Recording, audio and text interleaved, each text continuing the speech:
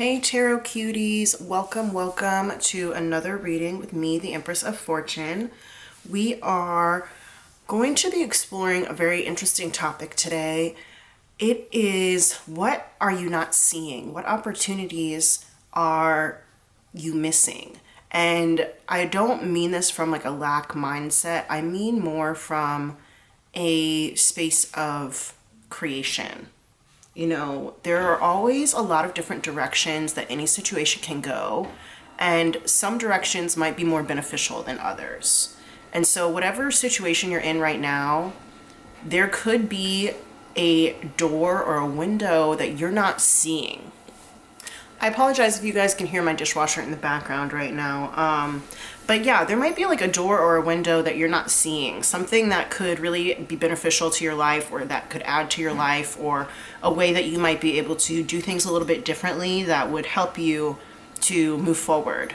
And it could be moving forward in a way that you never thought of, or, you know, just haven't seen the possibility for. So this is a reading about opening up your eyes to possibilities.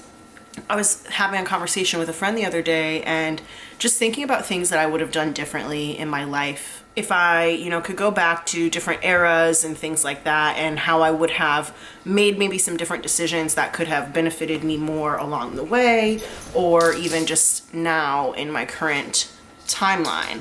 And so I wanted to do a reading for you guys that could help you to either not have those types of regrets or feelings about your past, or that could just help open your eyes to the different possibilities of the future.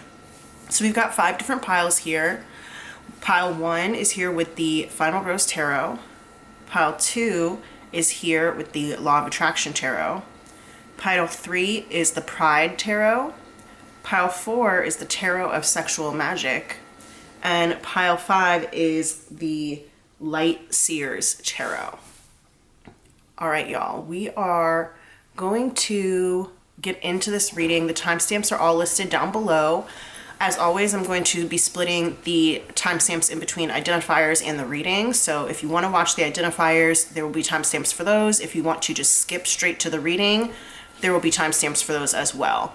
I am going to list all the decks that I use in this video in the description box. Like this video, give it a thumbs up, and subscribe to my channel so that we can be more connected, and then that way my readings will be more specific to you. All right, y'all, we're about to get into it. Thank you so much for being here with me today as you work on your ascension journey, your level up journey, your self-actualization journey. And I just appreciate you taking the time to be here with me and allowing me to be your guide. I'll see you at your reading. Bye.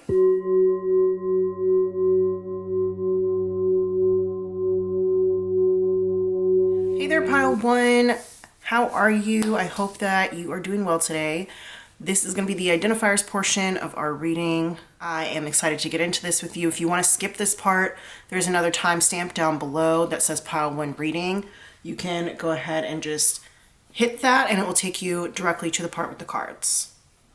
All right, Spirit, Pile 1. Who's in Pile 1 for this reading? We're finding out what doors or opportunities they're not seeing right now, what they're missing. Things that they could do that would help to improve their situation in the long run. Pile 1. Who's in my Pile 1? Where are my Pile 1 people?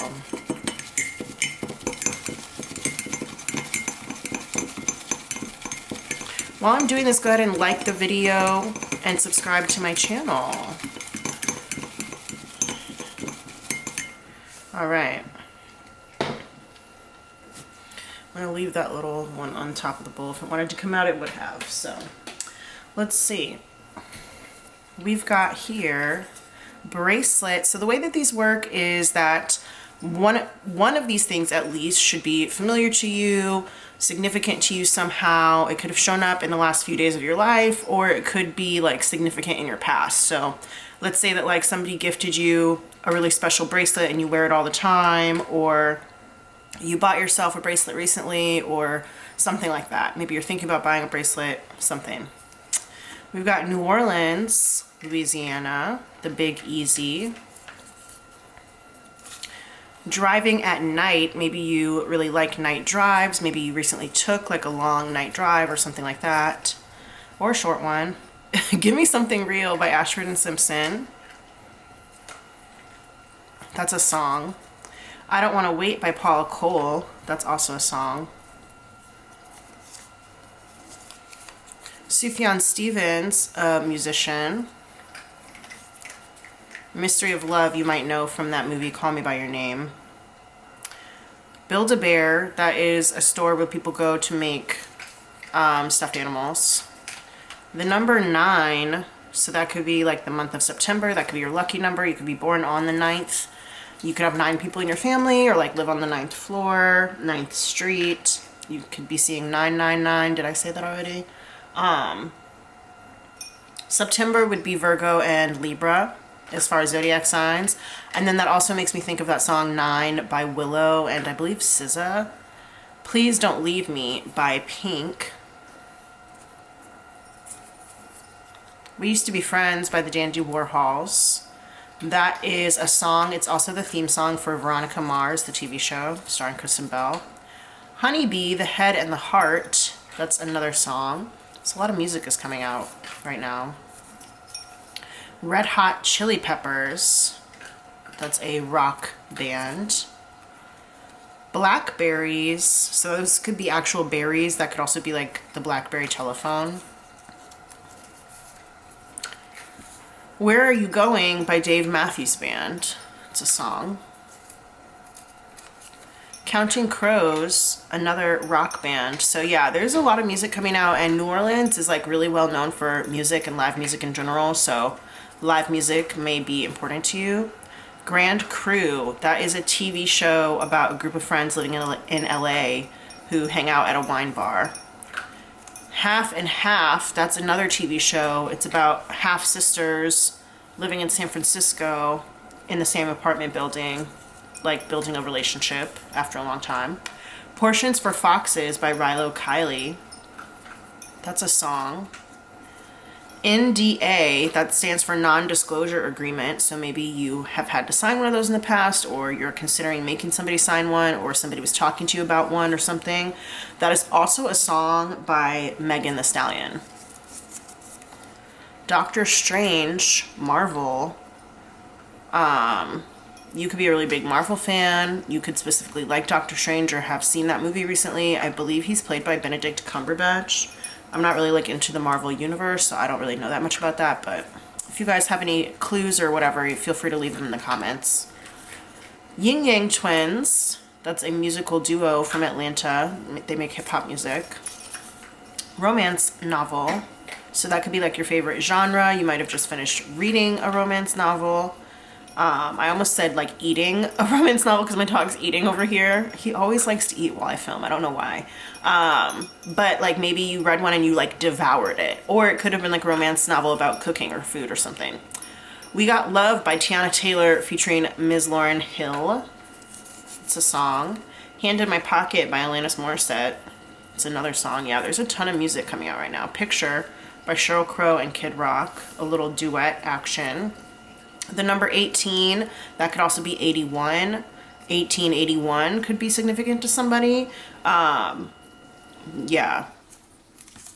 However you want to take that. Zac Brown Band, Colder Weather, that's a song as well. Swing Swing by the All American Rejects. You might be a musician, or you might just like really, really, really love music with how much is coming out here. Brushing Teeth, maybe you just brush your teeth. Maybe you're having problems brushing your teeth. I know that can be like a symptom of depression and stuff like that. Yeah, maybe you like just bought a new toothbrush or toothpaste or something. Avenged Sevenfold. That's a band. Elliot Page, actor. Familiar. That's funny because I was just about to tell you like things that Elliot Page has been in, and then Familiar comes out. I'm like, you might be familiar with Elliot Page from like The Umbrella Academy or Juno or something like that. Inception. Privacy. So you could have taken steps recently to increase your privacy. New locks, security system, passwords, that kind of thing. Familiar could just be like your family familiar, or it could be like a witch's familiar, or just talking about things you're familiar with. I don't know. Playing like the Who Do You Know game is coming to my mind. Chateau Marmont in Hollywood. That's like a hotel and a bar. International, so maybe you are international, like your parents are from different countries, or you might have lived in a lot of different countries growing up, or maybe you're planning an international trip or you just got back from one. Blueberries, so we got blackberries and blueberries in here. So maybe you really like blueberries, that could be your favorite fruit. You might have eaten something with blueberries in it recently, or maybe you're planning to make something with blueberries in it quite soon. Famous last words. Somebody could have just like said that to you, or you might have heard it. Water signs, Cancer, Scorpio, and Pisces. That could be in your big four, your sun, moon, rising, or your Venus sign. We got the number 4. I just said big 4. So this could be the month of April. Aries, that's the Emperor energy. That could also be Taurus. You could have 4 people in your family, 4 kids in your family. You might be seeing 444. 4 could be your lucky number. You're living on 4th Street, apartment number 4, for the 4th floor, something like that. Bear claw, that could be a pastry. And it's also a character from New Girl. So as soon as I said blueberries, I was thinking about like blueberry muffins. And so pastries coming out is kind of interesting here. Burn by Usher. It's a song. Helena by My Chemical Romance. It's another song. Put that over here. Pecan pie. I told you, pastries. Pastries coming out. Interesting. Could be your favorite pie. Bimbo. Maybe you heard somebody talking about bimbos. Maybe somebody called you a bimbo. Something like that. Maybe you called somebody else a bimbo. And this is specifically bimbo, not himbo. We got Bob Marley, Jamaican musician. What Would You Do by City High? That's a song. What would you do if your son was at home crying all alone? Road trip. Maybe you're planning on taking a road trip soon, or you just got back from one. Aaron Taylor Johnson, he's an actor. You might know him from like Bullet Train, Kick-Ass. The number 77 is coming out. Dig in My Grave by Lady Gaga and Bradley Cooper. That's from A Star Is Born. It's a song. Animal print. So maybe you're wearing animal print. You might just really like animal print. Going to an event and planning to wear animal print. Beverly Hills. That is a place. It's also a song by Weezer. So either of those could be relevant to you. Annoying. It's funny that that just came up because I was like, there are so many of these slips. It's kind of like, how are we going to fit them all? It's kind of annoying. And then annoying came out. The Climb by Miley Cyrus. It's from the Hannah Montana movie. Fall Out Boy, a rock band. So got quite a few rock bands. It's more like a pop punk band. Barney Stinson from How I Met Your Mother. Yeah, I'm over here running out of space. We'll see. We've got Mr. Fishoder from Bob's Burgers. He's like their landlord. Always wears white. Ukraine. I might have to move this over a little bit. Give us a little bit more space. I'm sorry if you guys can hear that dishwasher in the background. I didn't realize it was going to be so loud. Ted Mosby. Ted and Barney are like best friends. Well, Marshall is really Ted's best friend, but Ted is Barney's best friend on How I Met Your Mother. That's funny that they came out together. That happened in a reading that I did the other day. I don't remember which one it was though. Mississippi.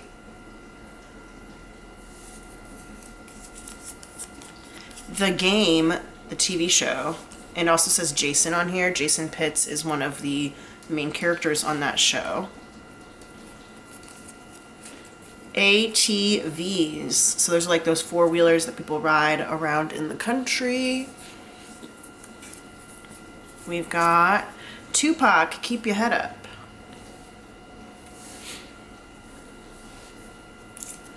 The number 8. So 818 could be important for you. 188, the month of August, Leo, Virgo. All those same things I said before about the other numbers, same thing for 8. If I Were You, that's a movie. That's a movie about like this lady who finds out that her husband is cheating on her, and she sees him, and then him and his mistress get into a fight, and the mistress is like going home to K-word herself, and the wife like stops her from doing it, and then a whole bunch of things happen, a whole bunch of things unfold. It's an interesting movie. I think it's currently on Peacock. Anyway, Bali. Maybe you went to Bali. Maybe you're from Bali. Maybe you're planning to go to Bali. Love, Simon. That's a movie. It's a movie about like a high school love. This boy hasn't come out yet, and then somebody finds out that he's gay and like blackmails him. It's a whole thing.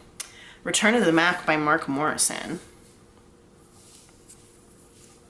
It's a song. You've got Los Angeles. So yeah, there's some like LA energy coming through here. We have Los Angeles, we got Beverly Hills, we got Chateau Marmont, Hollywood. What else? We did get New Girl with Bear Claw over here. We got Grand Crew. Red Hot Chili Peppers, they're from LA. So yeah, there's a lot of LA energy going on here.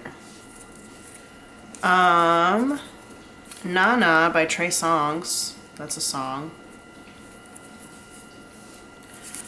E equals MC squared. It's an equation. Energy equals mass times the speed of light squared. Big Rich Town by 50 Cent featuring Joe. That's the theme song for the TV show Power. So we got a few theme songs coming through here, interestingly enough. We had Big Rich Town, I Don't Want to Wait. That's the theme song for Dawson's Creek. Digging My Grave.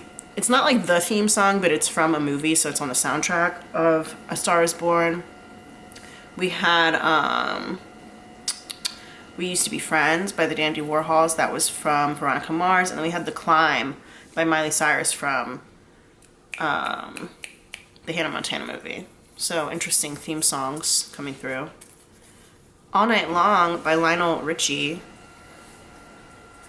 This is going to be very annoying. I write down all of the slips that come out for each reading in like a journal that I have, and there's so many of them on this one. It's going to be very annoying to write all these down. All right, Jason and Kira by Dana Davidson. That's a book about teenage love. Pranks, Punked. Pranks, so like maybe you like to do pranks, or maybe somebody pranked you recently, or Punked is that TV show where Ashton Kutcher would like prank celebrities. So maybe you're like seeing that or talked about it or something. Harry Potter and the Chamber of Secrets. The book or the movie. That might be like your favorite one out of the series, or you might have watched it recently or something. Lose My Breath by Destiny's Child. All right, guys, I got 5 more to go. Search Party, that's a TV show. It's on HBO Max. The Woman King, that's a movie.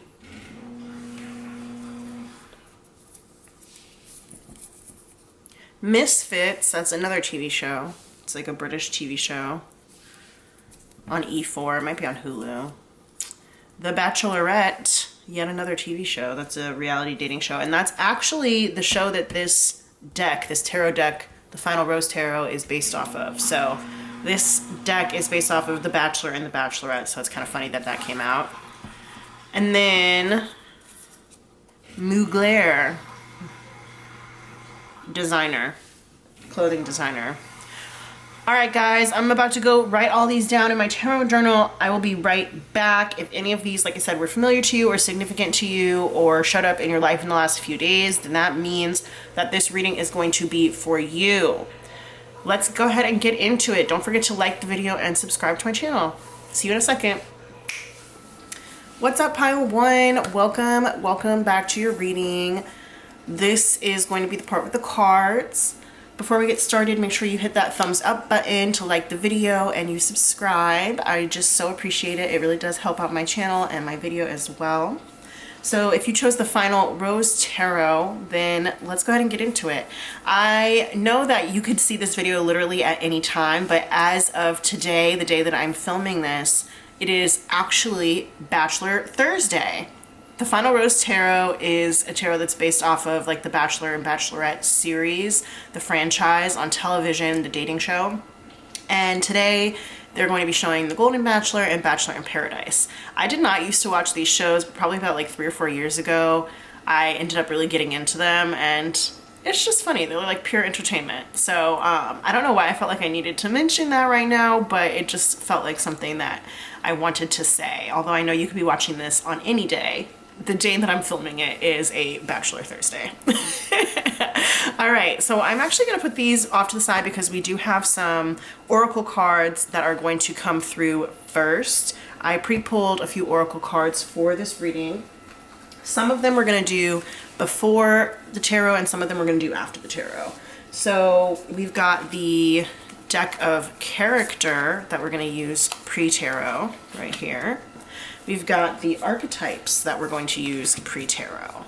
And then these 3 cards we're going to be doing after the tarot. This is the Wild Offering Oracle, the Yogic Path Oracle, and the Sacred Mysteries Oracle. So I'm going to go ahead and put those to the side for now. Let's see. So the question today is, what opportunities are you not seeing within your current situation? What are you missing? You know, we don't want anybody to ever live with regrets. You don't want to think back on portions of your life or, you know, places that you were in your life and think, I should have done X, Y, and Z. So this is kind of reading is to help to steer you in a different direction or let you be aware of different doors and windows that could be potential openings for you in the situation that you're in now. So let's go ahead and see what the cards have to say. I'm not sure if they're going to tell me like what your situation currently is or whatever, but I kind of feel like maybe that's what is going to happen now. So we've got here knife. Interesting. So that could talk about cutting things off, cutting people off, surgeries. This could talk about emotional pain as well. Knife also reminds me of swords in the tarot, so that could talk about like mentalities, but let's see what we have here. We got places, forest. Ooh. Oh, okay. I'm getting like hunter, huntress vibes going on right now. So let's continue. There is like an archetype, and you know, I know not every person watching this is somebody who identifies as female, but I was like learning the other day about feminine archetypes, and I actually have this book that I have been reading for a while. And it is kind of like a heavy book about folklore and wild women archetypes in folklore. And it is by Christina Pinkola Estes. It's really, really good, but it does take a while for me to get through anyway. And I'm just now thinking about, there are some stories in there that do talk about, you know, moving through the forest. I'm thinking about the Baba Yaga story. I'm going to have to go back to exactly what that story is about, but it's like the old witch, the crone kind of archetype too. But thinking about the huntress and the woman who knows how to go out and fight for herself, knows how to get what she needs, get what she wants. Very much like Katniss Everdeen kind of energy coming through right now. And then, ooh, claw. Interesting. If you guys didn't see the, identifiers, there was actually one that came out that said bear claw. And that literally looks like a bear claw. And I have it right here. Bear claw, which could be a pastry, or the character from New Girl. And you know what? It's funny because while I was writing these down, you know, I like always write down all of my identifiers after they come out for each pile. And I was thinking about bear claw specifically. And we had so many identifiers come out, like so many. So it's funny that I was specifically thinking about this one. I have not seen any of these cards. I know like I pre-pull the Oracle cards, but I never look at them. So it's interesting that I was thinking about that. And I was just like, I kind of feel like he was kind of like this misunderstood person in that show. If you're not familiar with New Girl, it's about a group of friends living in a loft in LA, starring Zooey Deschanel and a lot of other people, but she's like the main person. And Bear Claw is played by Josh Gad, I believe, and like the way that he's introduced into the series is like he and this other guy, I think the other guy's name in the show is Andrew or something, are like the beer distributors for the bar that the gang like usually goes to. And Jess is like out on the prowl looking for some strange, I guess you could say, and she says she sees Andrew and she's like, oh, he's really cute. And she tells her roommate, Nick, like, set me up with that guy. But she doesn't specifically say which guy. So it's like Andrew and Bear Claw came to distribute the beer together. And Nick really likes Bear Claw and thinks Bear Claw is like really cool and really funny. But Bear Claw is definitely like somebody who is a little bit socially awkward. He's a little bit overweight. He is not the type of guy I would say that most people would usually go for. Right? And so Nick is like, really? You want me to like give him your number? Okay, interesting, cool, but I'll do that. And so Nick gives Bear Claw Jess's phone number. And Jess is like expecting a call from Andrew and she ends up getting a call from Bear Claw. And the whole thing is very awkward, but Bear Claw ends up being a very awkward but kind of hilarious person. And I just think about how he's like this misunderstood kind of guy who just wants love and just wants, you know, friends and stuff like that. And yeah, he's like says some awkward stuff, but I just kept thinking while I was writing down Bear Claw, like how misunderstood this person is and how, you know, that is kind of like an easy thing to identify with. And, you know, I think that there's times in all of our lives where we're not really understood by the people who are around us or by the people who we want to be understood by, because he did end up developing like a huge crush on Jess, played by Zooey Deschanel. And thinking about like women, and I brought up Katniss before, but thinking about women and the whole like forest thing, we tend to think of like forest nymphs, right? Like forest fairies when we talk about women. We don't necessarily tend to think about like women as hunters, okay? And I feel that there is a misunderstanding potentially of like who you are as a person. There might be a fundamental misunderstanding of who you are, either by yourself or by the people around you, okay? I think that you're a lot more tenacious than you are given credit for. I think that you are a lot more handy than you're given credit for. You have a lot more skills maybe than people see or acknowledge, or you might have skills that are even more traditionally masculine or seen as masculine. But it also might be skills that like you are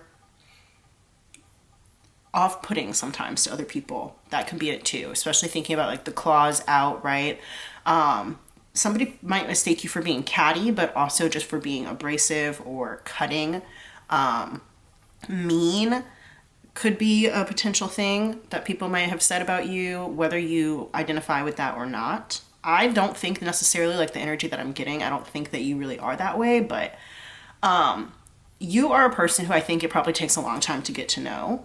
You know, with the forest being here, the forest is very dense. It's easy to get lost in there. And I kind of feel like you're the type of person that people could get lost in if they really took the time to get to know you. But they do have to kind of, I think people are wary. They don't have to be wary, but I think that they are, you know, because they do see you as threatening. I think people are intimidated by you, you know, and there are opportunities where you can use that to your advantage, right? But I don't know exactly if that's where this reading is going to go, but that's just what I'm getting right now. And the whole idea of just like being very misunderstood is coming through. I'm thinking also about Harry Potter and the Chamber of Secrets came out in the Identifiers, and I'm thinking about the Forbidden Forest in that book and in that series. And there's a lot of mystery, something very mysterious about not only the forest in general, but I think about you and how you decide to approach things, how you decide to go about your space in the world. And you could be very intellectual, and that could also be off-putting sometimes to people or intimidating to people. You might be the type of person who, like I said, uses like cutting words or something like that. Your first instinct could also be to attack or to hide, okay? You might have scratches, or you might have like stretch marks. This is what's making me think of that. So scars or stretch marks or something like that on your body. And yeah, there could be potential history of self-harm here. Trigger warning. Sorry, I should have said that before. Yeah.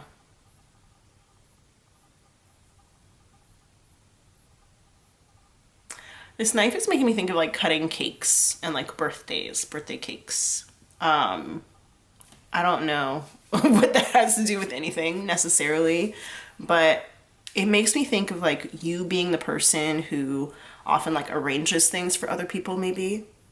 And being like the leader, like thinking about Thanksgiving is coming up as I'm filming this. And, the person who like cuts the turkey is like possibly usually like the head of the household or whatever. Or who cuts the cake could also be like the head of the household. And I think that you kind of give off HOH energy. HOH being head of household, also a reference to Big Brother. So, yeah, interesting. Okay. I think I'm going to go ahead and move forward with these archetype cards here. We have Aletheia, which is about truth.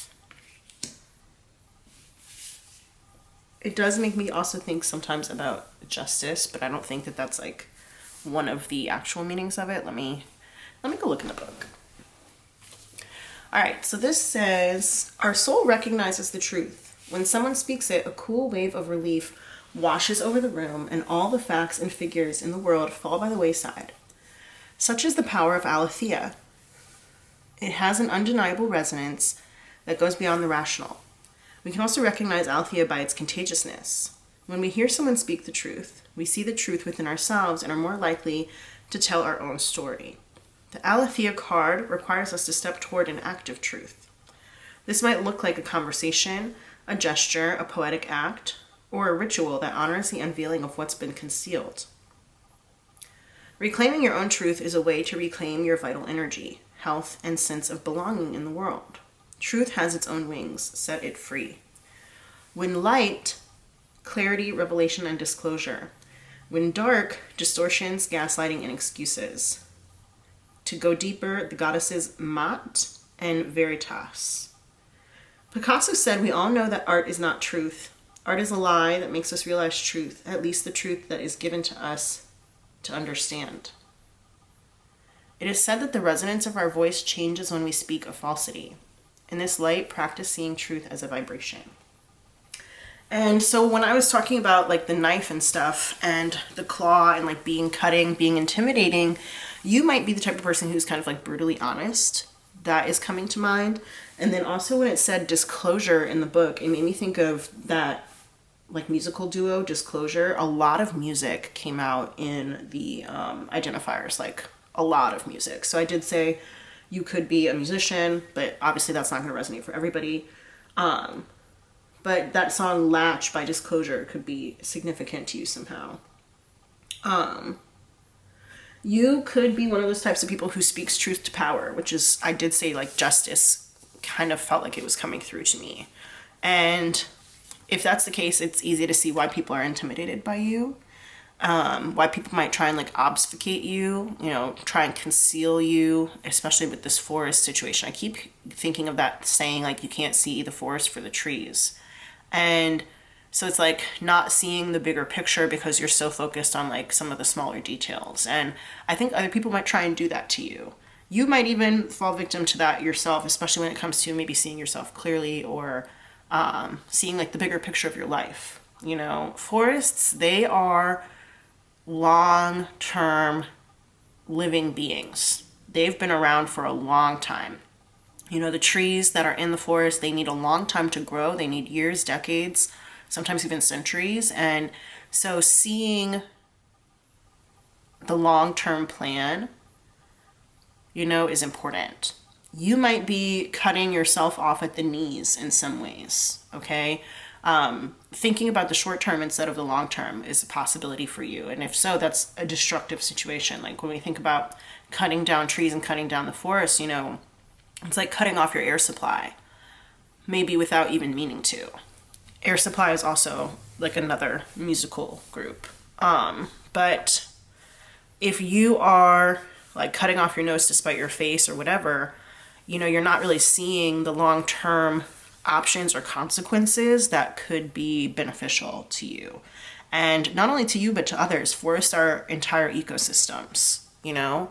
So there is the potentiality here that you allowing things to grow, allowing things to run their course, allowing things to be natural and in their most natural state could help benefit not only yourself, but also other people, okay? And I just got like a chill as I said that. So yeah, important message there. If you feel like you need to take notes, go ahead and, you know, get out your piece of paper and your pen and take notes here. This number here is 77, actually. And that's interesting because the number 77 did come out in the identifiers. Let me see if I can find that slip. It was so small. But yeah, that's kind of weird that we got that came out. Here it is. Yeah. I always love when stuff like that happens. It's like such a little confirmation, you know? Interesting. All right, let's see what happens here. We've got Apocalypsis. That's interesting that that came out because these are both supposed to be like initiations within this deck. This is the Kim Krans Archetypes deck. And Apocalypsis is about things being veiled, things being unseen. This says removing the veil of deception. And so one way to do that is by telling the truth, right? So there could be something that you're not telling the truth about, whether that's to yourself or to other people. There could be just something that you're not willing to share. Privacy also came out, okay? So something that you're not willing to share is that you are trying to keep to yourself, but it might be better if you just shared it with other people. Apocalypsis indicates a particularly painful time, one that unfolds when two disparate dynamics occur simultaneously, pulling the psyche in seemingly opposing directions. So, yeah, you could be feeling very torn, Natalie Imbruglia song, but you could be feeling very torn between like two versions of who you are, two versions of who you could be. And one is definitely more authentic to you, whereas the other one I think is maybe less, not only less authentic to you, but it's possibly what other people see for you or what other people, what you think other people expect out of you, and whether they actually expect that or not is, there's no way to know that that's true. It's what you think it is, right? Going back to Bear Claw and how he, as a person, as a character, is like a misunderstood person, I think that, you know, there's something very authentic about him and the way that he interacts with the world, but it's also, like I was talking about, kind of off-putting to other people. And maybe he wasn't interacting in the way that people thought that he should be, or maybe he wasn't, you know, the stereotypically like hot guy or cool guy or whatever. And that's okay. Like if that's not you, that's okay. You know? Yeah. Apocalypsis indicates a particularly painful time, one that unfolds when two disparate dynamics occur simultaneously, pulling the psyche in seemingly opposite directions. The first is a lifting of the veil. This means truths that have been kept in the dark are revealed, seen, and unearthed. No matter how relieving it is to witness them come into the light, an element of despair and grief follows. The second dynamic is the regeneration that comes from the wreckage of the revealed truth. The old narrative breaks and a new story forms. Apocalypsis energy is similar to a forest. Whoa, a forest fires. That's what it says. I said, whoa, because we have forest right here. So apocalypsis energy is similar to a forest fires. Devastation for the sake of regeneration. So this could be about like tearing it all down and starting over. You might be at a point in your life where you're starting over completely. No matter how old you are, no matter how young you are, you could be considering starting completely over new, whether that is like moving to a new place or starting a new career or just, you know, going after your dreams, even if it's not supported by other people or whatever. Starting over, something to do with maybe like your body or the way that you think or whatever mindset. But this feels like it's like burning it all down and starting over and getting the nutrition from the soil, you know, trying to make your soil fertile again so that you can grow what you really want this time instead of what other people expected you to grow. The veil lifts and we see who and what has been hiding.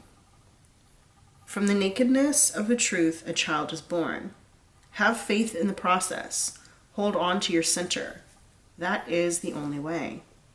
When light, the unknown becomes known and guides the way. When dark, there's a nihilism, fatalism, and hopelessness. To go deeper, you could look at Michael Meade's Why the World Doesn't End or the movie This Is the End. That movie stars Seth Rogen, James Franco, some other people. Jay Baruchel. This card has a strong relationship to Aletheia. If both of them come out, you've got some real uncovering to do. Take heed. So the fact that both of these guys came out, you have some real uncovering to do, okay? I think that that's what the knife is for, what these claws are for. I think that maybe in the past you've been a little bit afraid to let the claws come out. You've been afraid of how other people would perceive you. But you have some real uncovering to do. You could be living in like very deep denial, some of you guys, okay? Really hiding who you are, hiding what it is that you want from the world. There's a lot of fear here, I think, okay? Claw also makes me think about like trying to claw your way out of a hole.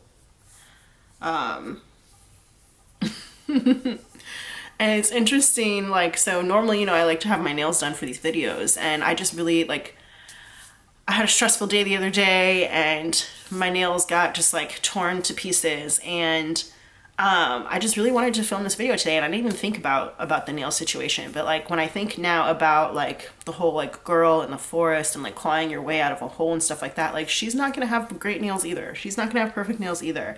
And, like, you don't have to be perfect in order to get where you're trying to go. That is important. I think it's just a matter of wanting to live, wanting that life, wanting to survive, wanting to get out of the hole that you've gotten into, whether you dug it yourself or not. You know, not giving up, right? Because it says when dark, nihilism, fatalism, and hopelessness, and like trying to move past that place of nothing matters and, you know, I can't do this. But instead having the courage and the strength to claw your way there. And not in a way that's like, you know, ripping into other people, but just in a way that speaks to that tenaciousness of the hunter that I was talking about before.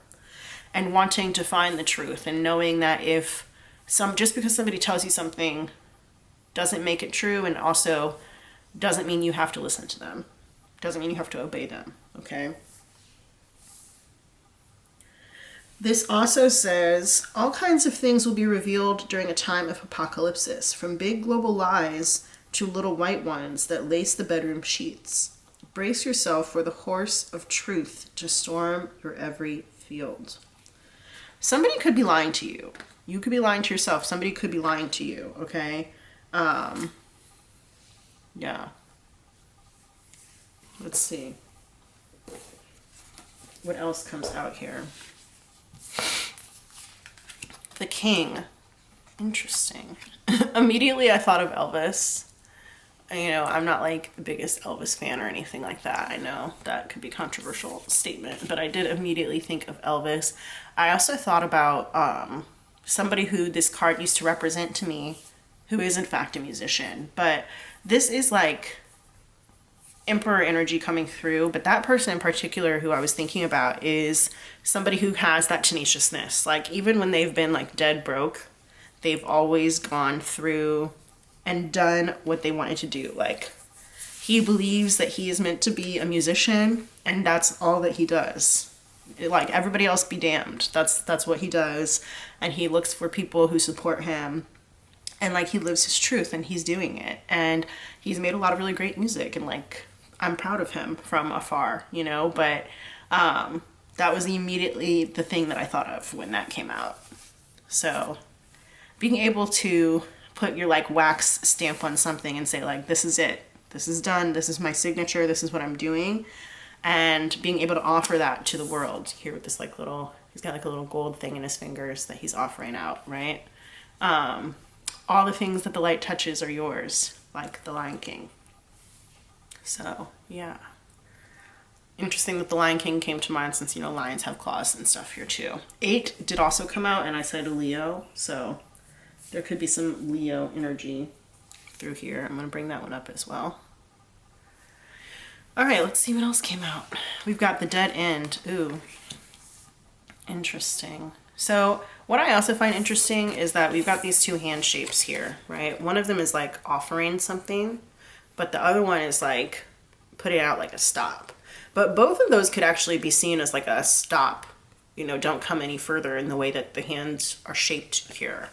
And I feel like this is telling you that, and there's all these like brambles and stuff here too, making me think of the forest, like you can't go any further the way that things are now. And some of you guys might be at a dead end in a situation. You might be at a dead end job. You might be at a place where you're not able to move forward or to move up or whatever. And if you keep trying to go that route, I think you're just going to keep hitting a wall, and also you're going to be very unhappy. I think that there is, between all this black and white here, right, there's this one color card that is showing like you have something really special to offer the world, and you have this like regality about you. You have this majesty about you. You have something really special that if you just put your signature on it, it could work for you. But if you keep choosing to not do that, you're just going to keep hitting dead ends. What's this? The castle. So the castle is definitely like, you know, it's a home for a king. So that's interesting that those came out together. But I'm also getting that this could be like your inner mind. You know, we have a closed eye here, and the eye has like these little like jewels and stuff on it. You know, the girls love to decorate and be cute and be pretty and all that stuff. For some people, if you are a member of like a sorority or something like that, that could be coming through here. That could be helpful to you in some way. But for others of you, there is just this feeling of blossoming maybe inside your own mind. And it's interesting that like this is surrounded by black and then the green is like on the outside. I think it's kind of not allowing yourself mentally to go into your heart space, okay? You have to let your heart and your head communicate. And if you don't, then you are going to keep reaching that dead end.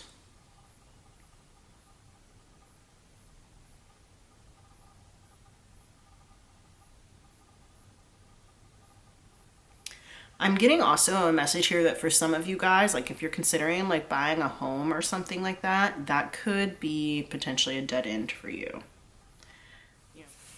You don't need to close doors on yourself or, you know, stop yourself from doing things, especially if you're like afraid of how other people are going to perceive you. That's a quick road to nowhere. Okay?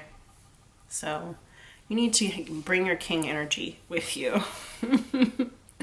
Bring your king energy with you, and there's like a certain fearlessness that you have to go through. It's like this is the forest of life, and like you have the tool that you need in order to survive. Do you know how to use it? Maybe you could learn. Maybe you've been used to using your claws, but now you've been given a knife and you have to learn how to use it, you know? It's interesting, and like I'm not trying to mean this in like a graphic way at all, but I did bring up Big Brother earlier, and one of the phrases that they use, so like Big Brother is a TV show, it's a competition TV show where people will go, they usually put like 16 to 18 people in a house for like 80 to 100 days, and there's all these competitions that they have to do, and the last person, between the last two people standing, a jury has to vote about who plays the better game. and the person who wins like $500,000. This past season it was $750,000 because it was the 25th anniversary. But something that they talk about is like getting blood on your hands, like when they have to evict, because they evict people from the house one by one every week. And whenever somebody gets evicted, you know, it's at the hands of somebody else, right? And so they call that like getting blood on your hands. And I think that you're used to getting a lot of blood on your hands, but now you're realizing that there are better ways to do certain things, and like there are tools that you can use that will help you avoid that. I was thinking the other day about like stepping stones and how certain parts of your life, if they're not exactly where you want to be, they can be stepping stones to a greater path or a greater purpose, okay? And I think that you need to learn how to use some of those things in your life as tools to get you to where you want to go, where you want to be, okay? But in order to do that, you have to be truthful about what it is that, you know, lights you up and where it is that you want to be, okay? So I think it's time for us to get into the tarot right now. Let me go ahead and move these over to the side right here.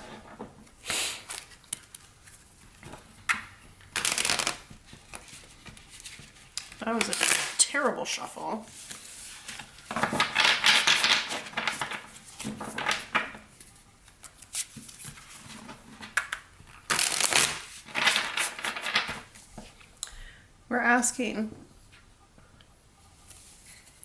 We're asking today about what pile one is missing.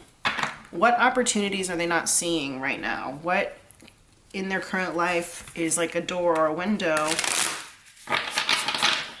that they could take that would help them? Let's see. Ooh, number 4, the Bachelor. That's the same energy here as the King. That's the Emperor energy that I was talking about before. So this is being your own authority. For some of you guys, being your own boss, okay? Knowing that you are the master of your fate.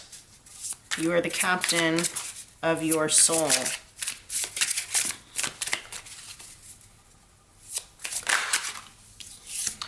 We have number 1 in reverse, the Producer here in reverse. That is the Magician. And that makes me think that either you have all the my initial thought was that you don't have all the tools that you need. Okay? And interesting that I said that, you know, you went from using your hands and the blood on your hands to like now you have this knife, right? And of course I'm not being literal with that, but it's just a metaphor. And you may not have all the tools that you need, but that doesn't mean you can't make the executive decisions in your life to either get the tools that you need, make the tools that you need, find the tools that you need, or just move forward with it. Sometimes the best way to do something is to just get started. Okay. The Producer / the Magician in reverse also makes me think of manipulativeness in a negative way. In the upright, it makes me think of being manipulative in a positive way, like knowing how to change a situation for the better. But in this one, it seems like it's like that's like misguided. Like you might want to be able to change situations for the better, but you might not feel like you have what it takes to do that, or that you're believable enough, or that you have the tools that it takes to do that. And with the Cocktail Party, which is the Star card, these are all major arcana cards, by the way, coming out in the reverse, it's like a lack of hope.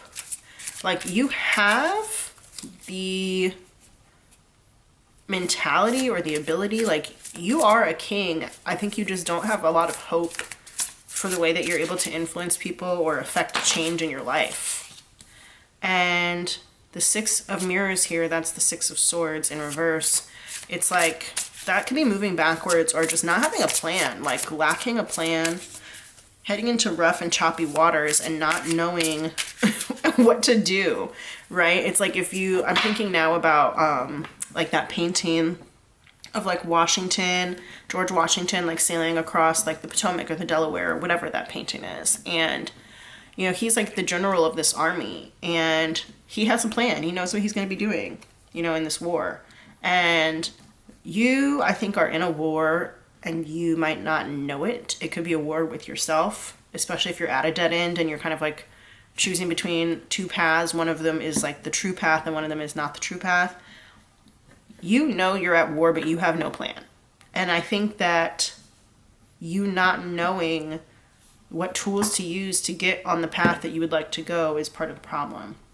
You need to make a plan to follow your most authentic truth, okay? You need to make a plan, because if you have no hope, how are you going to believe that you can do something?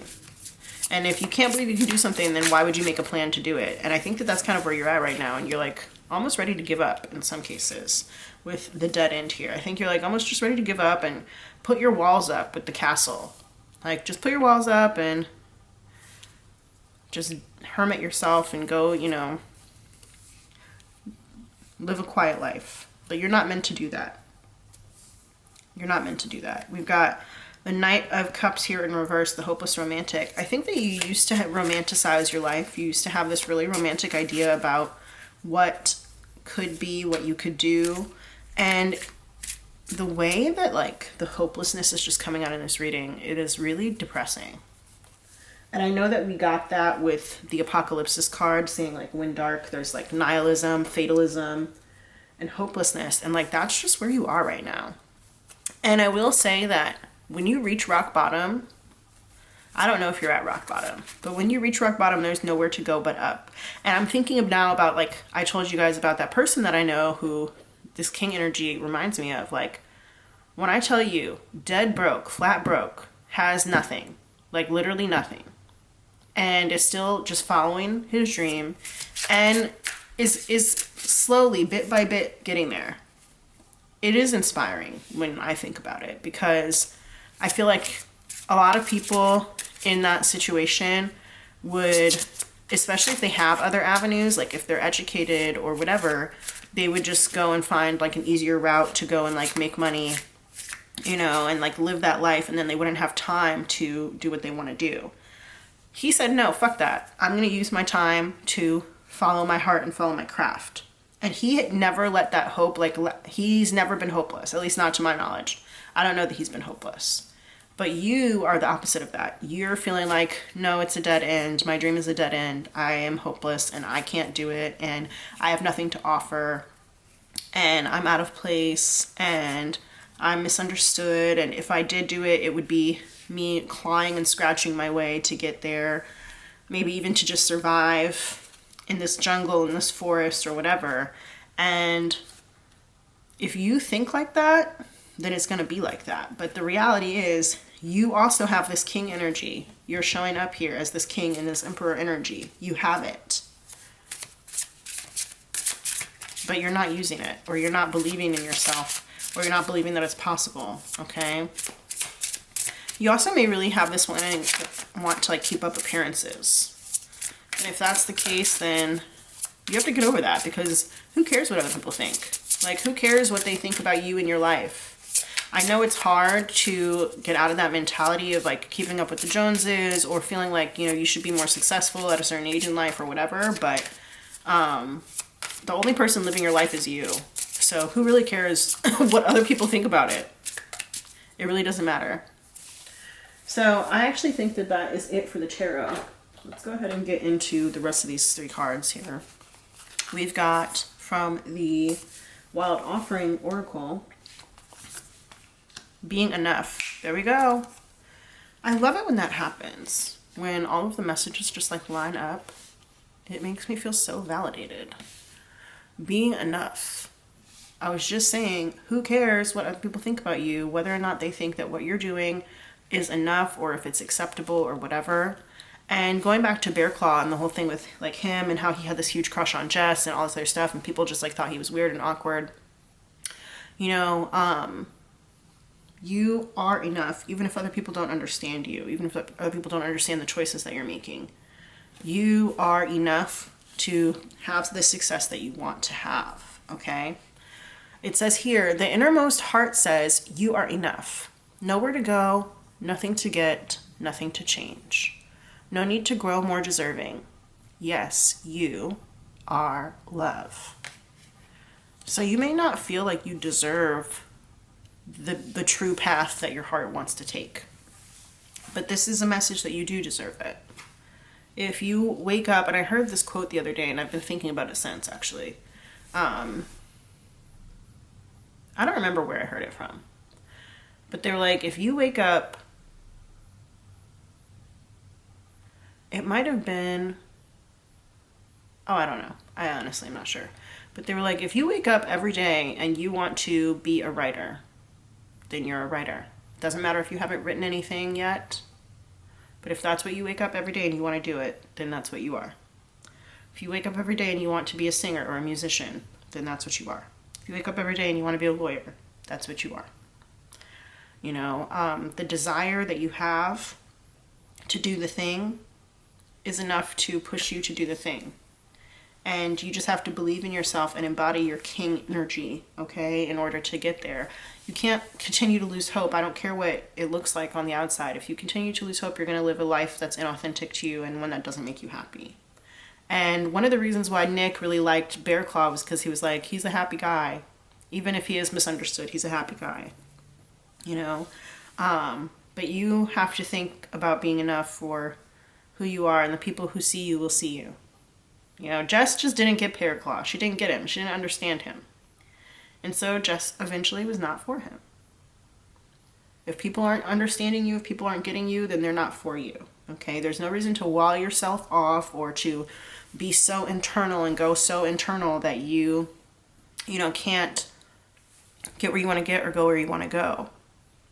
There is a purpose, I think, in being in that internal space so that you can feel your feelings here with all this green here of the heart chakra, and recognize that you are enough and maybe use those feelings to get you where you want to go. But this is like a little bit of a sad pile, because being at your inauthentic space is not a good way to live.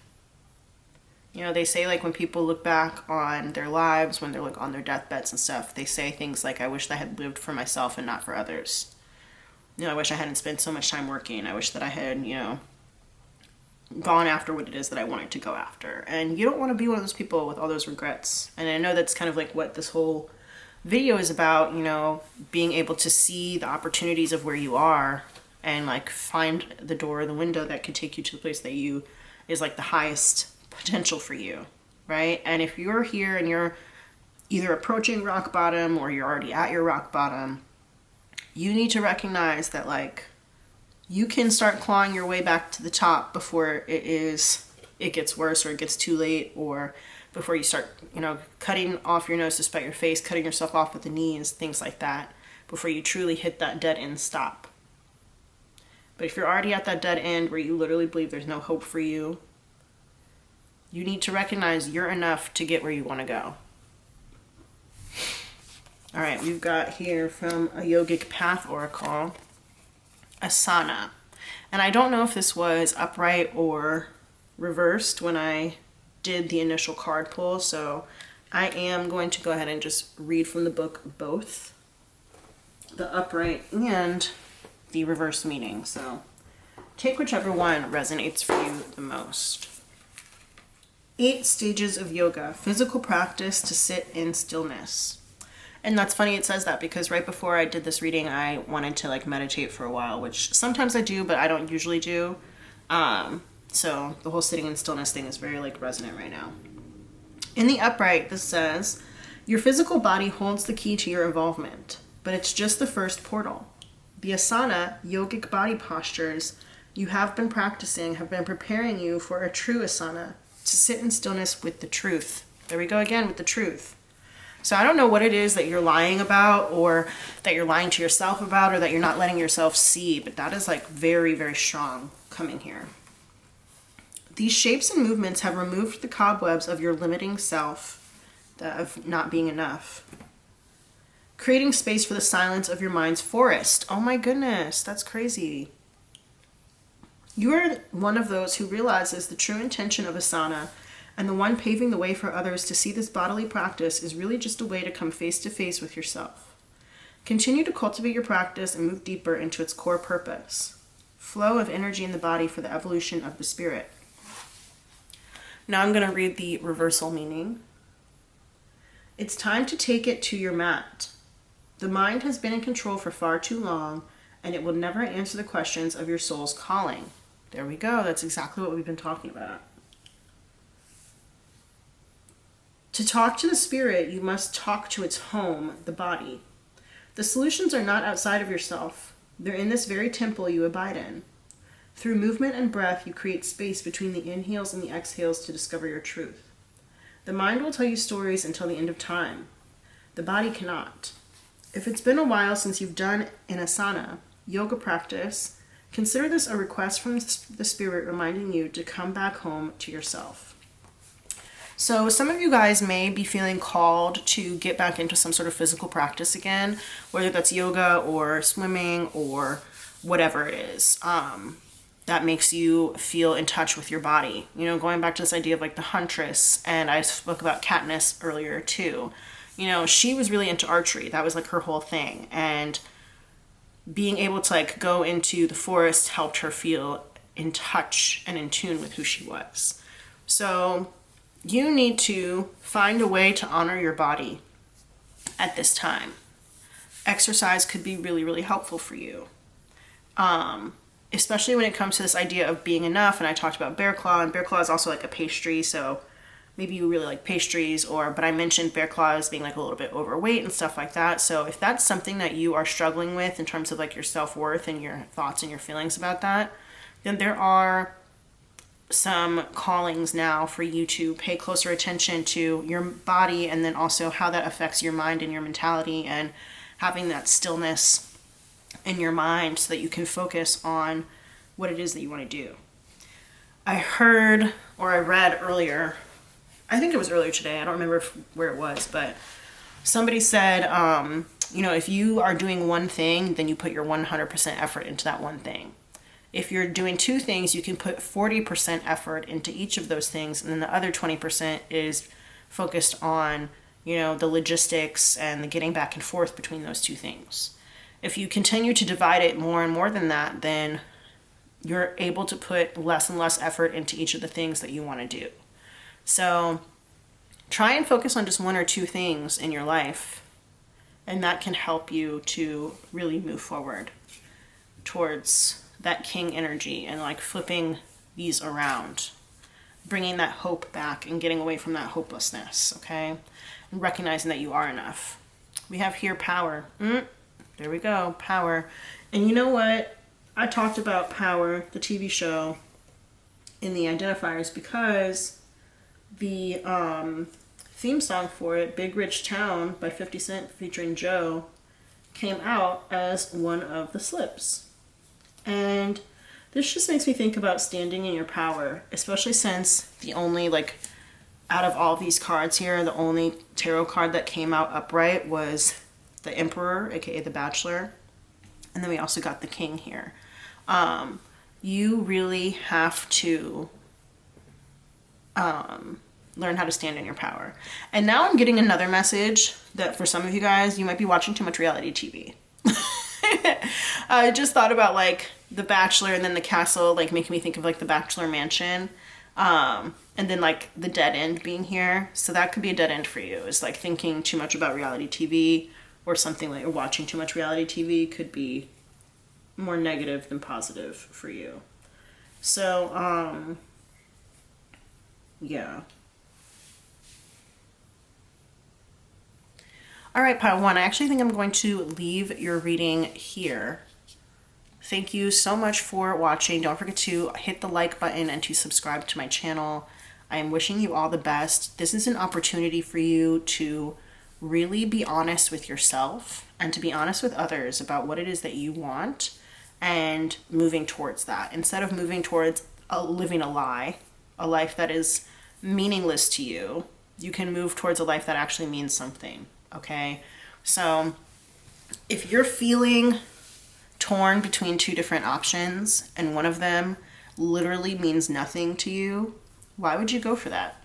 How are you torn between those two? I know that survival was coming through, and so like that is a really strong instinct, obviously. But you could survive and even thrive doing a thing that you love. You just have to believe in yourself. You have to believe that it's possible and that you are enough. Okay, and that you can build the type of life and the fortified structure of your life that you want in order to get that done.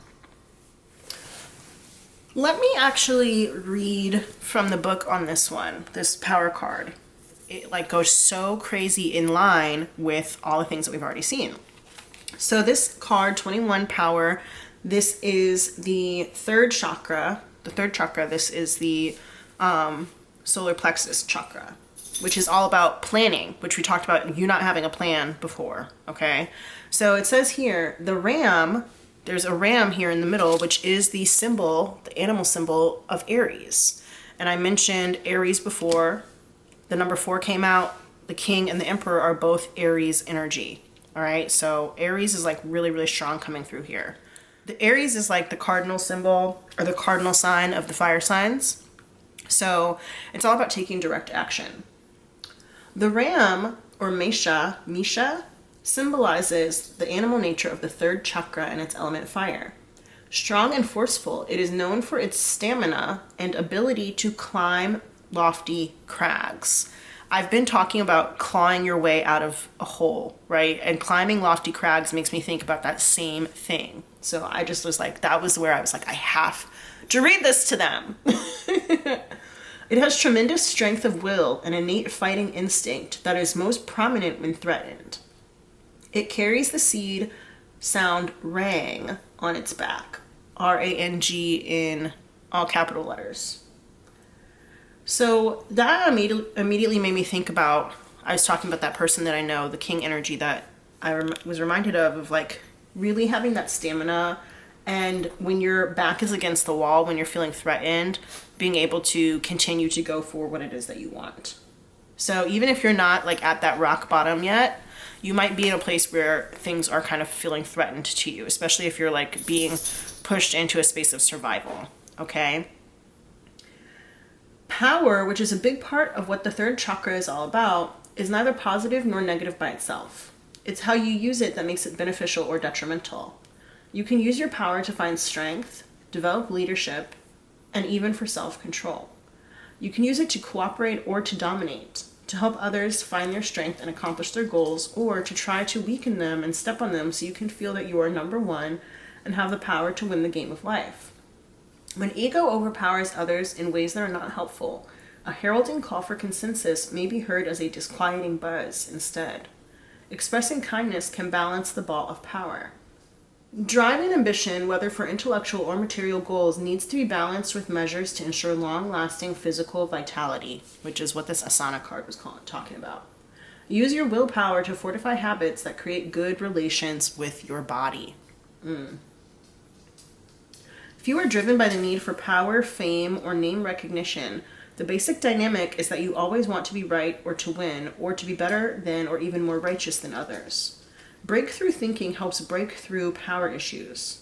Look for ways to use your strength and ability that don't require making others feel smaller or climbing on top of them in order for you to feel okay. The dense mixture of power and greed is one of the central third chakra traps.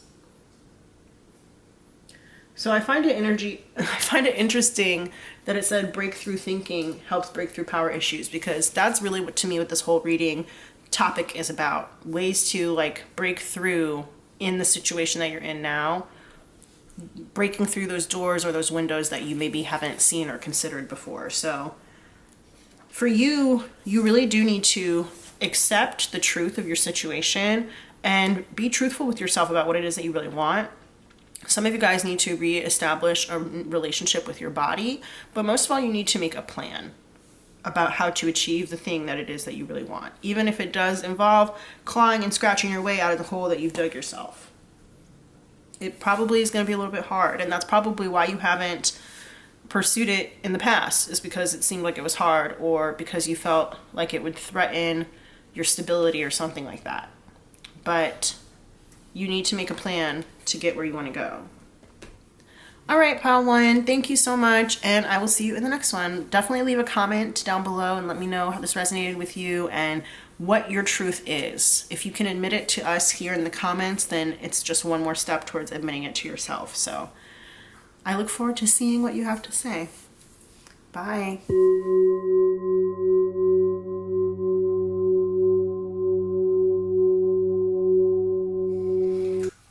there, pile two. Welcome, welcome to your reading. Today we are going over the opportunities in your life that you might not be seeing, the doors and the windows that could be open if only you had the mindset to see them. So sometimes we look back at times in our lives and we think like, oh, I could have done this if only I had known that that situation or that opportunity was available to me. So I don't want you to have any regrets or anything like that. And I want you to have as many choices and options as possible. So let's see what it is that you're potentially missing. What are you not seeing right now during this time in your life that could help either direct you onto a new path or to elevate the path that you're already on? All right, so I'm actually going to get our identifiers out first from my lip bowl. If you are not into the identifiers portion of the reading, then you can skip using the timestamp down below labeled pile 2 reading. So if you want to go ahead and skip over those, I welcome you to do that. If you enjoy watching the identifiers, then stay here and we'll get right into it. All right, Spirit, please connect me with the people of pile 2 who chose the Law of Attraction Tarot for this reading about potential opportunities that they may not be seeing. Spirit, who chose pile 2? Who are my pile 2 people? Who chose pile 2? While I'm doing this, go ahead and like this video, give it a thumbs up, and subscribe to my channel so that we can be more connected. Who's in pile 2, Spirit? Who are my pile 2 people? Anybody else in pile 2? Who's in pile 2?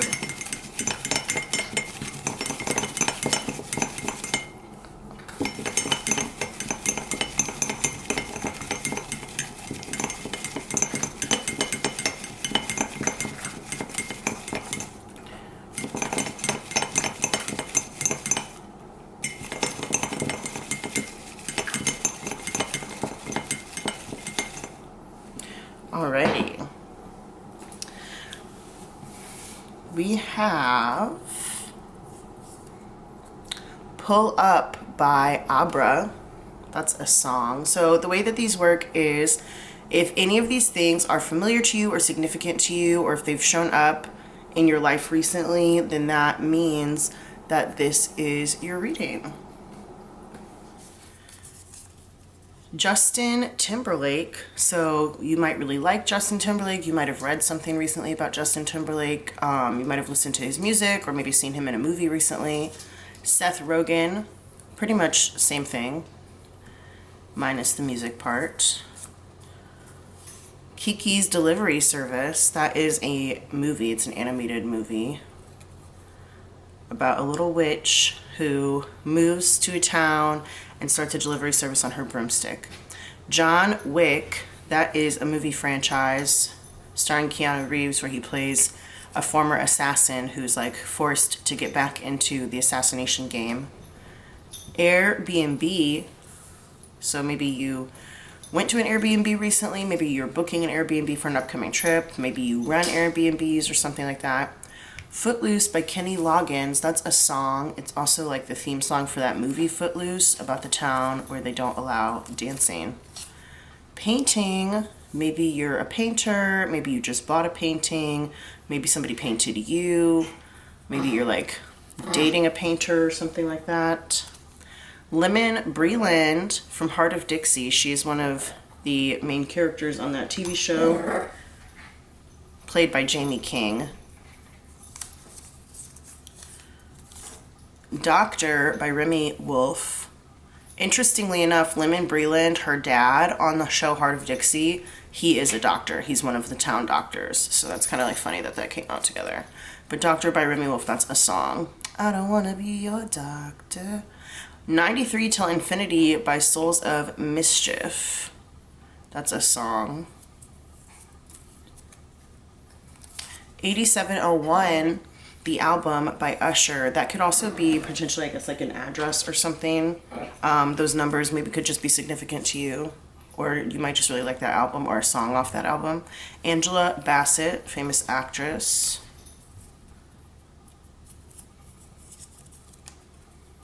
Real Love by Mary J. Blige. That's a song.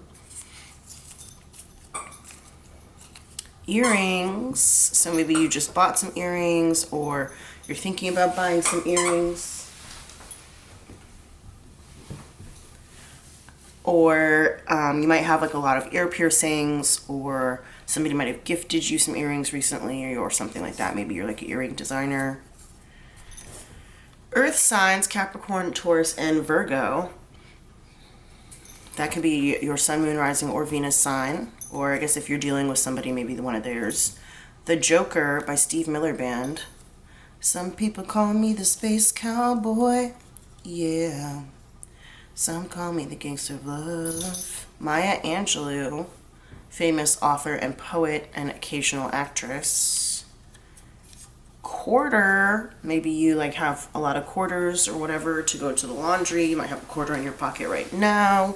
Maybe somebody gave you like a quarter with your change earlier today. Sometimes it reminds me of like the French Quarter in New Orleans, but I wasn't super feeling that right now. I just said it anyway though.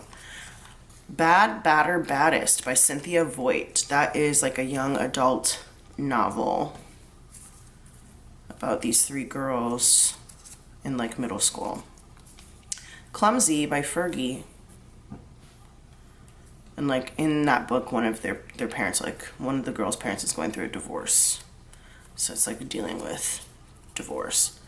The number 7, that could be your lucky number. It could also represent the month of July. You might live on the 7th floor or apartment 7, 7th Street.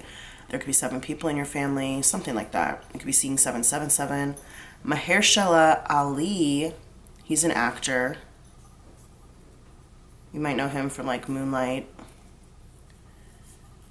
Rooftop pool. Ooh. Maybe you had some real estate where there was a rooftop pool, or you recently went to a rooftop pool, or you know somebody who's a rooftop pool. I don't know. Haterade. Uh-oh. Better not be sipping on that Haterade. Haterade also, of course, is like a play off of Gatorade, but maybe somebody like said that to you recently or something. I don't know. Or maybe you say it a lot.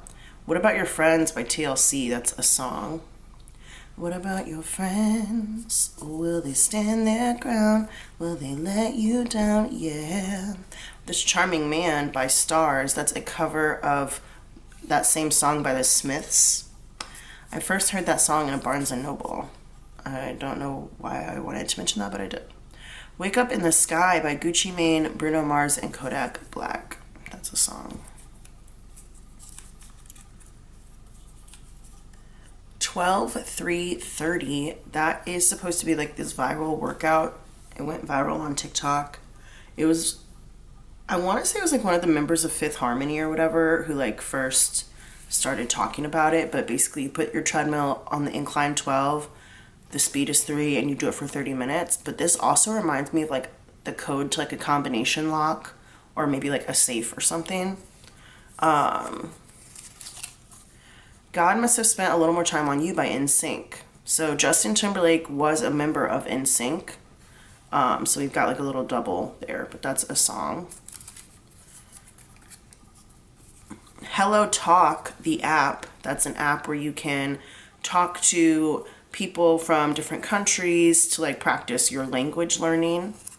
It's like if you wanted to like learn Spanish or Greek or whatever, you would just go on the app and you would say which language you want to learn, and then you could talk to people, like text to them and send voice messages and stuff to people all over the world, and they can like correct your grammar and stuff like that. Legally Blonde, Elle Woods, Hive, Stand Up. Kimberly from 90 Day Fiancé. She is this lady from San Diego who was like formerly in one of the branches of the military, and she fell in love with this Nigerian guy who had already been on 90 Day Fiancé with somebody else. His name was Usman, and she asked him to marry her. They were on, like, I want to say it was before the 90 days. They weren't on actual 90 Day Fiancé, but she also goes on Pillow Talk with her son, Jamal. Oklahoma, that could be the state or it could be like the play, or the musical, I guess.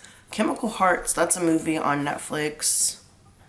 It's like one of those like teen dramas, like a tragedy. Closer, that's a movie starring Julia Roberts, Natalie Portman, Jude Law, and Clive Owen. It's about two couples who, like, their lives get really, really intertwined. Death Cab for Cutie, that's a band. Save a Horse, Ride a Cowboy by Big and Rich, that's a song.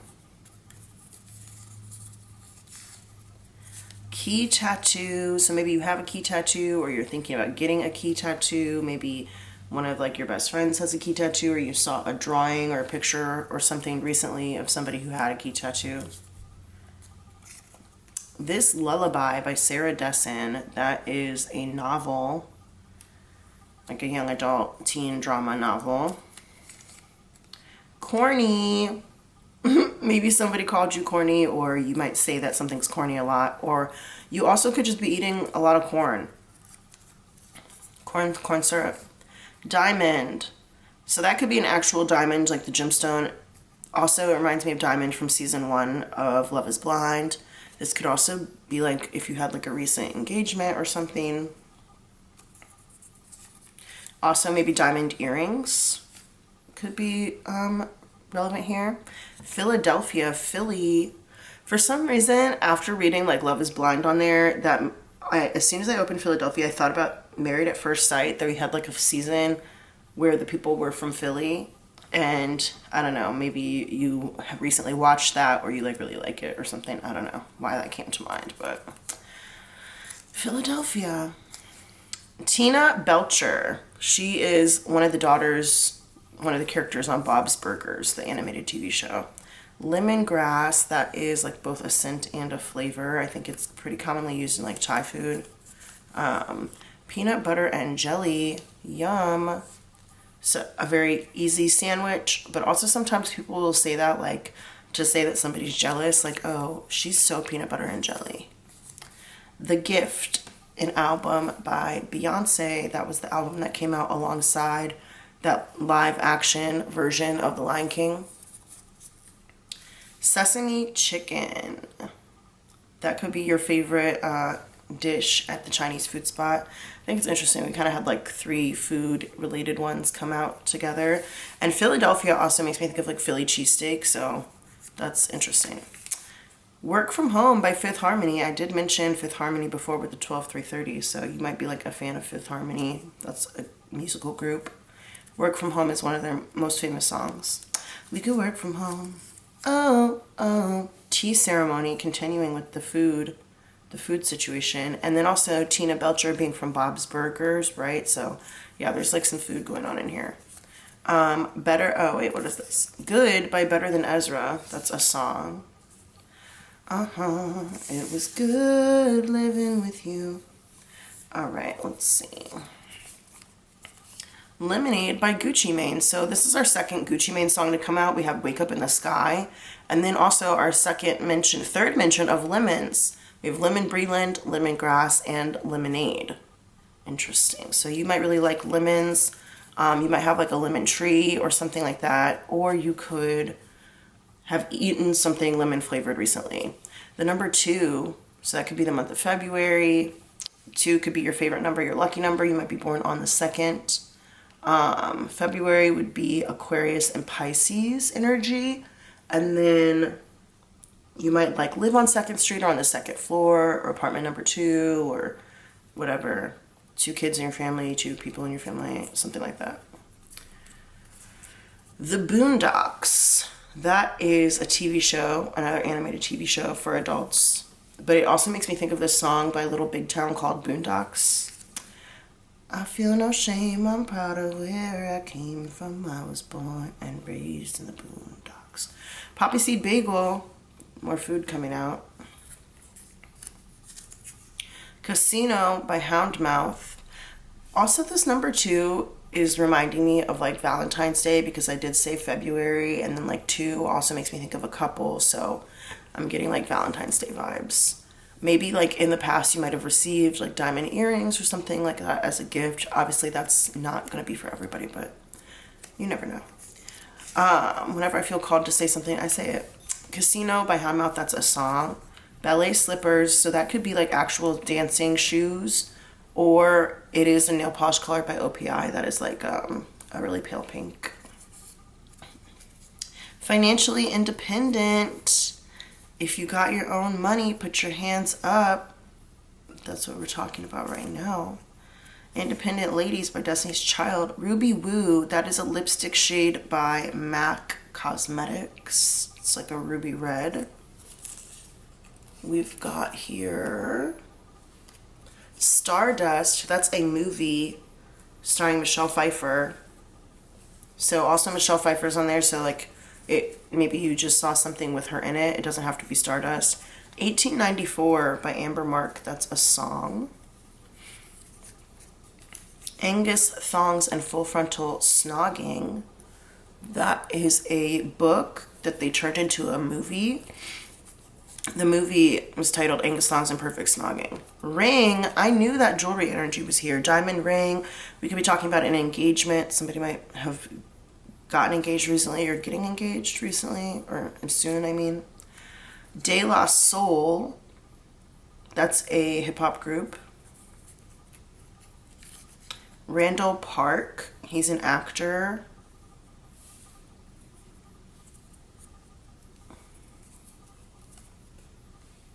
Mexico City, so you could be from there, you might have spent a lot of time there, you might be planning a trip to go there, something like that. Somebody might have been talking about Mexico City around you recently. Hey Arnold, that is an animated TV show from Nickelodeon. And then last but not least, what is this? Anne Hathaway, famous actress. Okay, I'm going to go ahead and write these down in my tarot journal. And then we're going to get right into the cards portion of our reading. See you in a second. All right, pile 2, let's go ahead and get into this reading. I am going to give these cards a quick shuffle, but we're actually going to start off with some oracles that I pulled. Then we'll get into the tarot, and then I have some additional oracle cards after that. So yeah, let me go ahead and put this over to the side, right there. And we're gonna start off this reading. We've got some cards from the deck of character. We've got some cards from this archetypes deck by Kim Kranz. Then we're gonna get into the tarot, and then we will work with these cards afterwards. So I'm gonna go ahead and put those to the side, and let's learn what kind of situation you're in right now. Let's figure that out first. Mirror. Interesting. So this could have something to do with your looks. This could also have something to do with just like self-reflection in general. You may feel like a situation is either mirroring your life, like somebody else's life is mirroring your life, or a situation is mirroring something that happened in the past, which makes me think of like cycles.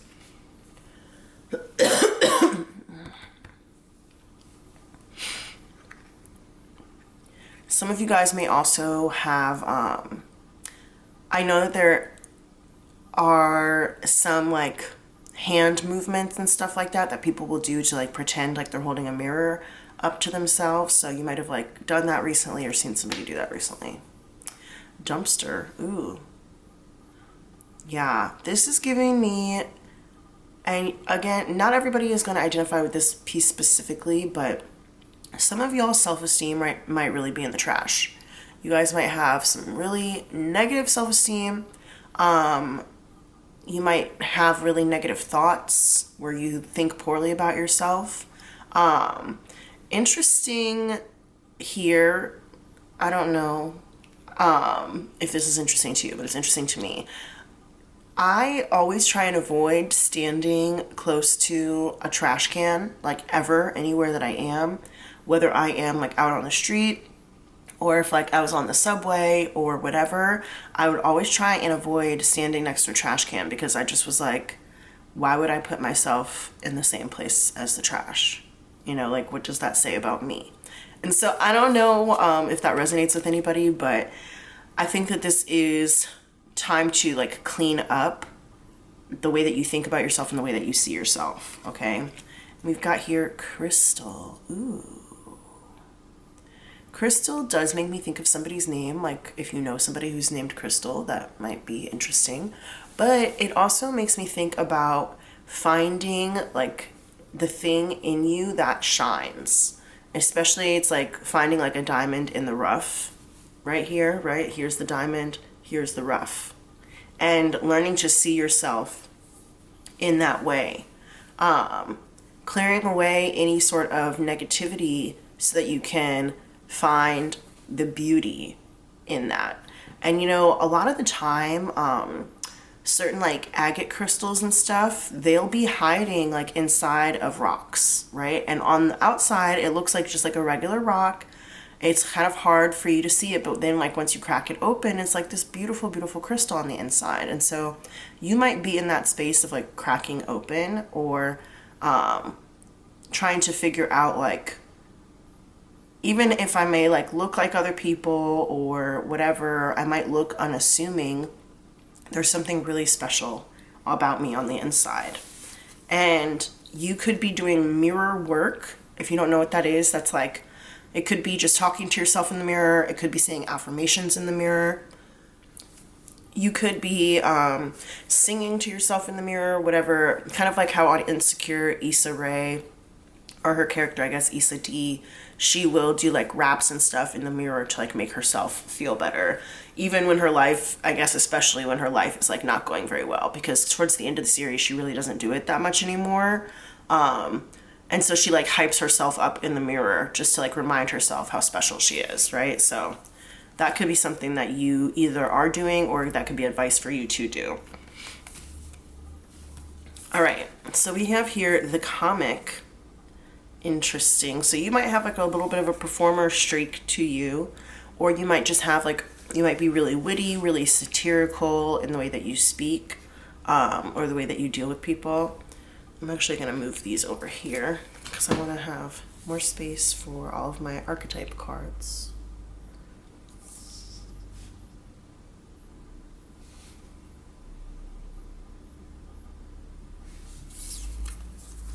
We've got the Queen. Ooh. For some reason that song Killer Queen by Queen just came to mind. I don't know why. But it did. She's like, Killer Queen. The Threshold. So yeah, some of you actually could be like, I did say performer, you might be like on the verge of like a breakthrough. On the verge of a breakthrough, on the verge of your big break, okay? You know, if you are trying to do something creative in the creative realm, this could be that time where you're feeling kind of insecure about it and you don't really know if it's ever going to take off, but it looks like with the Threshold here, you're on the verge. And that doesn't mean that it's going to happen, you know, next week or next month or even a year from now, but just like the actions that you're taking are bringing you closer and closer to that breakthrough. And with XLV here, the LV, as soon as I saw it, I thought of Las Vegas. So, you know, that Las Vegas is where like the big people go. Also, I don't know if you guys have seen that TV show Hacks. It's on HBO Max. But I'm thinking about that right now because we have the comic. It's about a stand-up comedian who is like literally like in the show, she's like one of the queens of stand-up comedy and she lives in Las Vegas and has like a Las Vegas residency and stuff. And towards the end of the second season, and this is not like a spoiler, but she ends up really like changing her act, her stand-up act, to be one that is more self-reflective. So she like goes through all of like the shitty parts of her life and all of the negative stuff that's happened to her, but she becomes like really self-deprecating about it, and that's what makes it funny instead of being like a sob story. So she was able to pull some real value out of all of these like negative things that happened in her life. So yeah, that's coming through right now. we've got the river. Interesting. So the first thing that came to mind when I saw this was, actually it was New Orleans. I don't know why that, this card always reminds me of New Orleans, I think because there is like a, you know, the Mississippi River is like running through it, but also there is like that horse imagery, and there might still be like a lot of like horse statues around, but you might just live close to a river. This also is about like learning to let things flow in a natural way. The second thing that I thought of was once I saw Pink perform at Austin City Limits, and she did this cover of the song called River, where it's like, run me like a river. Let me see what that song is called. The song is called River by Bishop Briggs. So there could be some messages for you in there. Looking on Genius, it says, under the About, it says, River is about the feeling of being closer to that special one, along with the feeling of shut up and just kiss me in the face of turmoil. Interesting. We'll see how that, if that ever comes through. But it says, the lyrics go, like a river, shut your mouth and run me like a river. How do you fall in love? Harder than a bullet could hit you. How do we fall apart? Faster than a hairpin trigger. Don't you say it, one breath, I'll just break it. So shut your mouth and run me like a river. Shut your mouth, baby, stand and deliver. Holy hands will make me a sinner. Like a river, shut your mouth and run me like a river. So there's some more lyrics to that if you want to go listen to it. It's a really good song. But yeah, I don't know why that came up. The empty room. Interesting. That makes me immediately think that some of you guys might be moving, like emptying out your room, emptying out all your stuff, and leaving behind where you currently are. Also, if you have to go to the bathroom right now, that's another confirmation that this reading is for you. And then finally, we have the eternal child. Some of you guys might like actually be moving out of your childhood home, or be moving out of a place that you have like been since childhood. This is also, the river is also making me think about like Just Around the River Bend from Pocahontas. So it kind of feels like there's something around the river bend that's coming for you. And that makes a lot of sense with this being an opportunities reading, like what you're not seeing, what kind of opportunities you might be missing. But you could actually like have that feeling. You might have that feeling that like you're on the verge of something that could be really big. You're on the verge of potentially making it big in some way or somehow in your work or in your craft or whatever. But there are some negative thoughts that are holding you back, and like the way that you see yourself could also be holding you back. When it turns out you're actually a diamond in the rough. And we did get diamond in our identifiers. If you guys didn't watch the identifiers portion of the reading, that did come out. Let me see if I can find it. Yeah, so we had Diamond, Love is Blind, Season 1, Gemstone, Engagement. But Diamond just made me think of like Diamond in the Rough. And now that I'm thinking more about those lyrics to that river song, you know, she says, shut your mouth, baby, stand and deliver, right? So it's like the shut your mouth part is about the negative self-talk that's happening, like stop doing that. The stand and deliver, that's literally exactly what a comic does, right? Like you have the ability to not only talk the talk, but also to walk the walk. And so you need to go ahead and do that. Like if you have a talent, you could be out there showing people what you can do.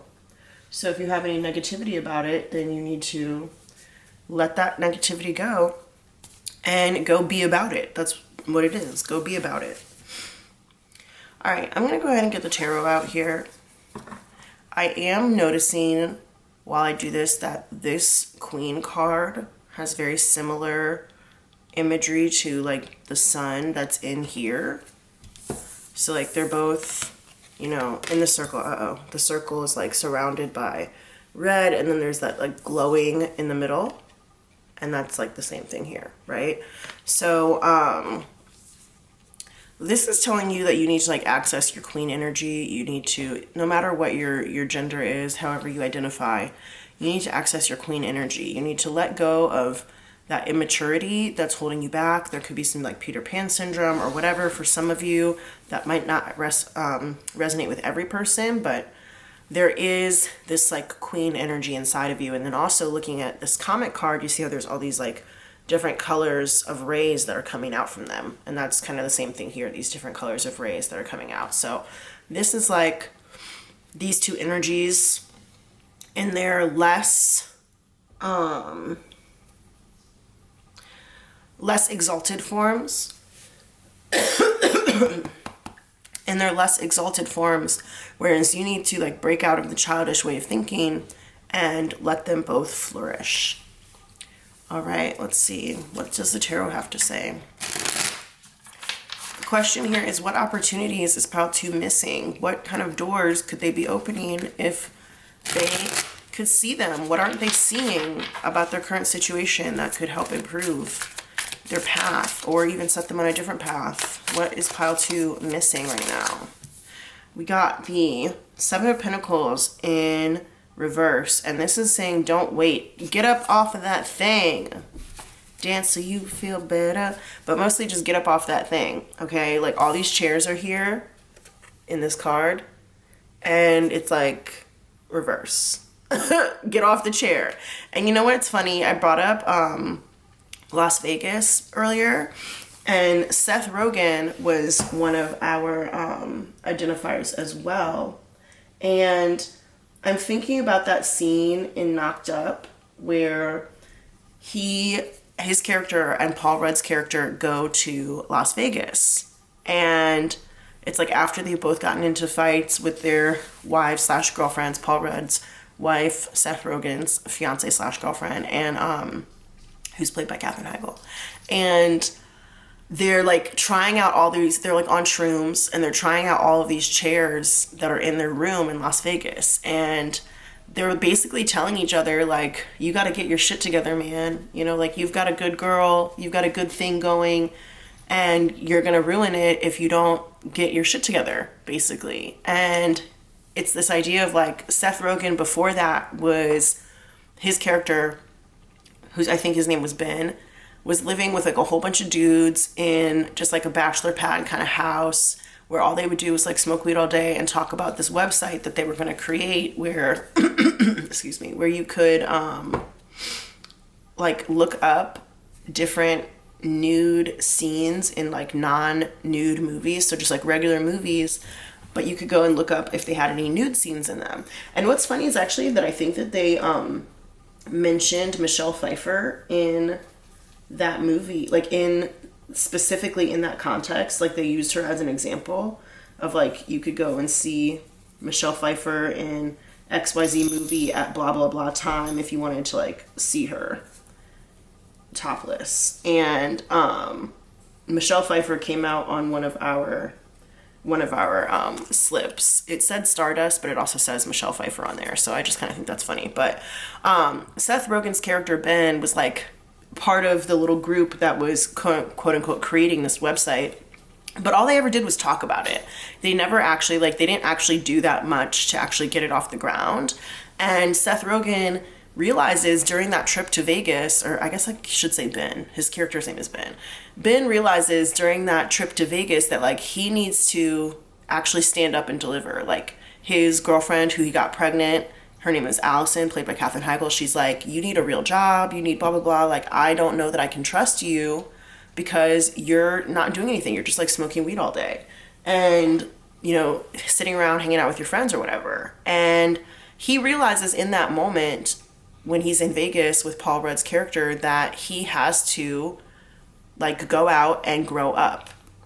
And so he ends up getting, I think, like a graphic design job or something somewhere, and he gets an apartment that the three of them can live at, and, you know, he starts like becoming a really responsible person. And so like he got up off of his ass and he went and did what needed to be done in order to enter into this like new grown-up era of his life. He moved out of the house with all those other people, right? So it's just like so funny how these things all come together whenever I'm doing these readings. That always makes me really happy when that happens. But I think that is like kind of where you're at right now. This could be like a pivotal moment for you where, and even with the idea of like knocked up in the threshold, like, you know, the baby was coming.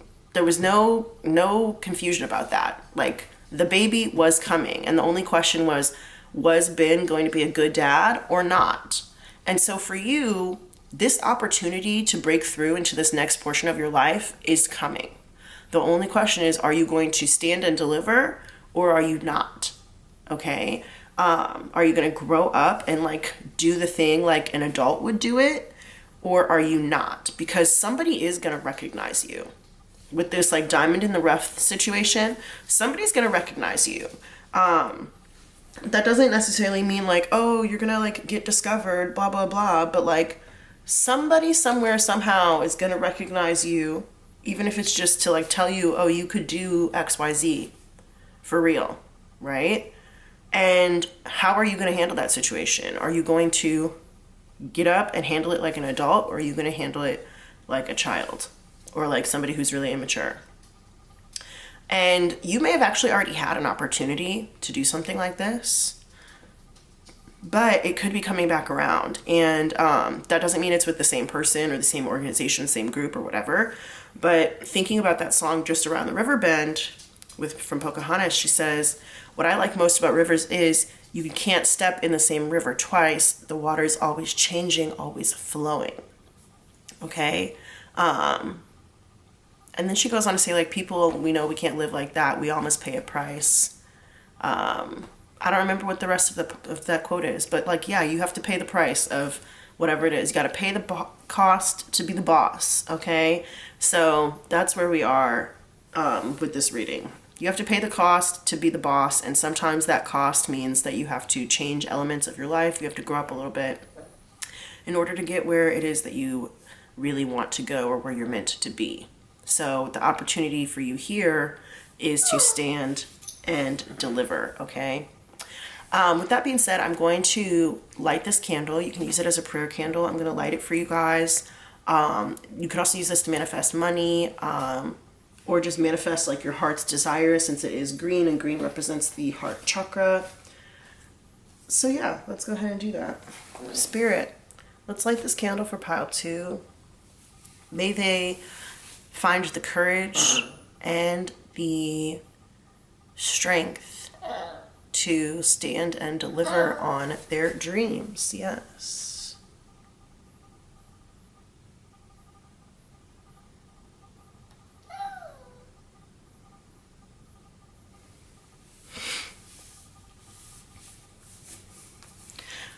Okay. I'm also going to light this lavender incense. I'm going to light this lavender incense for you guys because I want this to be a smooth transition for you. So lavender always makes me think of calmness and smoothness. Sorry about my dog, you guys. He just really wants me to play with him right now. So may pile 2 find a way to smoothly transition into their next era where they are more responsible, where they're in their queen energy, they're ready to receive, ready to take action, ready to speak their mind, and deliver on whatever it is that they are meant to do here on this plane. Whatever your calling is. All right, let's see. Spirit, what else can you tell us about? There we go, right here. We've got the Hanged Man in reverse. So yeah, the message right here is like, stop waiting. Don't wait. If you've had a change of perspective recently, if you've felt sort of enlightened to a situation recently, the time to act is now. Some of you guys might think you have more time. Spirit is saying that right now is the best time to act. Okay. This could be an opportunity to start over, like an empty room. It could also be an opportunity to like paint the picture that you want to paint. Oh, and we got painting too. Painting came out. Let me see if I can find that one. Yep, right here. Here it is, painting.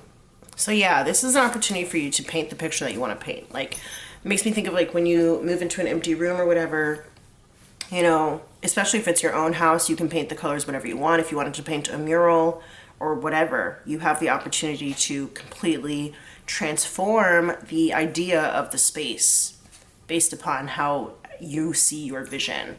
And so the time for you to activate that vision is right now. And what's interesting to me at this moment is that, I don't know if you guys can see this, but there's like this little pillar here in the middle, like kind of in this kid's hand. And it kind of almost looks like a candle to me, you know, having like this glow up top. It feels like there's like a flame and then like a glow. It almost feels like a candle to me. So, you know, lighting your own candle, whatever the passion is inside of you, you get to paint your own picture right now. And that is where that like fun child like energy can come through. You know, children love to draw and they love to do art, and it doesn't matter if it's good or not, you know, they just do it. And I think that that's kind of where you are right now. You need to just do it. You know, doesn't matter if it turns out to be great right away, just get into it. Okay, so funnily enough, I'm actually not going to take any more tarot cards. we got 2 cards that like the message is essentially the same thing. One of them is a minor arcana with the 7 of Pentacles here, and the other one is major arcana with the Hanged Man, and them both being in reverse. Says that the time of waiting is over. Finito.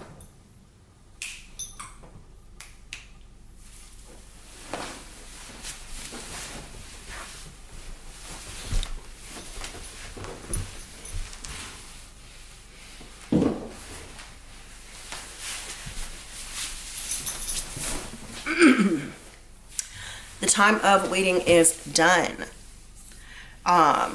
Just like those guys in the knocked up house that Ben's character was living with, all of his friends, you know, they just were like waiting, I guess, for maybe one of the other ones to like take charge or whatever, but you're the only person who can take charge of your life, so go ahead and do that. And now I'm actually thinking, when I was talking about like the painting of the room, in New Girl, the TV show, there's this one character, Winston, and in his room there's like this really kind of like raunchy painting of like an alien scene, and Winston was one of the people in the show who had like kind of a hard time finding what his calling was. He ended up becoming a cop because he really liked like investigating stuff, but he had kind of a hard time after he had like been a basketball star. He knew that he needed a change. He was like on the threshold of a change because he was kind of forced into it. And he had some like low self-esteem for a little while, but he ended up becoming like a hero, literally a hero. He like saved somebody's life after becoming a police officer. And yeah, so murals could be important to people somehow. I don't really know what that's about, but the time to act is upon you. That's what I'm getting. So let's go ahead and read these cards. We have the Wild Offering Oracle here. We've got Yogic Path, and then the Sacred Mysteries Oracle. So I'm going to read these in order. We've got Challenges. Yes. Unbearable situations throw you directly into God's arms if you are open. Please take over divine and guide the right actions. Please take this burden and show me your will. So yeah, the challenges are like reminding me of this dumpster situation and also the empty room. Especially if you are suffering from low self-esteem and you kind of feel like maybe you don't have that much to offer, that could be a challenge. We have also feelings. I was just talking about feelings. Emotions want to be felt. You really can't surrender something until you deeply feel it. Allow me, dear divine, to offer all emotions to you, feeling them fully so they no longer hold me captive. That goes back to what I was talking about with that show Hacks, where the lady's name is Deborah Vance in the show. She's played by Jean Smart, and she is able to take all of these like really negative challenges in her life, negative things in her life, and finally like work through them on stage. So sometimes if you just allow yourself to feel your feelings, some really great things can come from that. Maybe art if you're an artist, maybe something else if you're not. And then finally, service. You stop using the universe to try and get what you want and start asking love to use you. You offer all and want to be of service. Ironically, many desires become fulfilled without grasping or manipulation. So for some of you guys, this might be about learning how to help other people, or if you want to just like volunteer, you can volunteer your time. You know, like there could be a volunteer organization or something that would be really grateful to have your help. And so if that's the case, you can always go and volunteer your time with them, and then that could end up being something that helps you in the future. Trash pickup could be interesting here. Food waste could be interesting here. Helping some people to move, or donating furniture or something like that, refinishing furniture coming through. Yeah, all right, let's see. If there's anything else, I'll think about it. Maybe something to do, I don't know why I like circus, but this guy's like on a tightrope. I don't know, whatever. Dharana. I don't know how to say that, guys, sorry. Dharana. All right, so I don't know if this card was supposed to be upright or reversed, so I'm actually just going to read the meanings for both. And you can pick the one that resonates more for you. I've never seen this card before. I've had this deck for a while now, but I've never seen this card come out.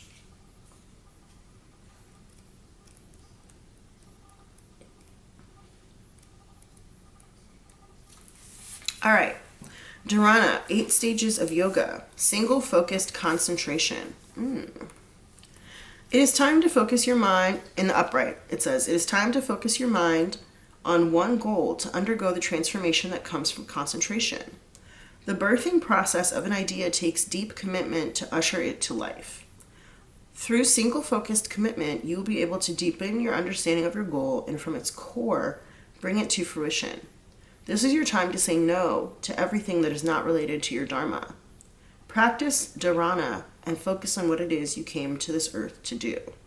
So there actually was kind of a similar message in part of pile 1, so you may want to go look at pile 1, but thinking back to Knocked Up and Ben coming through, you know, like I said, that baby was coming whether he got his shit together or not. And so he decided to let me focus 100% on trying to set myself up to be the best dad that I can be and to be the best husband that I can be to my fiance, right? So having a singular focus is something that can help you to win in life. So the time to stand and deliver on what it is, how they keep saying, you know, stand on business, you got to do that right now. And pick that one thing and stand on business. In the reverse, this says, you've recently been burying your head under the sand, focused totally on your work. While there is profound insight to be gained from immersion, you must also remember to look around you at what else life has to offer. Concentration requires inspiration. Take some time off from the work at hand and focus on the true work at large, embodying your fullest human experience. And that was why I picked a green candle, because this is about operating from your heart space. You have to feel your feelings. If you have been workaholicing in order to avoid your feelings, and I actually mean that in 2 different ways. Like if you've been working so much to avoid your feelings, and then also that TV show Workaholics, where it's like Blake, Adam, and Durs, and they do a bunch of drugs and stuff. If you've been doing that to avoid your feelings, then you need to allow yourself to feel your feelings in order to be able to move forward and go through this breakthrough, okay? Standing on business does also mean knowing how you really feel about stuff and being able to clear out that negativity. All right, we've got, last but not least, these cards from the Sacred Mysteries Chakra Oracle. We're going to go here, unity. Interesting. Bringing things together. That could be bringing 2 sides together or just bringing things together. Which kind of goes with what I was talking about here about we have like these colors around the comic and those colors here in the Eternal Child, and then the moon kind of is mirroring here. Being able to bring these two fully formed ideas of yourself together, rather than in a more like childish way. We've got oneness. Ooh, unity and oneness next to each other. That is amazing. Oneness is, I wanted to say hive mind, but it's not super like hive mind. It's more recognizing that you are one with the universe. Okay. And then interference. Ooh. And then we have integrity. I'm going to keep integrity in the reverse here. The first thing that makes me think of this is like whenever you allow somebody or yourself even to interfere with your purpose or your calling or the way that you best relate to the world, it compromises your integrity. Okay, you see how like all of these other cards are pretty colorful and then this one is like really muted? You want to live your colorful life. You don't want to live a life that's dull and muted and like a shadow of what it could be. Okay, so you need to find where your integrity is and you need to move forward with that. These 3 cards here, the blue ones, are third eye chakra, and then this white one here is the crown chakra. So whatever your vision, we were speaking about visions before and we talked about, with painting and stuff like that, whatever your vision is for your life, you have to recognize that it is achievable if you are able to co-create with the universe, co-create with your ancestors, your guides, your angels.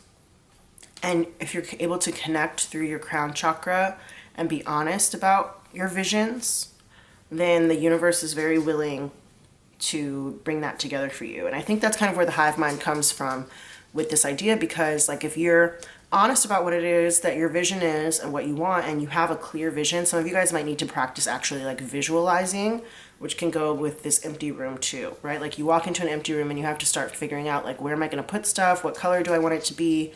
How do I want to arrange this, blah, blah, blah. So if you're able to like create a vision for your life, visualizing could really, really help. Then the universe is going to help you to bring that about. They're going to bring you the people that you need. They're going to bring you the situations that you need. They're going to bring you everything that you need in order to achieve that. But you have to be very clear on that, and you have to clear out the negativity and the bad self-talk. Again, mirror work could be really important for some of you guys. You might want to practice that, but it is time to get your vision clear and to stand on business, okay?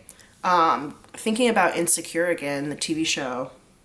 For the first few seasons, Issa didn't really know like what it was that she wanted to do. She just knew that like she didn't really like her job and it wasn't for her. She didn't feel like she was in her integrity in that job, and it just wasn't how she envisioned her life. And then in the middle of the series, she didn't really know what she wanted to do.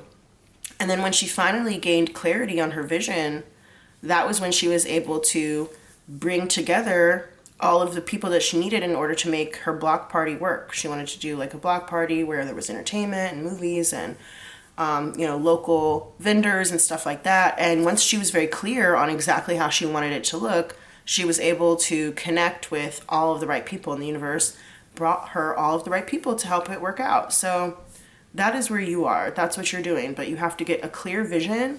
You have to stop with the negative self-talk, and you have to understand that there's no time like the present. So stop waiting. You might have challenges, but if you can be of service to other people in some way, and if you can feel your feelings in totality, you'll be able to move forward really, really, really confidently. But the time for waiting is over. It's over. It's done. For some of you guys, this whole thing about like me talking about knocked up, that could be very, very literal, because we do have this idea of like the comic, the queen, and then this eternal child. It's like both parts of them, parts of each of these two people, if these were to represent two different people, came together to like create a child, right? So there's like, this was like rays here, and then moon part here and all this stuff, right? So there could be like a literal child coming for some of you guys. The threshold meaning like a birth, right? The river being like water breaking, and then the empty room could be an empty uterus, or literally like moving into a new home because you are starting a family. And especially with like the unity card here and the oneness, yeah, there's like a lot of messages here that like some of you guys might be missing an opportunity or not seeing an opportunity to create either like a new person or a new situation if you already have a family that will benefit all of you, okay? The interference here could be interference from friends and family, could be interference from yourself in terms of the mental negativity going on here, but whatever this is, whatever challenge you guys are facing, this is an opportunity for you to really get that vision of like what you want your life to look like. Whether that means that you want a family, if you already have a family, if you want a better life for your family or whatever, and for you to actually like take the steps and be really serious about doing that. Because for some of you guys, this could also be an indication like, you know, childbearing years only last so long. You might be able to adopt or have a surrogate or whatever later. But if you did want to have your own natural birth, then it might be time for you to actually like get it together, okay? And actually work on that. So there are some kind of like literal birthing, child creation images going on here, and I would be remiss if I didn't actually talk about that. So yeah, even if it's not like having a child right away, it would be taking the steps towards building that life and that family that you want, and like finding that person, you know. And if that's the case, then for some of you guys, it might be like either a person that really makes you laugh or that you can really make laugh or something like that, right? That is coming through with the comic pretty strongly. So yeah, interesting thoughts.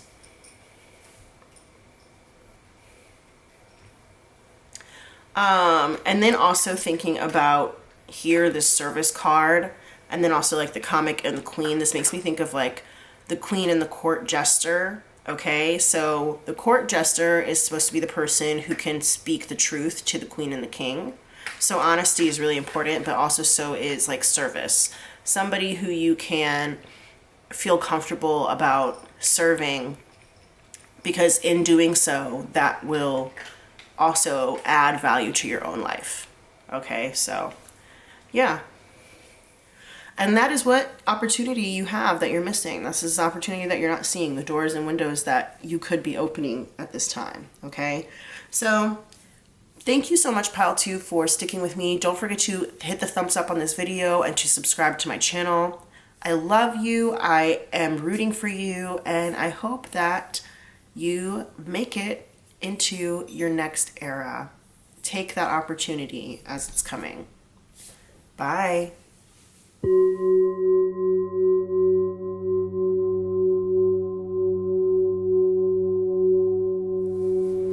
Hey there, Pile 3. Welcome to your reading. If you chose the Pride Tarot, then that means that this is going to be the reading for you. We're going to get our identifiers out first. So if you want to skip this part, you can click the timestamp below that says Pile 3 reading, and that will take you directly to the part with the cards. Don't forget to like this video, give it a thumbs up, and also to subscribe to my channel so we can be more connected.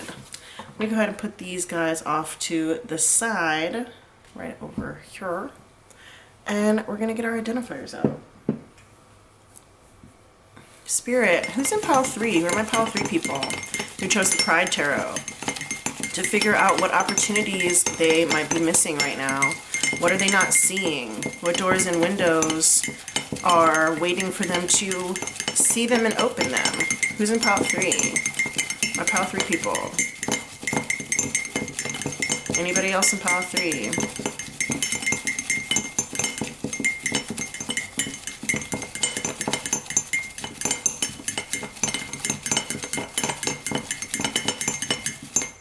All right. This is a much smaller pile than all the other piles, so interesting. That means this message might get really specific. We've got A Fine Romance by Judith Stills, PhD. And when I took that out, I thought I saw True Romance, which is not even in there, but that is a Quentin Tarantino movie. At least I think it's Quentin Tarantino. I don't really know. Bluebird. That could be an actual bluebird, or it could be the song by Miranda Lambert or Charles Bukowski, the poem by Charles Bukowski. I always forget to say this. The way that these work is that if any of these things are significant to you, if they've shown up in your life recently, even just in passing over the past few days, or if they are like familiar to you somehow, then that means it's a confirmation that this is in fact your reading. So bluebirds could be like your favorite bird, or you might really love that song Bluebird by Miranda Lambert, or that poem by Charles Bukowski could be like your favorite poem, or you might have just seen it recently. Like I remember one time I was going to the library and they had the text for Bluebird on like a whiteboard outside, like one of those like triangle boards outside of the library.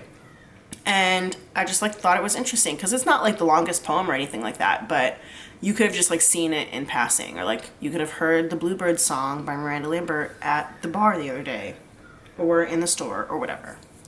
Okay. Dreams and Nightmares by Meek Mill. Cheerleader by Omi. Oh, I think that I found myself a cheerleader. Strobe Light by Little Dragon. 4 songs in a row. Interesting. The number 3, which makes me think of that song 3 by Britney Spears. She's like 1, 2, 3, na na na na. I don't know the lyrics, but yeah. Also, that could be the month of March, which is Pisces and Aries. And then also, you could be like one of 3 kids. You could have 3 people in your family. You could live on the 3rd floor, 3rd street. Your apartment could be like number 3 or something. You could be seeing 333. Any of that kind of stuff. Monopoly, which is a game, but it's also a song by Ariana Grande. So lots of music energy coming through here. But yeah, you might really like Monopoly, or you might have played it recently or seen an ad for it or something. Meditation. Maybe you started a meditation practice, or maybe you have like a consistent meditation practice. You might have been talking with somebody about meditation. Cinna, The Hunger Games. As I'm filming this right now, they just came out with like the Ballad of Songbirds and Snakes or whatever. I haven't seen it yet, but The Hunger Games could be significant to you somehow. Cinna was one of the characters in the original Hunger Games who was Katniss's stylist, and in the movie was played by Lenny Kravitz. Foundations by Kate Nash. That's a song. Fingertips are holding on to the cracks in our foundations. And I know that I should let go, but I can't. Gordon Parks. He's a photographer.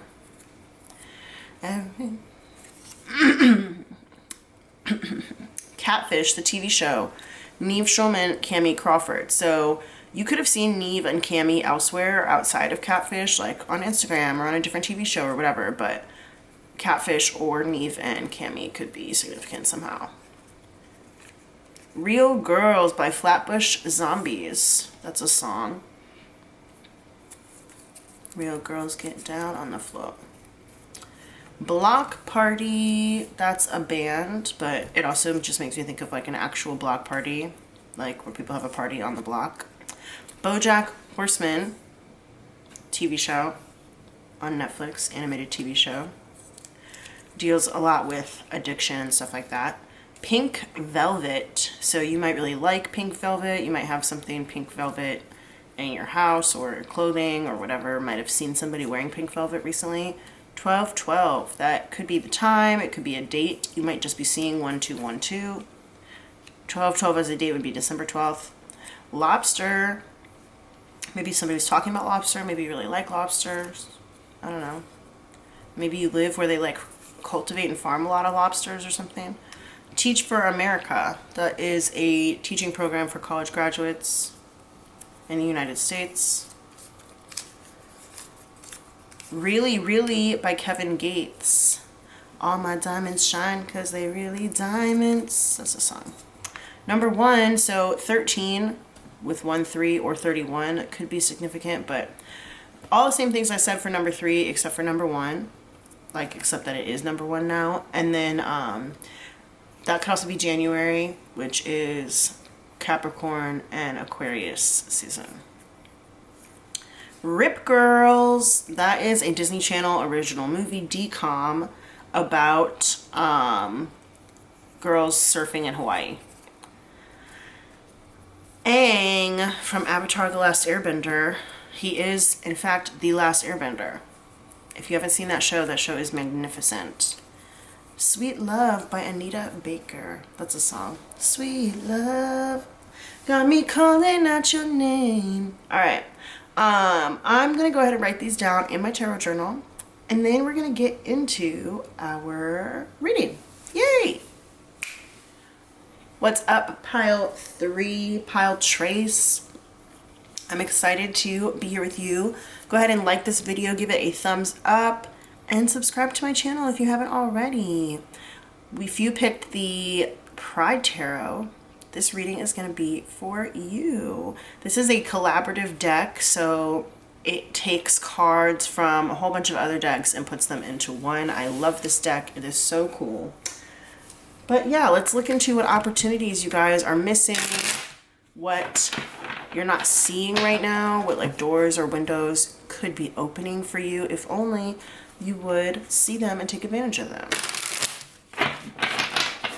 Let's get into it. I actually have some oracle cards that I pulled. We're going to be doing some oracle cards first, then we'll do the tarot, and then we have some additional oracle cards after that. So I'm going to go ahead and put this off to the side right here and bring our cards through. So we've got some cards from the deck of character right here, some cards from the archetypes deck by Kim Kranz, and then these cards are the cards that we're going to look into later.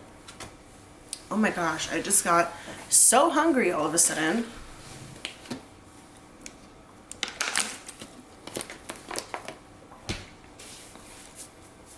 All right, so let's see what we've got.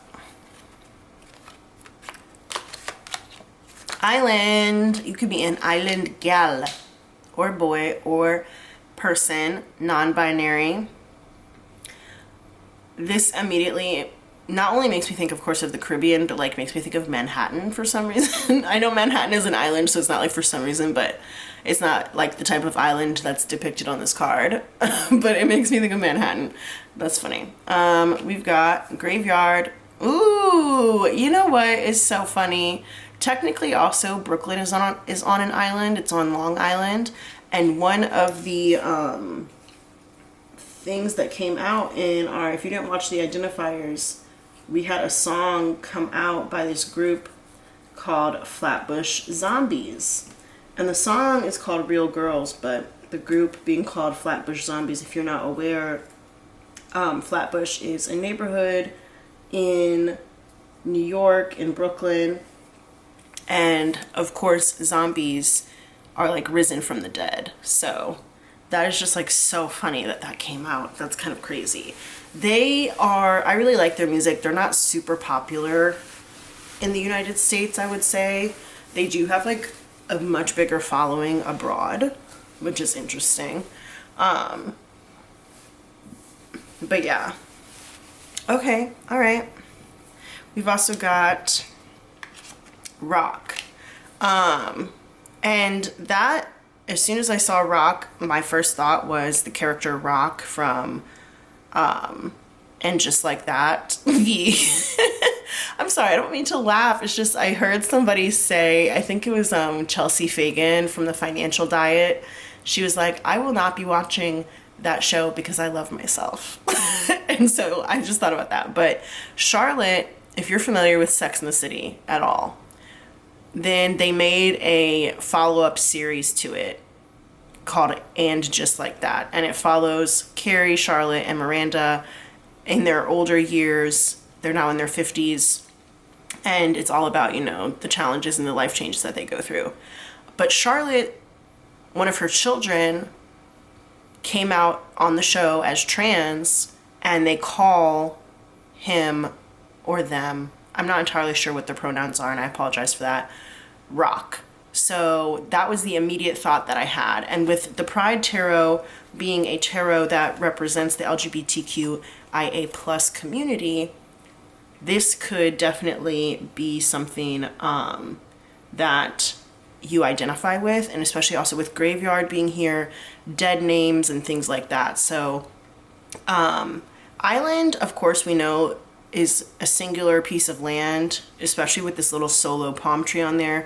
There could be a lot of feelings of aloneness, feeling isolated, feeling like people don't understand you. And if that is something that you're going through, and then even with the song here being called Real Girls, it says R-E-E-L, not R-E-A-L.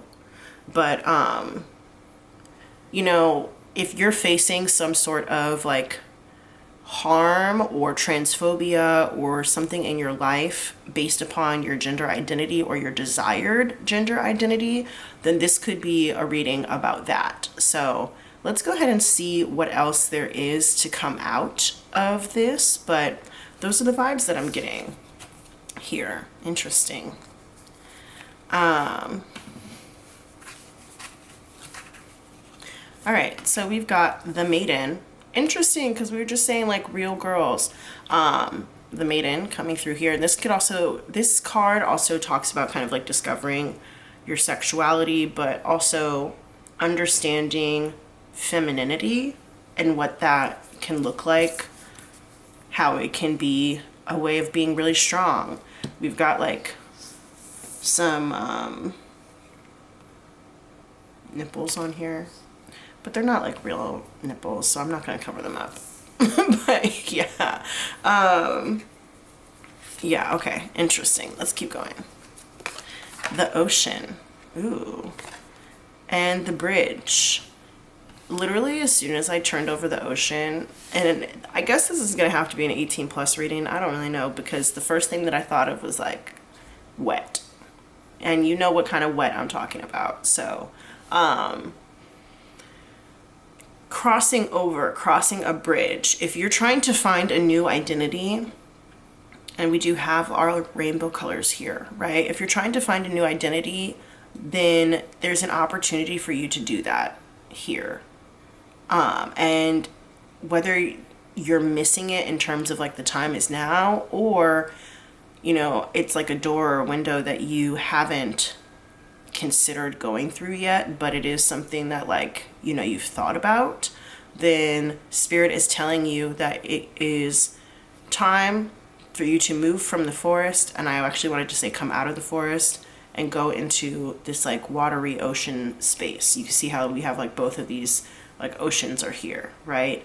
And one of them is like darker, it has this eye on it. This one is much more colorful, and this idea of like being seen for who you really are. The forest is something that obscures. It's dark, it's easy to get lost in there. Whereas the ocean, you know, you see across the surface of the ocean and it reflects the sky, it reflects the sunlight. It's like infinite. It's this infinite space. And once you come out of the forest, you can have all of that infinite space to be your true emotional self and to connect with others authentically, okay? So yeah, that is what I'm getting here right now.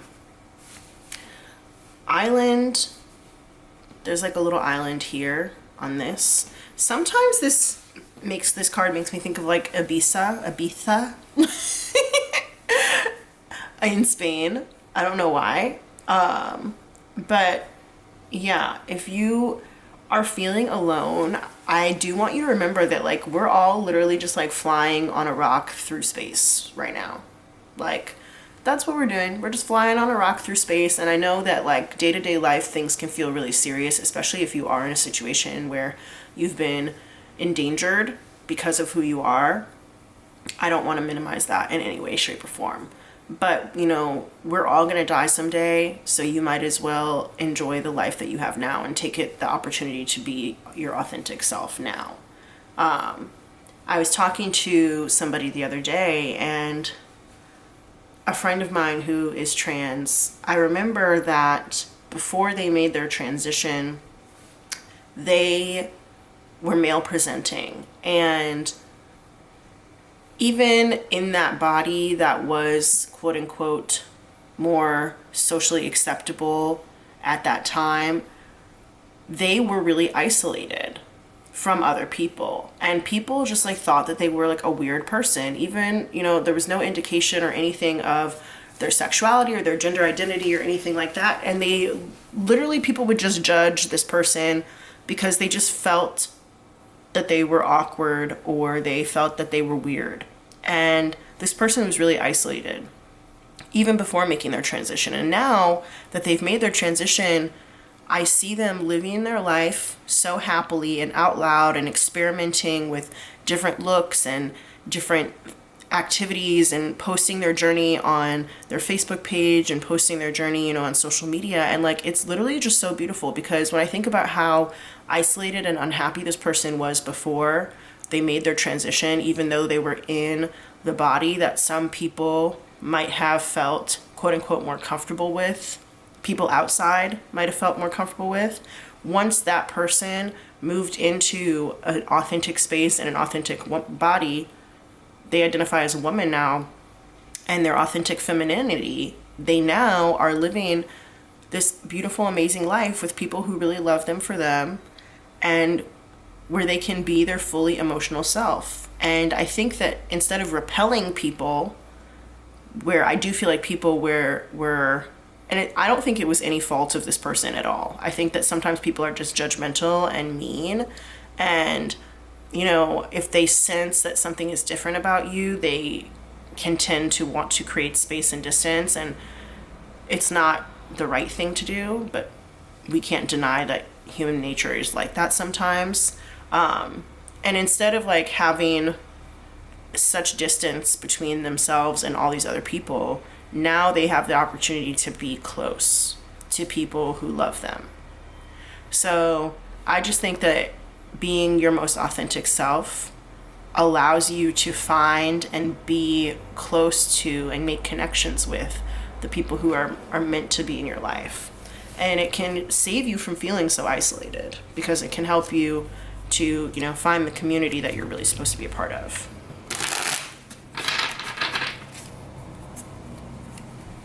All right, let's see what the tarot has to say. I'm going to shuffle one more time. I'm actually going to cut it.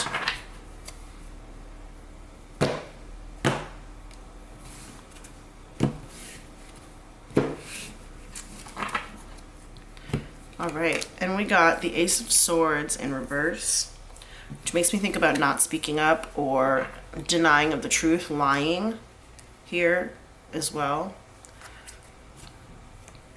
Mental blockages. We've got the Ten of Pentacles. And this could be about lying to your family, okay?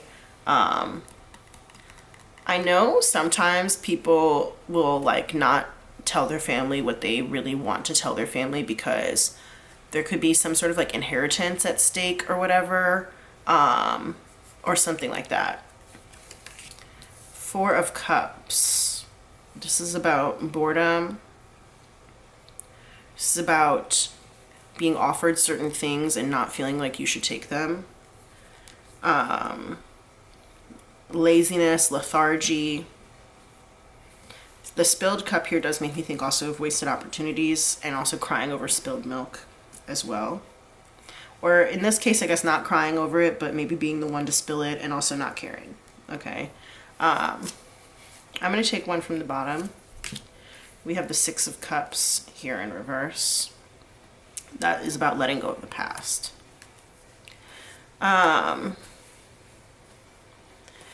Yeah, so if your family, if you're not sure that your family would be accepting of you, if you're also concerned about being disowned or whatever, I actually kind of think that they might not care as much as you think that they would. Or it might not be like as big of a hubbub as you anticipate that it would be. If these two cards were in reverse, then I would say that I think it might not go that greatly. But with them being upright, I do still see there being support for you, and also that like it might not be that big of a surprise. There might be one person who's like really upset, and if so, you know, they could just be really conservative. Milk always makes me think of like really conservative people. I don't know. I don't know why that is. It also, you know, makes me think about mothers, right? Mother's milk. So this could be a mother or a grandmother or, you know, another female figure in the family who might be upset and have something to say about it. But I kind of feel like other people might not be that upset by it. And then letting go of like your past or who you were as a child, or like the expectations that you've had on you since childhood, I think also is an important part of this here. But lying is coming through, dishonesty is coming through, a closed channel of communication is coming through, and you know, you need to open up that bridge. And this card here, the Strength card being in reverse, is talking about putting your emotions over what's logical. So it might feel like it's logical to you to like keep things hidden, right? To bury something with this graveyard here. But emotionally, if that doesn't feel good to you, then you need to put your emotions over your logic. You know, this is a very emotional topic, and logic does not always serve us the best. So it's okay to act from your emotional brain on this one. All right, let's see what else we've got from our other cards here. We're going to start with these from the Wild Offering Oracle. Self-acceptance. Yep, there we go. Nothing is more exhausting than endlessly working on, quote, yourself. When you offer your whole being fully to love, self-acceptance arises spontaneously. May I rest in our oneness, dear divine. So this is about accepting the truth of who it is that you really want to be, and then sharing that with your family, with the world, and you may even find some form of actual like monetary success from doing that. So, mistakes. Allow me to know it's okay to make mistakes. Let me always take care of the inner child so he or she feels loved no matter what. So, speaking of the Six of Cups and like letting go of the past here with this in the reverse, you know, there may have been some mistakes that were made in your childhood. Or if you're watching this and maybe you're the parent, like I was talking about Charlotte and Rock, maybe you're the parent and you've made some mistakes in terms of, you know, your child learning to accept themselves and you accepting your child for who they really are, then you need to know that it's okay to accept responsibility for the mistakes that you've made and to be able to move forward and work on that relationship.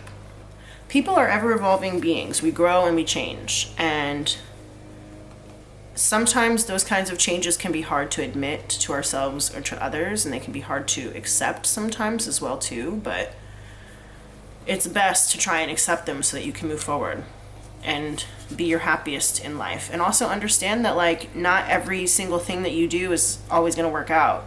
You know, I mentioned my friend who has transitioned and is trying out different looks and stuff, and like they might not like all of the different looks that they try. You know, they might not like all of the different makeup looks that they try, or the different hairstyles that they try, or different outfits that they try, or you know, maybe it's the way that they're speaking to their family or whatever about the situation, which like I don't know how that goes down because I'm not there. But you know that it's okay, especially if you're growing and you're changing into a new person or into a different version of yourself, whether you identify as trans or not, that it's okay to make mistakes, but you have to accept yourself along the way.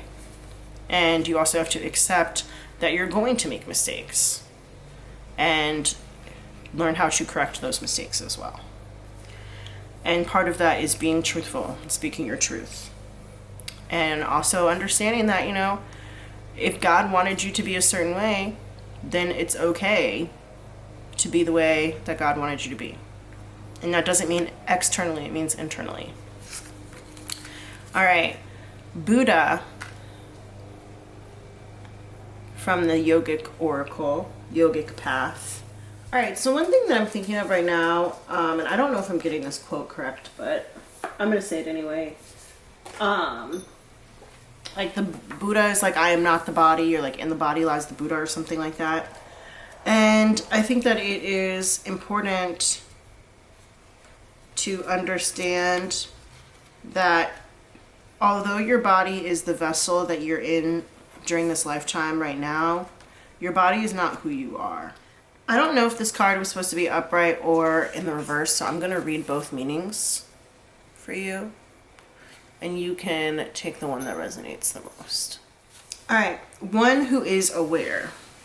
In the upright, it says Buddha is not just one person, but anyone who has an aware and blessed soul. Right now, that is you. You have woken up to your true self and have let go of the illusions that were binding you to the material world. You have taken off the mask of security and given a good look into the vastness of your own soul. You have realized that nothing is inherently good or bad, but rather just is, which is also with this Four of Cups energy as well. You understand the non-dual nature of the world and are letting go of the judgments of the mind. Hold the knowledge that we are all Buddha nature. It just takes remembering. So when it says you understand the non-dual nature of the world, that means stepping outside of that binary, right? So yeah, this energy is like very, very strong. In the reverse, it says, in the reverse, it says, we live in a glitzy world where it's easy to become caught up in things, possessions, appearances, money, relationships. While these things are not inherently bad, as nothing is, they often inhibit us from remembering our own truth, who we are without these things. Find a tree and spend some time meditating beneath its earthly wisdom. Let her branches speak to you, the truth that your mind is overlooking. Envision what your life would be without these things, and let go of those that are holding you back. All is temporary except your soul. So even, the body that you have is temporary. Not only do our cells regenerate, like every so often, and we're like fully regenerated like every 7 years, but the state of your body changes over time as you age, and if you decide to get some sort of gender affirming surgery or something like that, then you change your body as well too. And it's just this idea that, nothing is permanent. Everything here is ephemeral. And as I said, we all die at some point. So you might as well live your most authentic life and your most authentic truth while you're here. Let's see what these cards have to say. These are from the Sacred Mysteries Oracle. Learning. I don't know if I should keep that in the reverse or not, so I'm not going to. I'll just try and read the reversal as well. Let me reorganize, give us some additional space, espacio up here.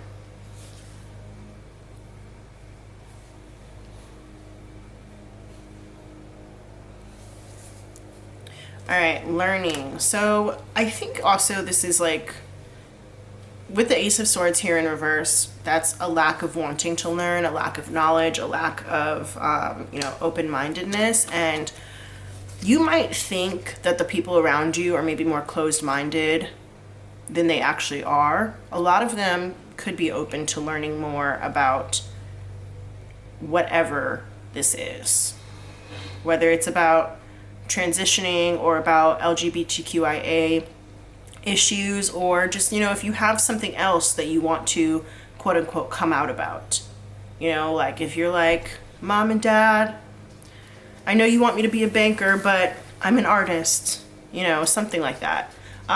They could be open to learning more about what it is that you do, what it is that you want to be, who it is that you want to be. And I think that you should maybe give them some credit for that. You might think that you know what they think and feel, but you might not really be accurate about that. Rigidity. See, here we go. There is this like dichotomy here between being open to learn and being rigid-minded, narrow-minded, closed-minded. And there might be more people who are willing to learn than people who are rigid, okay? there are 5 people or 5 heads here on this card, and then there's just like one elephant here on this card. So I did mention there might be like one really stubborn person or one person who gets upset about this, but I think that the majority of people are actually going to be more open than you think that they are. And also with this rigidity card here as well, it does make me think of being, inflexible and thinking that things kind of have to be one way. There is such a thing as like a growth mindset versus a fixed mindset. And a fixed mindset is like when you believe that you can't learn anything else. Or like if let's say that you have a talent. I mentioned, artistry before. Like let's say that you are a singer and you think that you can't get any better at singing. Like no matter what, your voice is never going to improve, your range is never going to improve. You were gifted from birth with the ability to sing, but you can't get any better at it at all. And other people who weren't gifted with the gift of singing, a gift of their voice, will never be able to learn how to sing. Whereas if you have and that's a fixed mindset, thinking that way. If you have a growth mindset, then that means that you believe anybody can learn how to do anything. And even if you're gifted and talented, you can always learn and practice to increase your range or whatever, right? If you were not gifted and talented in certain things, you can learn and practice and study until you become proficient or even really good at that sort of thing. So there is like a dichotomy here between growth mindset and fixed mindset.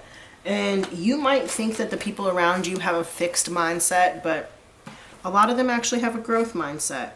And this purple represents the throat chakra here, throat chakra. And that has to do with being honest and talking things out. So opening up this channel of communication here.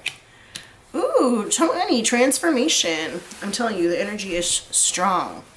And I promise you, I never look at these cards like before now. I don't know what any of the cards are. So even the ones that like I pre-pull, I don't know what any of them are. But yeah, going through a transformation, and we actually got this strength image here again with this lion. Excuse me. So we've got the lion here in this strength card. And then we've got the lion here in this card for transformation as well too. This lion right here. So yeah, this is all about being fierce. Being fierce and moving forward in your pursuit of happiness. And understanding that change can be a really good thing. Change can be a really good thing.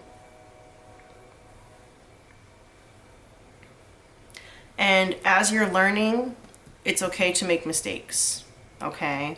If you're so rigid and you're afraid to make any moves because you're afraid of making a mistake, so we could be talking also about like perfectionism here too, then you're never going to learn anything.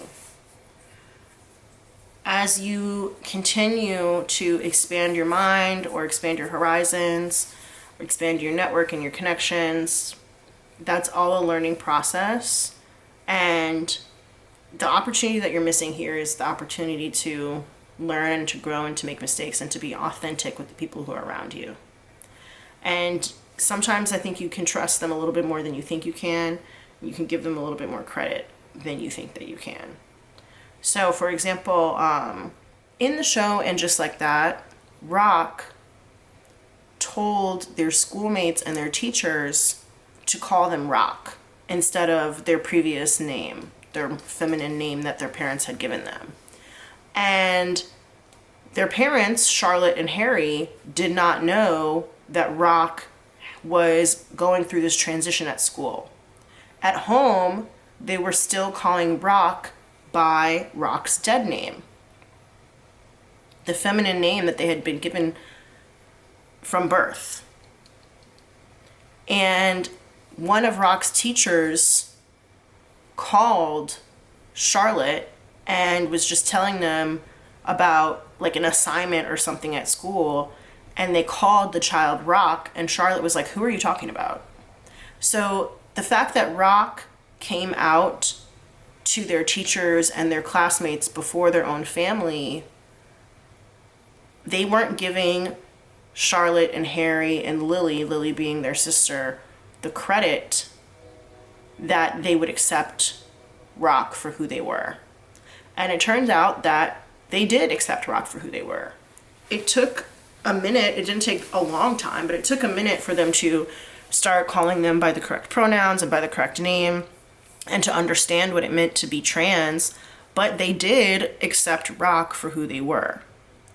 And so sometimes you have to understand that people could be more open to learning than you might give them credit for. And yes, they might make some mistakes along the way, but it doesn't mean that they don't want to be close to you, that they don't want to support you, and that they don't want to be connected to you. Okay? Yeah. So give people an opportunity to learn, because you might be pleasantly surprised. And you could end up being a lot happier than you ever thought was possible. We do also have two number 35s here with the ocean and with rigidity.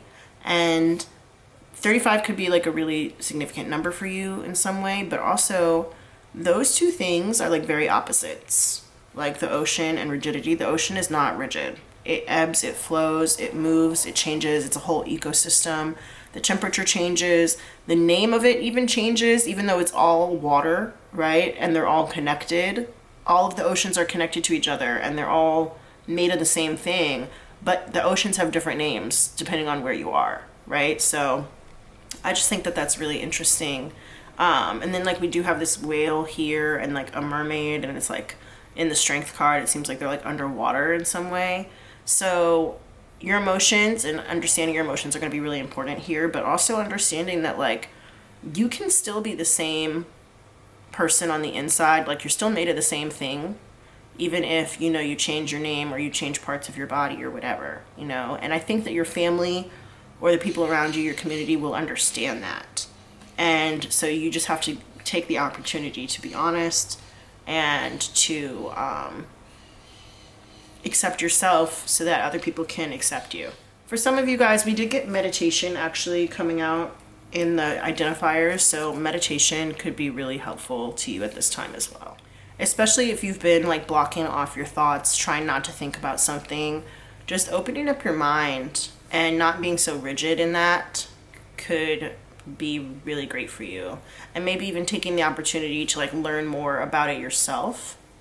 Maybe reading different books or just trying to get in touch with your spirituality in a different way. Some of you guys might even want to get this tarot deck, the Pride Tarot deck. It might be helpful to you. And also speaking of the whole thing with the ocean, right? Like how the different waters, they're all the same, you know, they're all salt water, but they have different names. Thinking about the way that this deck is, I mentioned at the beginning, like this is a collaborative tarot deck. So they took pieces, they took cards from different decks, different artists and authors, and they put them all together in this one deck. And so just because like the design changes from card to card doesn't mean that it's not cohesive, right? Like this design on this card is in a totally different style than any of these designs on any of these other cards, but that doesn't mean that they don't all go together. So even if you feel like you're too different to fit in, you still can and will fit in somewhere, right? And just because something looks different or has a different name doesn't mean that it's not made of the same stuff. You know, we all bleed the same red blood. We all are 80% water, like our bodies are 80% water, you know. All right, pile 3, I'm gonna go ahead and leave this reading here. Thank you for being here with me. Don't forget to give the video a thumbs up, give it a like, and to subscribe to my channel. And I'll see you in the next one. Bye.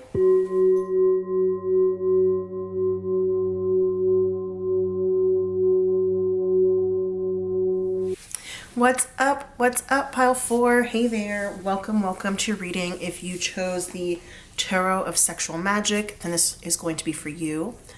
Go ahead and hit the thumbs up to like this video. It really does help me out, and subscribe to my channel too so we can be more connected. This is actually the identifiers portion of the reading. So if you want to skip over the identifiers, which is just confirmation that you did in fact intuitively choose the right pile, if you already feel like you're really connected to this deck and to the message, even if you don't know it already, you can use the timestamp in the description box that says pile 4 reading. And that will take you straight to the part with the cards. But for those of you who like the confirmation, who like the identifiers, we're going to go ahead and get into it. All right. Spirit, who's my pile 4 people who chose the Tarot of Sexual Magic for this reading? Who are my pile 4 people? Who's in pile 4, Spirit? Who's in pile 4? Don't forget to like my video, you guys, and to subscribe. You know, you gotta ask for what you want in life, right? Who's in pile 4? Who's in pile 4, Spirit? Anybody else in pile 4? All right. We have kind of a small group today. Let's see. Amber, so that could be your name. It could be a name of somebody who is close to you. That's also a song by 311. And also Amber from Love is Blind, season 1 and season 4. So maybe you are like a Love is Blind fan. $20. That is obviously a $20 bill. You could have one in your pocket right now. Maybe you have one in your wallet. Maybe you spent $20 earlier today. That also makes me think of that song by MIA. She has one song called $20, and then she has another song called $10, but $20. Girlfriends, that's a TV show starring Tracy Ellis Ross as Joan, lawyer turned restaurateur. It's about a group of friends in Los Angeles. The Gambler by Kenny Rogers, that's a song.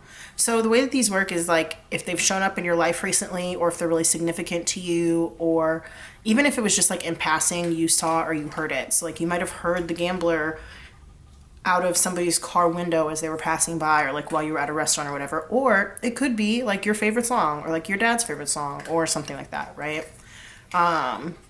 Maybe you heard somebody talking about girlfriends, or it could be one of like a show that was really important to you at a certain point in your life or something. I don't know.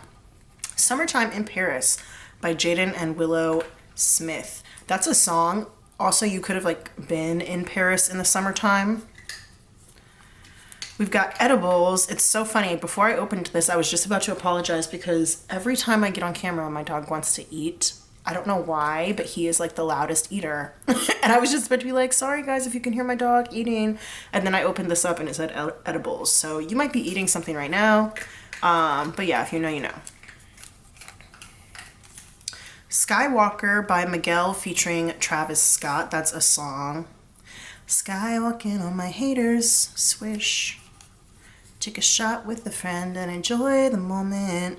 Jamaica, so maybe you are Jamaican, maybe you're planning on going to Jamaica, maybe your favorite vacation was in Jamaica, maybe like one of your parents is Jamaican or something like that.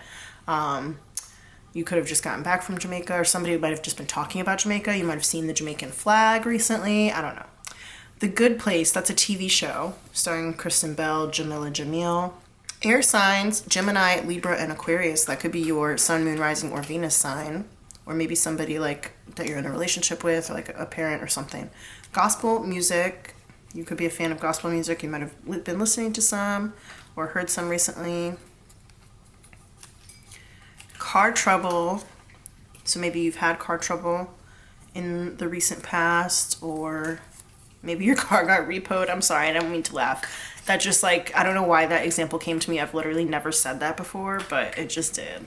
Uninvited by Mallrat. That's a song. Smiles are always toothless, but I run out of excuses, so The Postal Service. That's a band. They had like one album in like 2008.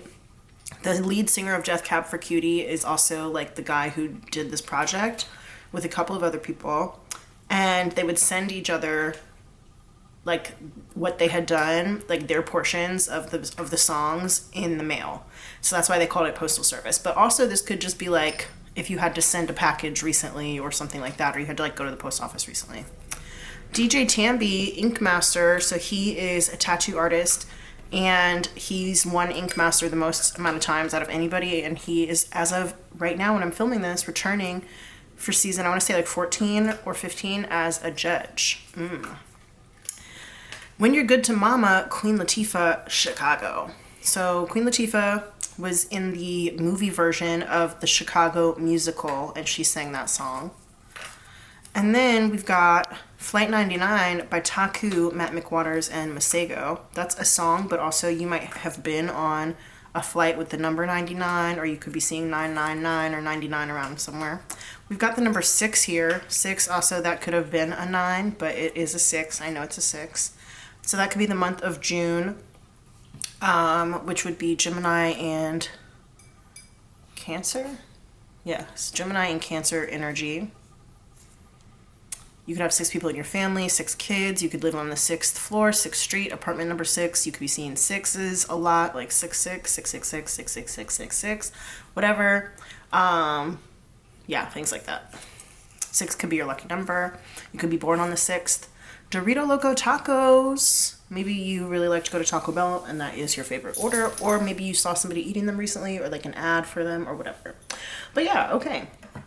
Those are all of our identifiers. I'm going to go write these in my tarot journal, and then I'll be right back. Alrighty then, pile 4, my people who chose the Tarot of Sexual Magic. Let's get into it. I did pull some oracle cards, some of which we're going to do pre-tarot, some we're going to do post-tarot. So we've got the deck of character and the archetypes that we're going to do before the tarot, and then all the rest of these will be post-tarot. So let's get into it. All right, so, ooh, might as well get started there, I guess. I didn't really mean to turn all these over at once, but because I rarely ever do that, but here we go. Tongue. All right, I mean, it makes sense. This is the Tarot of Sexual Magic pile. Let me just go and put those cards right there. Swamp. I'm going to leave it in the upright, actually. And then I've got Blood and Broken Heart. Okay, so just the first things that are coming to my mind is like somebody might have like what they call swamp ass, and then also somebody might be like on their monthly menstrual cycle, on your period.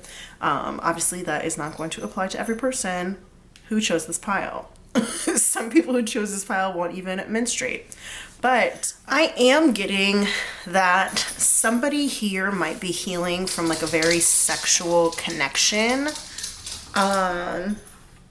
Or they might be having issues with their partner, possibly like giving them oral pleasure, especially if you do have a vagina or you are on your menstrual cycle. You could be having issues with that. Potentially your partner could be complaining about like grooming issues or about the blood or whatever, or they might be like shaming you for having PMS or for having a period or something like that and hurting your feelings, you know? They might be talking about your hygiene or something like that, and you could be having hurt feelings about this. So I feel like this message is super specific. And if you looked at the identifier, if you didn't look at the identifiers, I guess, they were like, there was not that many of them. It was about the same size as pile number 3, but piles 1 and 2 were like really big, like a lot of identifiers. Pile 3 and pile 4 have been much smaller. So I guess this is kind of a specific message, but we'll see where it goes. I wouldn't say like click off if what I said so far doesn't resonate with you, because there's so many other cards coming and like the message can always evolve. So yeah, let's see what's going on here. I am just getting that somebody's very, very hurt. And you know what else I'm getting? I don't know if you guys ever saw that movie or read that book where the crawdads sing, but that idea is kind of like coming through to me right now. One of you, if this is like about a relationship, I guess even if it's not about a relationship, somebody here involved in whatever this is could have been kind of really inexperienced. And I'm not necessarily getting, somebody could be really inexperienced, and I don't know how to say this next part. I really don't know how to say this next part. In that movie, I guess I'll just go ahead and talk about the movie, and maybe it will lead me to where I'm trying to go. But in that movie, this girl grows up in like the marshes outside of, I want to say it was like North Carolina or South Carolina, somewhere in like the southeastern Atlantic seaboard. And she falls in love with this boy, but then he moves away to like go to college or whatever, and her heart is totally broken. And then this other guy who like stayed in town, oh, she doesn't go to school. That's one thing. It's like she doesn't go to school. She comes from like a really like abusive home, and like she was totally neglected as a child and ended up like living alone for like a really really really long time as a young person. And she is like just a person of the marshes, I guess. A person of the swamps. They're not really swamps, they're marshes. But she ends up like being noticed by this other guy in town after like her first boyfriend leaves. And she and her first boyfriend, like they never like did the deed, you know? They never like consummated their relationship. I'll stop being coy. I don't know why I'm like trying to be like that. They never had sex. So then the next boyfriend, the other like next guy who takes notice of her, he's like this rich guy from town. You know, he's in college, he's like educated and everything, and kind of like the opposite of what she is. And their relationship, they do end up having sex and like taking it to the next level, but he like tricks her and like makes her believe that she is like his only girlfriend, but it turns out that he has a fiance, and the whole thing like ends up getting very very messy, and there is like blood shed, and he ends up kind of like, the whole thing is about being hunted. Like the last half of the movie is about being hunted, and like kind of like the natural food chain and like the order of things and predators and prey. And I'm not going to spoil the movie or anything like that, but I am just like feeling, I'm not feeling like the violence necessarily, although I am like acknowledging that there's some sort of a violence here. It doesn't feel like truly scary or hurtful. It feels just more like it needs to, like the idea of it. How do I explain this?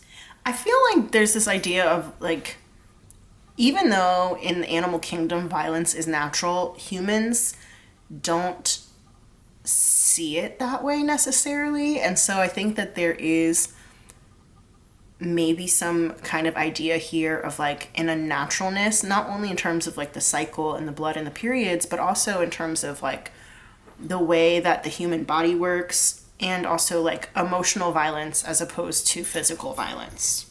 So this could be more about emotional violence. I'm not necessarily saying emotional abuse quite yet. I think we need to like look into it. I'm getting that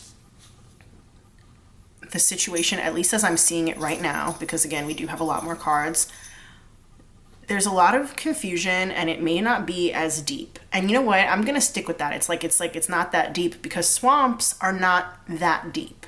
You know, they do have a good amount of standing water, but they're not like as deep as like a lake or even like a pond or an ocean, right?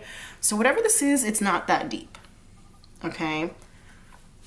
This also could be that like somebody is, you know, going down on somebody else and they're not going that deep. Okay, that is something else to be said. I'm gonna have to mark this reading 18 plus. It's not for kids. All right, let's see what else is going on here. The underworld. That is like the swampy energy. That's so wild that came out. Okay,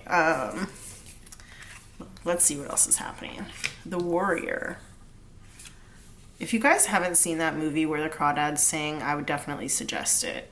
I don't think about it like all the time, but it does come up in my mind a fair amount. So I would definitely suggest watching it. And then the desert. Okay. The desert immediately makes me think about, you know, dryness. And I'm trying not to be vulgar here. I think it's just not in my nature. I think it's just like not in my nature to like talk like that, but I guess we're gonna have to. Yeah, I'm getting like very like dry pussy energy here, okay? Unkempt pussy energy here. And I'm not saying that that's bad. I don't have any say or any opinions really about how somebody styles their own vagina or their own genitals. Let's like, because you know, this could be about just genital hair in general. I don't know. So there's a big discomfort. I am not usually this uncomfortable when I'm talking about this kind of stuff. Like, I'm just taking on the energy of whatever is going on with this reading. So yeah, there's definitely just like a big discomfort when it comes to maybe genital areas, sex in general, or this could be like fingering or oral sex specifically, okay?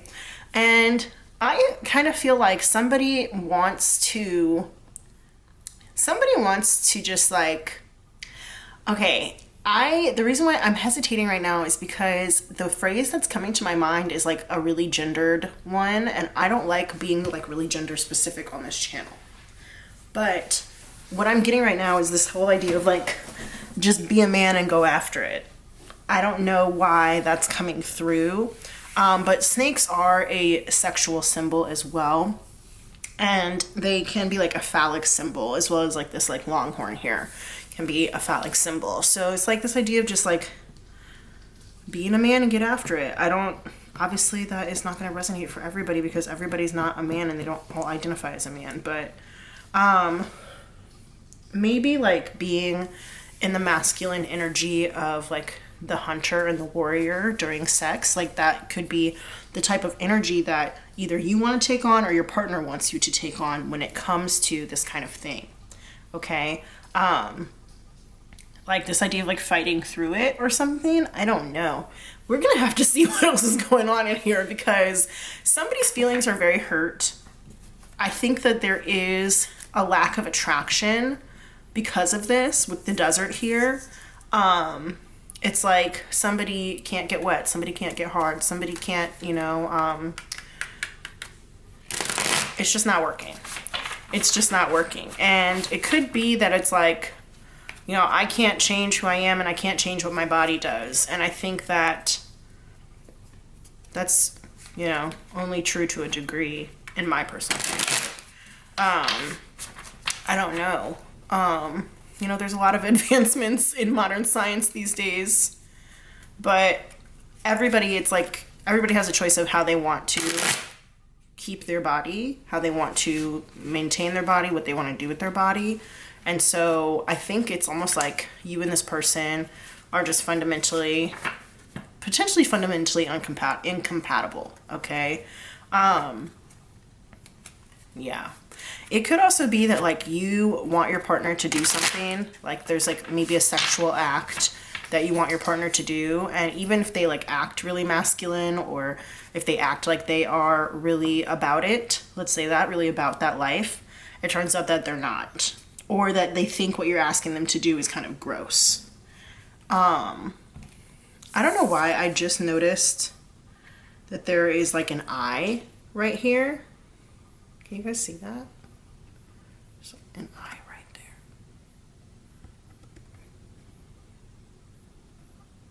Can you see that? Yeah, right there. And that eye is like, it's not like I feel like somebody's watching you, but maybe. Let's go back to that movie, the Where the Crawdads Sing movie. There was a point in which like the second boyfriend was like coming out to the swamp, or not the swamp, but the marsh, to like watch this girl. And this is after they'd broken up. After she found out that he was like already engaged and they like, she was like the other woman or whatever. He was like coming out to the marsh to like watch her and stuff. And it was like very creepy. But you could be dealing with, even if the person, like let's say that you were in a bad relationship and you guys broke up, you could be dealing with somebody who is, even if they didn't want to do what you asked them to do, they're like unwilling to let you go. And I just find it very interesting. Like these two cards are so similar. You see, the eyes are coming through here as well, obviously, right? And then there's this eye right here. So this energy is like so strong. Some of you guys might live in a swamp or a marsh, or you might live in a place that like is kind of like the underbelly of society, or a place that like a lot of people don't necessarily normally go to. I'm sorry, I just like thought about how over the past few years, like eating ass has gotten like really popular with like the younger generations, or maybe it was always popular and like older people just didn't talk about it. I don't know. But yeah. I just was laughing because I was thinking about that. So yeah. Could be that like that's something you wanted your partner to do and they just like would not do it, you know? Or like they had their eye on it. Or maybe it's like while they're like hitting it from the back or whatever, and they like just keep looking keep looking at your ass, and like they see some things in there that they don't love, some things in there they don't like. Are you wiping good enough? That's really, really, really important. And you know what? I'm taking this reading in a different direction right now because there's a lot of conversation, especially like on Twitter and stuff like that, about how men have like these skid marks in their underwear and all this stuff and like aren't wiping properly and things like that. And I know this is disgusting. I never thought I was going to ever talk about this on this channel, but like it needs to be said. So I kind of just feel like there is a general like level of disgust going on, but it might be like under the surface. And it might not be something that is talked about. But like, let's say that like you really liked this person and then you find out that they don't wipe their ass well enough and there's like skid marks in their underwear or like period blood stains everywhere or whatever. And then it like totally makes you lose your whole sexual attraction towards them. And I think that you guys might be like of two different minds, because with the warrior here, there's this whole idea of just like pushing through it and, you know, getting into it. But then like these bones are dry too. You know, so it makes me think that there's a lack of sexual attraction here. Maybe there is like an emotional desire, and that's why I said earlier like emotional violence, but maybe like the sexual is like there's something that needs to be uncovered or something that needs to be cleaned up or whatever. This is such a freaking weird message. Okay, whatever. I'm not judging anybody, and I'm not judging spirit for bringing it to me. I do have to just say with this deck, there are a lot of like more explicit pictures, so some of them I will be covering up with my stones and stuff because YouTube like doesn't like boobs and things like that. So yeah. All right, spirit. We're asking about what opportunities pile 4 is missing right now. Okay. Like what are some windows and avenues that they don't see that could be opening for them if they would just take a look around, pay closer attention, open their eyes. See, you've got all these eyes here. You know, what in their situation could they be taken advantage of in a positive way, in a way that is oriented towards their growth, and a way that is like not, you know, gonna hurt anybody or anything like that, but a way that helps them to move forward. So, oh, okay, here we go. 5 of Pentacles. So this could have to do with somebody being broke, crusty, musty, dusty, okay? And I say it that way because crusty and musty both have to do with bodily fluids, bodily issues, okay? Both of these people in this card are like, this might be one of the only cards where everybody's like fully clothed. But they haven't reached that level of intimacy yet in this card, where they can feel fully vulnerable around each other, where they are totally intimate, naked with each other. And I feel like that is really indicative of what I was talking about here. Is like there's a lack of not only sexual attraction, but like inability to reach that intimate level that maybe one person desires. And if you are single and like there's not another person in this situation with you, then it could be about you not being able to find a partner because of your like either inexperience or potential level of disgust with whoever it is that you're attracted to. You know, if you are straight and you're attracted to members of the opposite sex, or if you are if you are like gay or lesbian, or if you are, you know, asexual or whatever, and you're having a hard time finding people, demi-romantic, you're having a hard time finding people that you are attracted to because of these issues of like maybe like somebody is, you know, unkempt or has bad hygiene or whatever. I mean, I don't know. Cover up these little guys right here. Okie dokie. So this is the Wheel of Fortune. This is telling me that things are actually looking up for you. Or there's a possibility, since this is about, you know, opportunities that you're missing and things you're not seeing, there's a possibility that things could look up for you.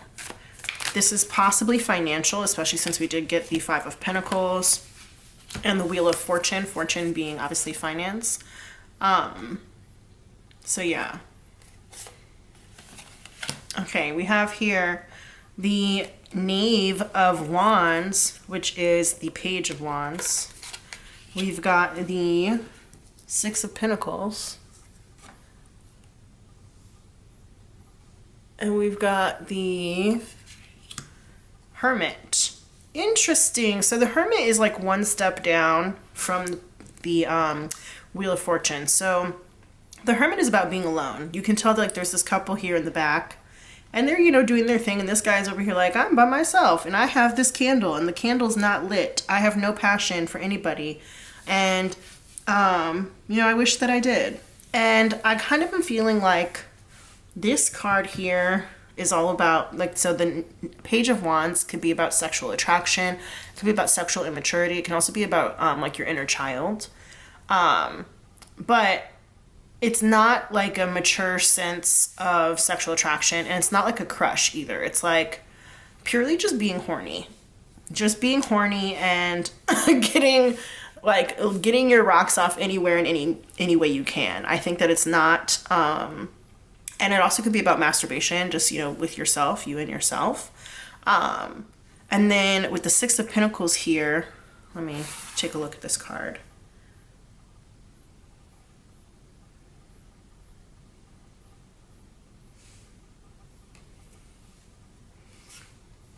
Yeah, this, I'm also getting a lot of like ideas about self-pleasure here, okay? Not only is it this idea of like, if you're not, and this is the Tarot of Sexual Magic, so I guess this is going to be a sexual message, but if you're not getting anywhere else, if you're not getting some anywhere else, and if you are having bad luck in the arena of love and hooking up and sex, and maybe all you're getting are people who are not your type, or people who are grossing you out, or people who, you know, have bad manners, bad hygiene, whatever, dusty, crusty, musties, then this is telling you that maybe one of the opportunities you're missing is to learn more about your self-pleasure, okay? Learn more about the things that feel sensual to you. Like this woman here, she's eating apples. She's got a big ass bowl of apples. And we all know the biblical story about, you know, Eve eating the apple and everything, and like this is her finding, not only giving into temptation, but like finding things that pleasure her solely. And it's not about Adam, it's not about her partner in any way, shape, or form. It's about her, you know, finding the things that are seductive to her, okay? So I think that this is about you taking an opportunity. Instead of being sad about this, like, let's say that you're only finding gross people or whatever, or, you know, you're not finding people who are able to satisfy your kinks or your needs or whatever. This is an opportunity for you to really, really get in touch with yourself, okay? So you're not seeing that, but it's a good way for you to figure out your own ways and hows, your own body, you know? Find out the things that make you feel passionate. For some of you guys, that could mean watching other people, whether that's via video on the internet or, you know, going to like a sex club or something. Those do exist in real life. They are in part of the underworld. And I think that's why I talked about the eye, right? The eyes. So some of you guys could be into like voyeurism or something like that, or like cuckolding or whatever. That's obviously not going to be for everybody. But yeah, I think that if you are having a hard time finding somebody who can kind of like fulfill your needs or your desires, or who likes your body or who likes the things that you do with your body, then it's a good time for you to figure out how to please yourself sexually in a way that is fulfilling. All right, so we had this card here. This is the 10 of Wands in reverse. And yeah, I think this is the thing that I'm getting here is taking the pressure off of a situation. And also, if you have like a rotation or something like that, you might want to drop a few people from your rotation, from your roster. Okay, that's part of what I'm getting, is dropping a few people from your roster and using that time to get to know yourself. If you were considering moving, let's say that like, okay, I'm thinking now about How I Met Your Mother, towards like the end of the series, like maybe even like the last like 5 or 6 episodes, the main character Ted is thinking about moving from New York to Chicago. And he's like got a job offer there, and he's like, I've already, you know, dated in New York for like 8 years and I haven't found my wife, and maybe she's in Chicago, blah, blah, blah. If you're like getting so downtrodden and brokenhearted and all these things about the dating pool where you are and you're thinking about moving, I think that this card is telling you to just wait a little bit, give it another chance, spend some time with yourself and figuring out what it is that you like, and maybe checking out the underground scene in your immediate area first, because you could end up being pleasantly surprised. Okay, we've got here the 8 of Pentacles. Yeah, this is about putting in that work. Putting in that work, mastering your craft. And something interesting that I'm seeing now actually is that these two cards both have this like little plate with like a little heart on it. It's almost like a coaster. She's using it as a coaster on this one. And over here it's like a foot plate. So some of you guys, there might be something to do with feet going on in here. Like I was talking about, you know, there might be something like sexual that you want your partner to do or whatever, but then like they think it's gross, or that you might be into, or that they're into and you think it's gross. For some of you guys, it might be that somebody has a foot fetish and their partner is like not really willing to indulge in that, right? For some of you guys, it might be like drinking something, you know? I'm not going to get into what that might be, but, right? All different kinds of fluids, okay? There's all different kinds of fluids that, you know, maybe you're just not into it. Maybe your partner's not into it, or maybe you're looking for somebody who is. And I think that this is about mastering yourself. Also, I'm getting mastering your craft. If you have a specialty of some kind, whether it's creative or technical or sexual or whatever, getting really, really good at that thing. So that could be getting really good at pleasuring yourself, getting really good at pleasuring other people in a certain way. Yeah, getting really good at like mastering your imagination. Okay. Yeah. Let's get these other cards out now. I have some advice from the Wild Offering Oracle. It says trust. Ooh. Okay. So this says, when love is invited to take over, right actions arise at the right time. Allow me, dear divine, to wait patiently until the timing is right. What did I say? Ugh, I love it. I love it when that happens. Okay. Let me rest in the unknown until a clear path is shown. So yeah, like if you were thinking about like leaving your immediate area or whatever, they're saying like you need to trust that your person is around or will come to be around, but you just need to be a little bit more patient. And you also need to learn how to build trust with a partner before you guys like get into all that nasty kinky shit. And I'm not saying nasty like ew gross, but I'm talking about like nasty, you know, like nasty. You have to learn how to build trust with people before you get into that, especially when it comes to, I was talking about exchanging fluids, even saliva, because people, you know, you can get mono out here. Okay.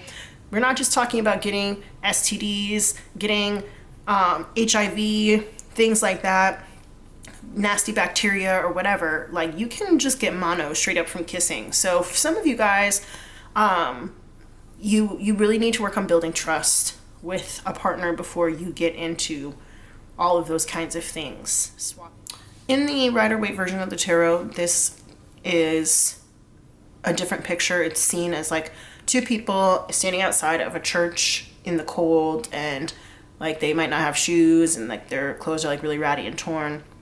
And it's like, even though they don't have anything, they still have each other, you know? And so that's why some people do see it as like a true love card or whatever. And so you also could have been in a situation maybe where you like really, really loved somebody, but you kind of either got a broken heart, or maybe figured out love wasn't enough, or maybe you kind of decided love was enough, but there were just some other things that were outside forces that kept you from making it work, okay? And maybe that's where this warrior energy comes in, is like this whole thing of like, make it work, designers, make it work, right? And being able to put your trust in somebody that they will try and make it work no matter what, okay? And that is heavy lifting. That is hard work to put in. Like, you need somebody who's willing to put the work in to a relationship. And also in the bedroom, put in that work in the bedroom, you know? So, and this is an opportunity at this time, if you are single and alone, to really learn how to pleasure yourself. If you are in a relationship, it could be an opportunity to really try and understand your partner's kinks, especially if they involve anything that is like, that you are not super, is not super appealing to you.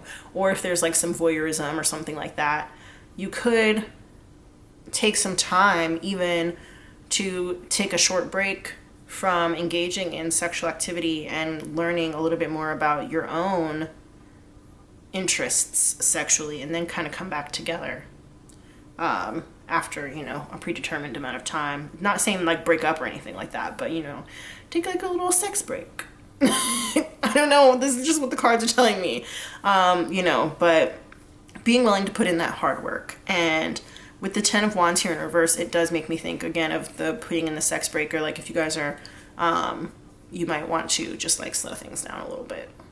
Especially if there's a big difference in terms of like sex drives between the two partners, that could be possible. And if that's the case, then it could just be that like maybe one person doesn't enjoy sex as much, or maybe there's some sort of secret shame or emotional pain or whatever that is attached to sex for them, and they may need to figure that out. Some of you guys might need to go to like sex therapy or see a sex counselor or something like that. But yeah. Music. There could be some music, like a sexy playlist that you guys put on or whatever, that could really help you, whether you are solo dolo or with others or other. All right, let's see what's going on here. We've got Tantra. Oh my gosh, I freaking love it when that happens.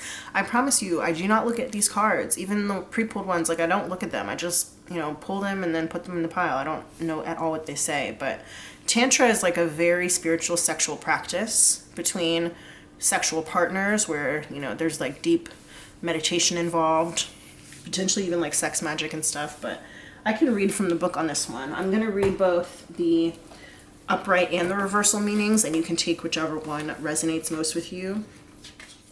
Tantra, balance of masculine and feminine.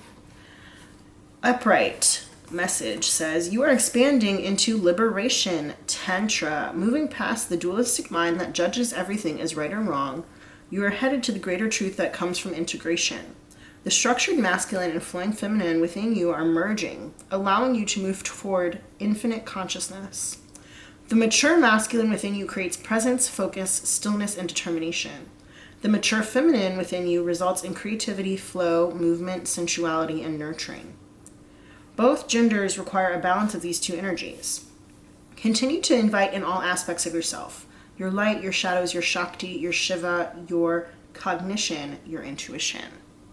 And talking about the mature masculine and the mature feminine, I think that's really important, because I was talking here about how the Knave of Wands, the Page of Wands, can be like an immature expression of your sexuality, can also be an immature, like talking about your inner child and stuff like that. And so there is a need for you to mature into your sexuality in a new way here.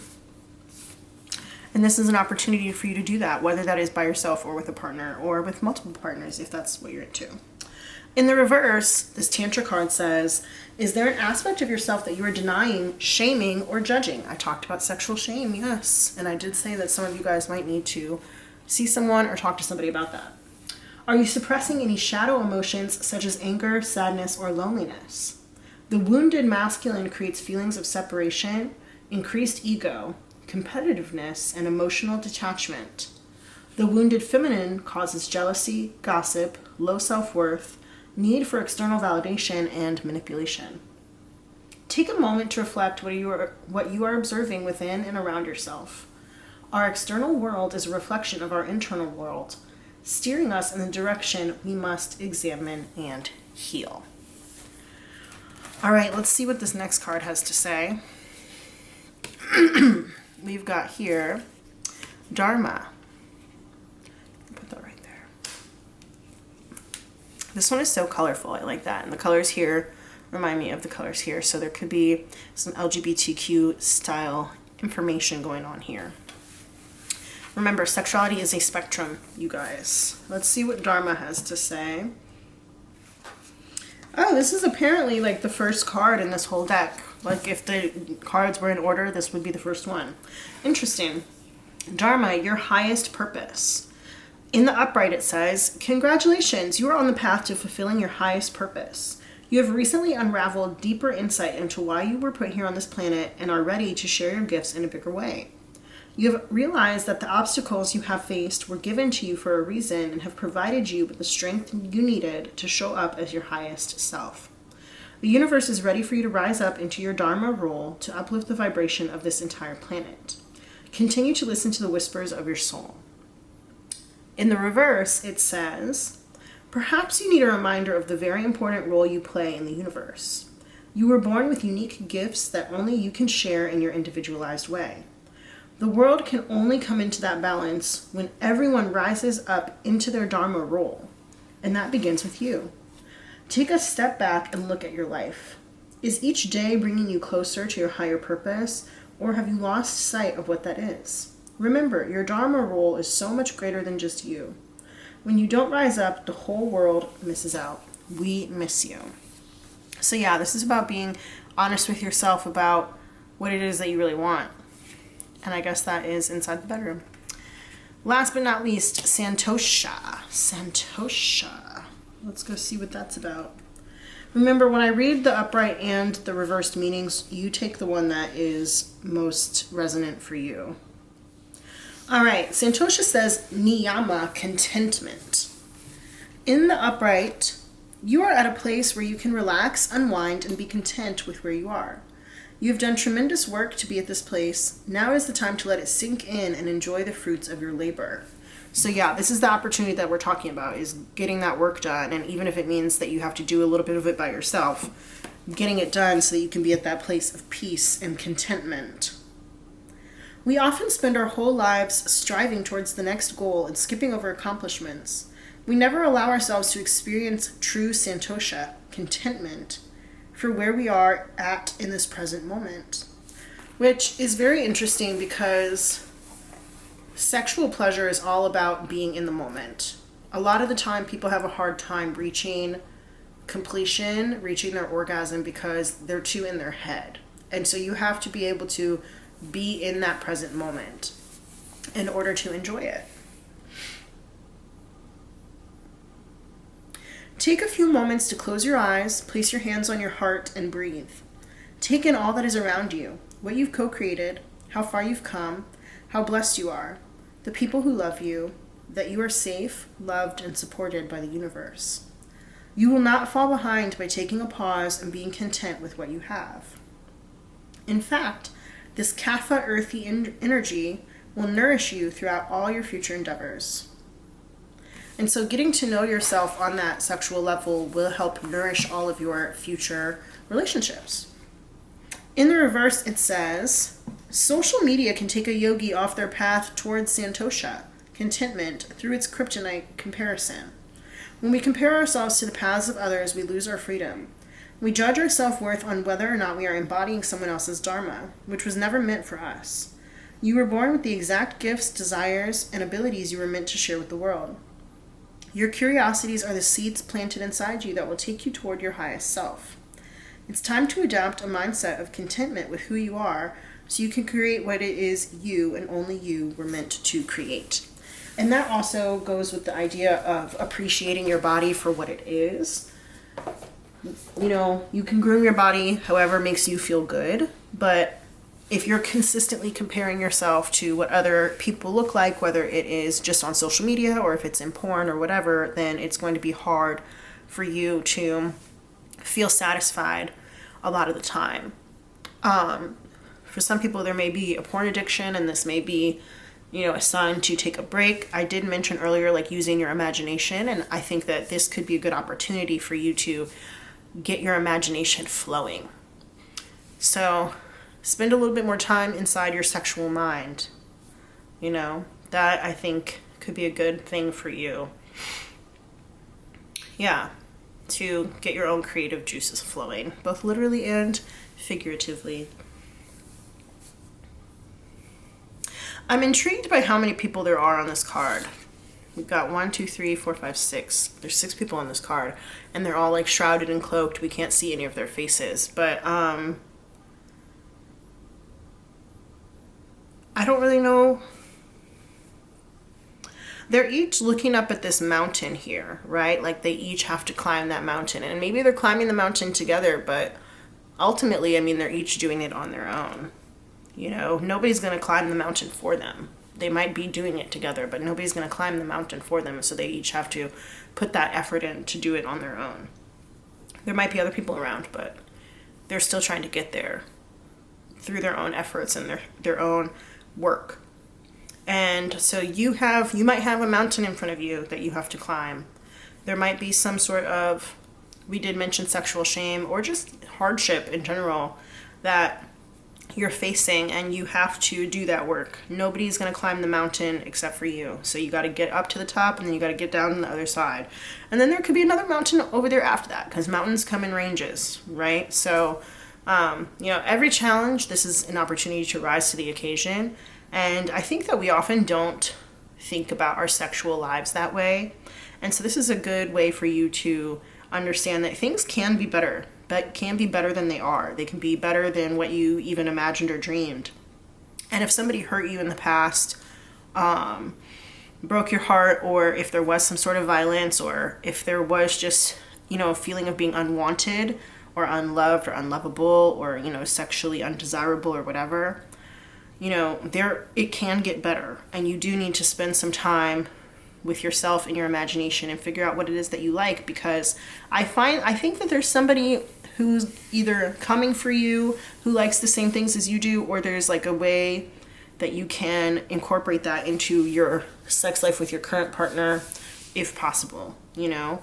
For some of you guys, this might mean, like I said, taking a little break from certain activities. If you do overindulge in porn, it could mean taking a break from that and getting into your imagination. Or if you and your partner have, you know, a lot of sex, but maybe one of you is not totally satisfied, or, you know, not performing the acts that the other person would be into, maybe you guys just need to like learn to pleasure yourselves in different ways for a little while before you come back together. But there's some work that has to be put in here. This is very important. That's why we ended on this 8 of Pentacles, because it's talking about the opportunity to do this work, to get closer, to be more vulnerable, to be more authentic, but yeah, to really, really improve your sex life and find out what tempts you, what seduces you, what makes you feel good on your own and with a partner, I guess. So let's go ahead and get these cards here from the Sacred Mysteries Oracle. Sacred Mysteries Chakra Oracle. We've got Strength here. Strength in the tarot is about domination. It is about also, interestingly enough, the idea of like manning up. And I don't mean that to be gendered, but I mean it more like learning how to take care of your business. People are saying right now a lot like stand on business, and like that really is what it is.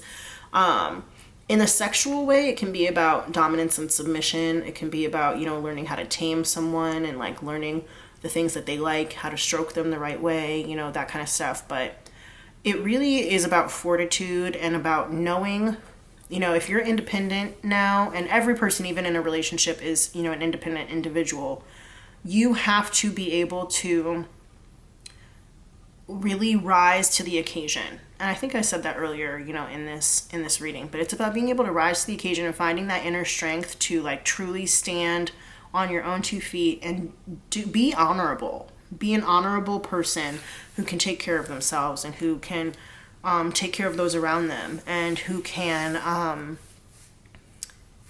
really take their responsibilities very seriously. Okay?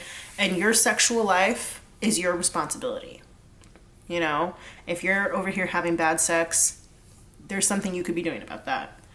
If you and your partner are not having the best time, there's something that you could be doing about that. So yeah, having strength. For some of you guys, you might need to like work out a little bit more. Is also what I'm getting. Maybe not weightlifting, since this is in reverse. The 10 of Wands here is in reverse, but you might need to work out a little bit more in some way, shape, or form. Mountain climbers or whatever those things are, those exercises could be important for you, or like the Stairmaster or something. Some of you guys might want to get a big butt. I don't know why like ass is coming through so hard, but it is. All right, let's get this last one. Dialogue. Like I said, you definitely will need to talk to, if you are in a partnership, you'll have to talk to your partner about those needs. That's a very big part of Tantra. But also, if you're not in a relationship and you are, hoping to find somebody who likes the same things that you like, or who can fulfill you in that way, you have to be able to openly talk about it, and then also show them, especially after you've spent some time learning how to please yourself in that way, you can show them the ways that you want to,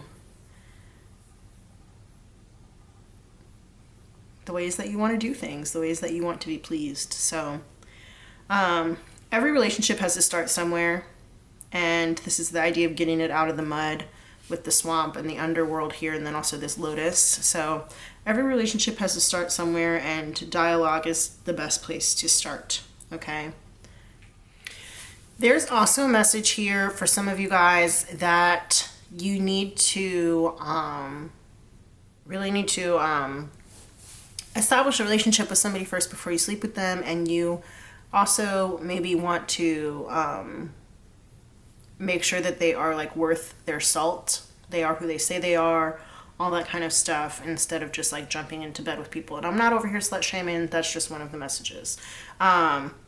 And also, interestingly enough, I mentioned that this was the first card in this deck. The Dharma card was the first card in the Yogic Path deck. The Strength card is the first card in the Sacred Mysteries Chakra Oracle deck. So this is all about going back to square one. Square one, especially in, a sexual relationship with somebody, is building trust, and I did talk earlier about like there are a lot of physical things that can happen to you as a result of swapping fluids with somebody, and this is maybe why you should be looking for a deeper connection, with the Tantra card being here. So even if you are already in a relationship, you can talk to your partner about practicing tantric sex or something like that. There's a lot of different ways to really deepen your relationship with somebody, but I think that there is either an emotional component that's lacking here, or one that has been degraded, and also a physical component here that is not fully appreciated. If there are two people involved, and one of the two people, if it's within yourself and there is nobody else involved, then there's a part of you and your sexuality that you're not appreciating. So you need to kind of go back to basics, go back to square one, and figure out how to deal with that, and how to get yourself more mature in that aspect. Okay? This is an opportunity for you to like really get things off the ground, have better sex. For some of you guys, like the best sex of your life, and whether it's with yourself or with other people. But this is a big opportunity for you, and you definitely should take it. Like, there's so much pink and red here in all of these cards. It's like passion, but then we have this card here and the blue over here too, and you have to talk. gotta talk about your feelings, gotta talk about stuff. So yeah, everything comes at a price. So just remember that, whether it is a price paid afterwards with a broken heart, or a price paid up front with the time, money, the resources, and whatever it is that you put into finding the right partner and making sure that your partner can trust you. Okay? So, don't be giving away parts of yourself for free, especially if, they're valuable and you value yourself. Then you can afford to take your time and see what people are really about. And, you can get what it is that you really want. And for some of you guys, I am getting that means stop sleeping with broke people. I'm just saying what Spirit is telling me to say. So, yeah. Or I guess also people who don't appreciate you and your body and don't appreciate who you are and who don't want to please you and pleasure you, So, yeah. Oh, now I'm thinking about Barbie Dreams by Nicki Minaj. And she talks about DJ Khaled and how DJ Khaled went on this whole thing about how he doesn't eat pussy or whatever. And she's like, I'm not going to listen to a fat man talk about what he's not eating. And this is no shade towards bigger people. I'm just quoting Nicki Minaj. And, so if there's somebody who, in that case, I guess she is using it derogatorily. And so I'm going to translate that in a different way here. If there's somebody who you don't fully appreciate them and their body, and they're also not showing you that they fully appreciate you and your body, then you have an opportunity here to fix that. Okay? So take some time to yourself. I think that is the main message here. Take some time to yourself. That doesn't mean break up with anybody if you don't want to, but take some time to yourself. All right, pile 5. Nope, this is pile 4. There may be some messages for you in pile 5 if you want to stay tuned. Please like this video, hit the thumbs up, and subscribe to my channel. Thank you so much for listening. I hope that it resonated. Feel free to drop me an emoji or a comment in the comments down below so that you can show me that you made it all the way to the end. If you wanted to use a tongue or the blood drop or the broken heart or whatever, you absolutely can. And yeah, I will see you guys in the next one. Bye.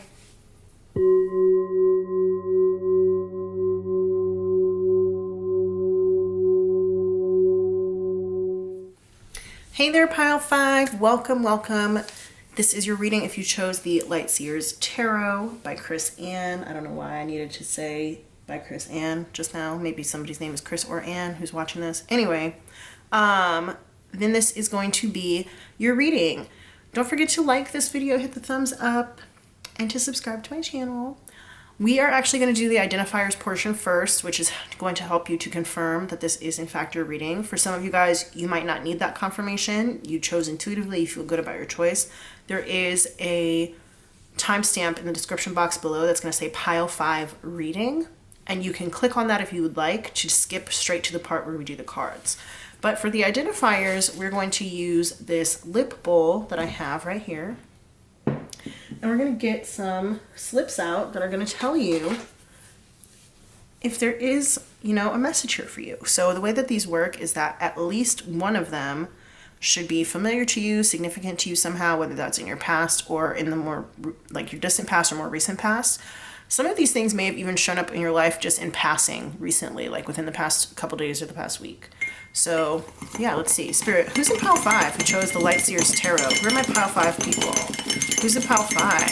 Spirit, who's pile 5? While I'm doing this, go ahead and hit that like button. It really does help my videos out and does help my channel. And don't forget to subscribe. Spirit, anybody else in pile 5? Anybody else in pile 5? Getting the urge to shake it up a little bit. So yeah, let's see what happens now. Anybody else in pile 5? Anybody else in pile 5? My arm just started hurting That never happens. That's never happened before, but my arm, like, that I was stirring with just started hurting, so some of you guys might be having some sort of, like, arm pain. Let's see. Can't forget about that little guy over there. Who is this? Baby girl Lisa. She's from 90 Day Fiancé, or there could just be, like, a baby girl named Lisa in your life. But yeah, that's somebody who was on 90 Day Fiancé. She was married to Usman, this guy from Nigeria. He's a Nigerian musician, and she's, like, significantly older than him. She's American. If you don't know, 90 Day Fiancé is the show where people from the United States, they actually have, like, expanded it to different countries now, but it started off where people from the United States who had foreign lovers who they wanted to marry, they can bring their boyfriend, girlfriend, partner over on what's called a K-1 visa, and as soon as the partner steps down in the United States, they have 90 days to get married, or else their partner is going to get deported. So, Heart of Dixie, that's a TV show about a New York City doctor who inherits a family practice in Alabama, played by Rachel Bilson. So we have RB as the initials up in the corner. So you might know somebody with those initials, or you could be a fan of Rachel Bilson, or maybe you just, like, ate Arby's recently or something. I don't know. Drew Barrymore by SZA. Maybe you also saw something with Drew Barrymore in it recently, but that's a song. Is it warm enough for you outside, baby? Energy by Drake. Is it warm enough for you inside me? Black Hole Sun by Soundgarden. Throat Chakra. So that's confirmation for me, because I was, like, about to sing Energy, and then I was like, no, I don't need to do that. And then I got Throat Chakra come out. So I got enemies, got a lot of enemies, got a lot of people trying to drain me of my energy, trying to take away. All right. Baby Mother, she is a rapper from Chattanooga, Tennessee. She has, like, really super vulgar lyrics. And I was about to continue rapping the rest of that line by Drake, but it has the N-word in it, and I didn't want to say that. So that was almost like a confirmation that I should have said it, but I didn't want to. But now I told you about it, so I think that's kind of the same thing. Ritz-Carlton. I don't know why I'm laughing. I'm not laughing at Ritz-Carlton. I'm laughing at, like, the mental gymnastics that I just went through about that. Ritz-Carlton is, like, a hotel chain. They also have a chain of yachts now. Gabrielle Union. She's an actress. You may know her from Bring It On or Being Mary Jane or lots of other stuff. Self-Date. She's also in 10 Things I Hate About You. So maybe you took yourself on a date. Maybe you're dating yourself right now. Like, you're like, I'm not going to be in a relationship with anybody. I'm going to be in a relationship with me. Boys in the Hood. That's a movie starring Morris Chestnut and a lot of other people. Cheesy snacks. You could be eating a cheesy snack right now. Maybe that's your favorite type of snack, is a cheesy snack. Maybe you just bought some to eat later. Kendrick Sampson. He's an actor. You might know him from Insecure. He's also an activist, posts a lot of political things online. Wild Thornberrys, that is like a vintage Nickelodeon TV show.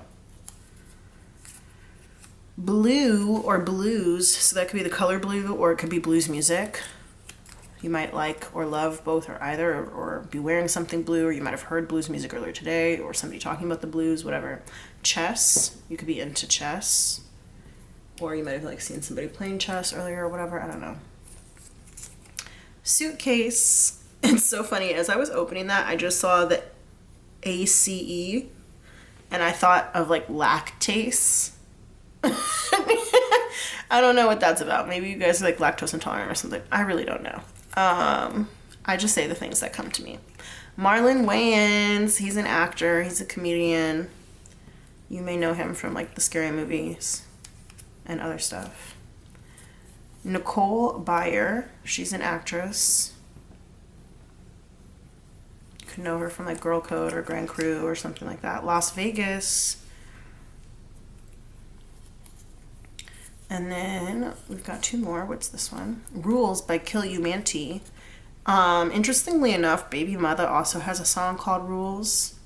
And some of you guys may want to go watch Pile 4 as well as Pile 5. And one of the lines from Rules by Baby Mother is, You can't give your pussy to, I'm not gonna say it. Okay. You can't give your pussy to a nigga who ain't used to getting pussy, because that pussy gonna be everybody's business. Okay? So, yeah, whatever. We needed to hear that, but some of you guys might need to go watch Pile 4 as well. Bon Iver ate up all their cake. That is also another confirmation that you may want to watch Pile 4. Pile 4 got pretty sexual pretty fast. So when I think about cake, I think about ass too. So yeah, some of you guys might have some messages also in Pile 4, but also if any of these were significant to you, resonate with you, have shown up in your life recently, then that means that Pile 5 is also for you. I'm going to go ahead and write these down in my tarot journal, and we'll get right into the reading. Alrighty, Pile 5, if you chose the Light Seers Tarot, we're going to get into these cards. I don't know why I said that like that, but anyway, I'm in a silly mood right now, so let's see how that goes. Maybe you're in a silly mood too. Maybe you're just like a silly little guy, a silly little lady, a silly little person. Anyway, we've got some cards. I just got really serious. We got some oracle cards that I pulled beforehand. I have no idea what they say. These are from the deck of character. These are from the Archetypes Oracle by Kim Kranz. And then these ones we're actually going to do after the tarot, from the Wild Offering Oracle, the Yogic Path Oracle, and then the Sacred Mysteries Chakra Oracle.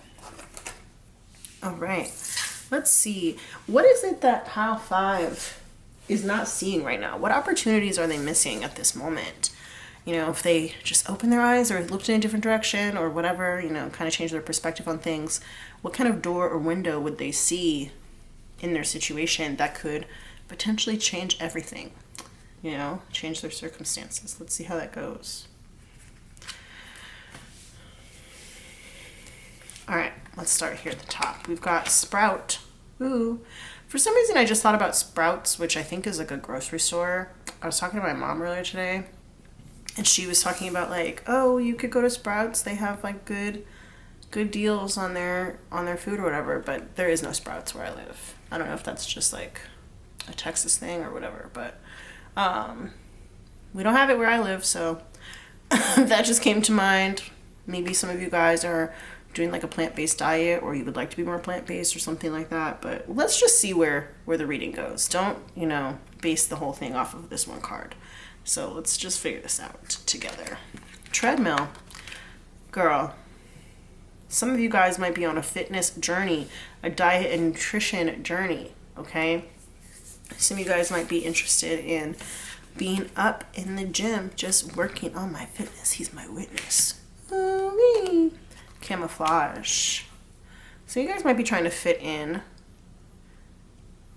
possibly even fit into some clothes, but fit in general. Might be trying to change your aesthetic so that it looks more like other people's. Or camouflage also makes me think about hunting, going outside, being in nature. So that could be like hiking, or it could be like harvesting your own food, whether that is like actually through hunting or it is through, you know, growing your own food and stuff like that. And then house under construction. This looks like a greenhouse to me. That looks like a greenhouse to moi. It also could be the idea of like rebuilding your foundation, if that is a foundation that has to do with like your diet or your exercise regimen or whatever. You could be trying to rebuild. And then there's that whole thing of like brick house. She's a brick house. She's mighty, just letting it all hang out. So yeah, some of you guys could be like really heavy in the gym, trying to build that booty, trying to build those glutes, trying to get that dump truck. Some of you guys might just be trying to be in the kitchen, whipping it up. Let's see what else is going on here. Some of you guys might be trying to build like a home gym or something like that. Or, you know, like a backyard garden or something. Okay.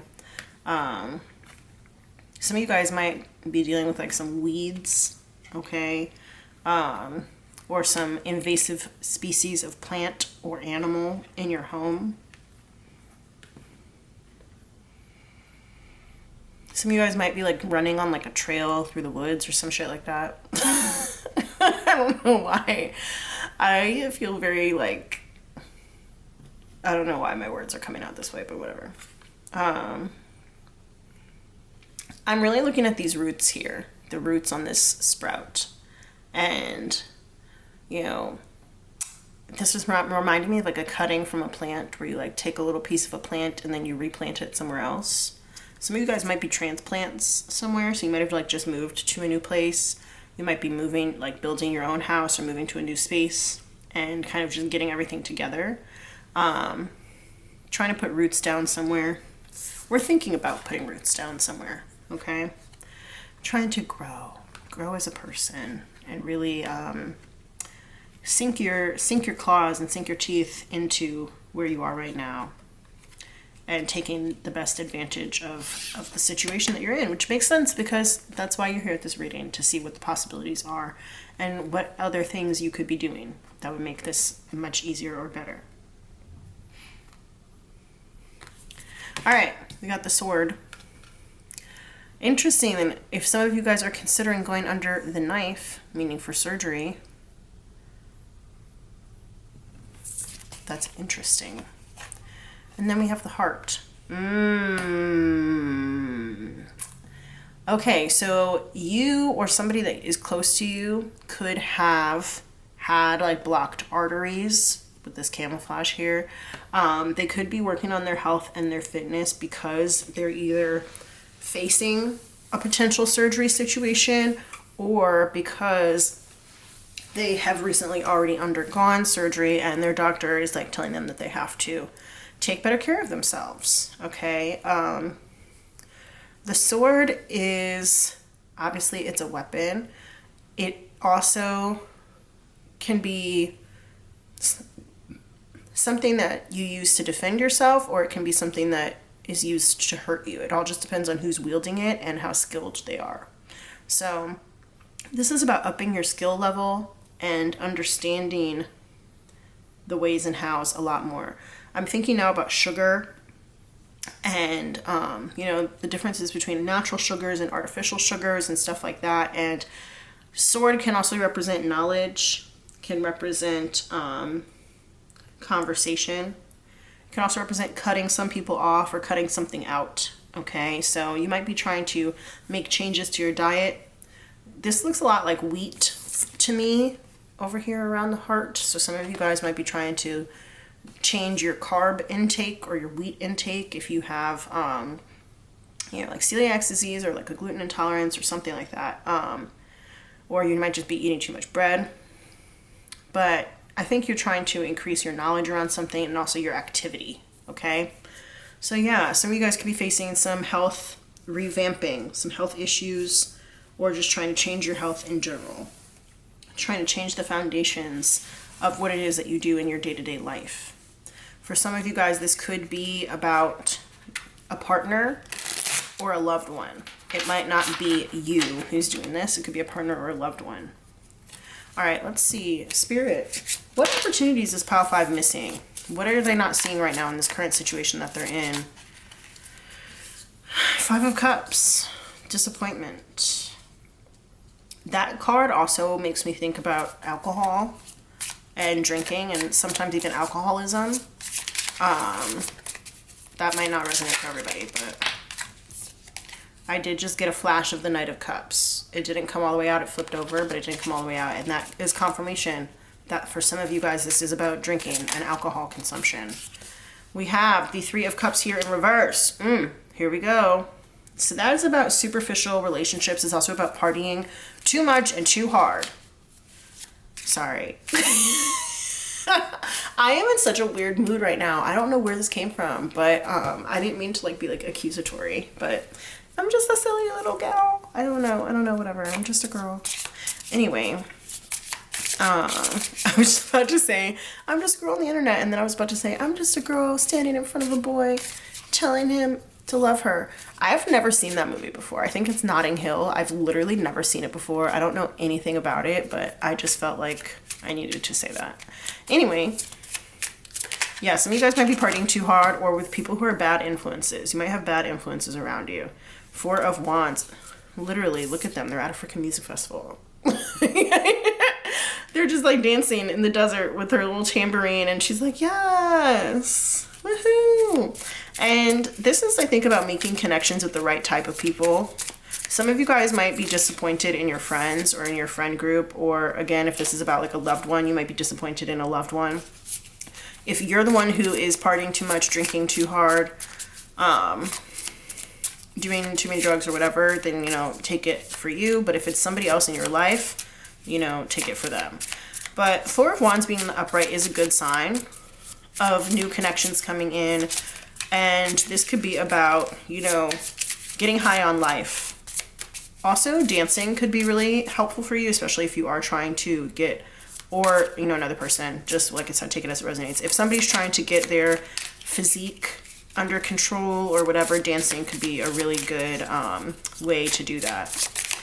Anything else from the tarot? Let's see. Queen of Cups. Yes, this is about self-care. Knowing when to indulge and when not to.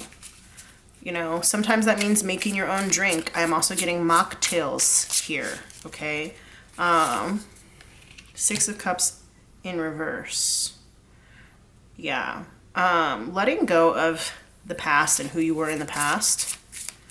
We've got so many cups, so this is definitely making me think about, you know, what you're taking into your body. Because, you know, we use cups to drink stuff, right? So whether that's water, alcohol, tea, whatever, this is about what's going into your body. It can also be about emotions and emotional things. We have strength here, okay? So this coming out sideways like that is giving the idea of being not only gentle with yourself, but also discipline. Knowing when to have discipline and when to let loose a little bit, okay?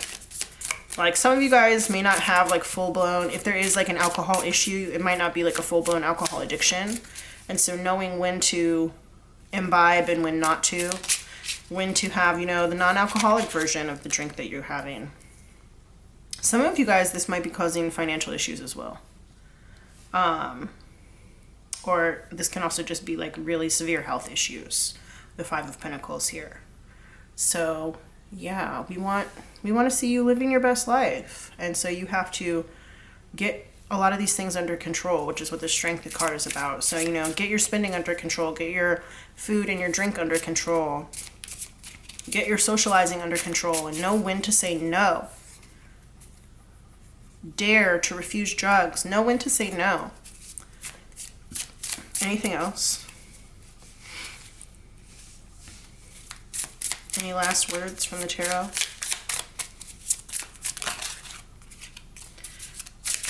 Oh no. Okay, well that's a lot. That's like a lot more than I was expecting, honestly. Okay. I'm gonna take them. Actually, I'm being told not to take them, but I'm just going to look at the first one, which is the Magician, and then the last ones, which are the Chariot and the Eight of Cups. So this is all about being the driver of your own life, knowing that you have the tools at your disposal to make the change that you want and to manifest whatever kind of life it is that you want, lifestyle, body, you know, dream house, whatever. And you have to be independent in this quest, and you have to be determined, and you have to be driven. And I think that you have reached or will be reaching that point of being determined and driven. But after that, after the Chariot comes the Strength card, and the Strength card came out first, and it came out sideways, and there's a lack of consistency here in terms of the determination that you have. Okay, I think that like you know what you want, but you're not consistent enough in order to get it. Okay, and with the Eight of Cups here in the reverse, that is telling me that you keep going back to things that you know are not good for you. Okay, so yeah, you need to think about the ways in which you're making yourself feel small.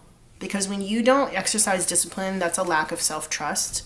And when you don't trust yourself, you're making yourself feel small. You're putting yourself in a lack mindset. You're putting yourself in a negative position, honestly, to move forward in your life.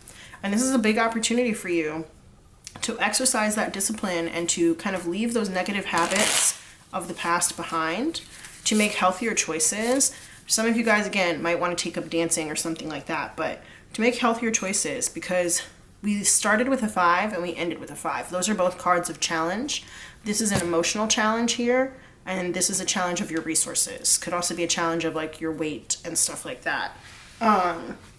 But basically the cards are saying that if you don't practice better self-care, and if you don't find good connections that are healthy and like leave the ideas of the past behind, then you're going to end up kind of worse off than you are now.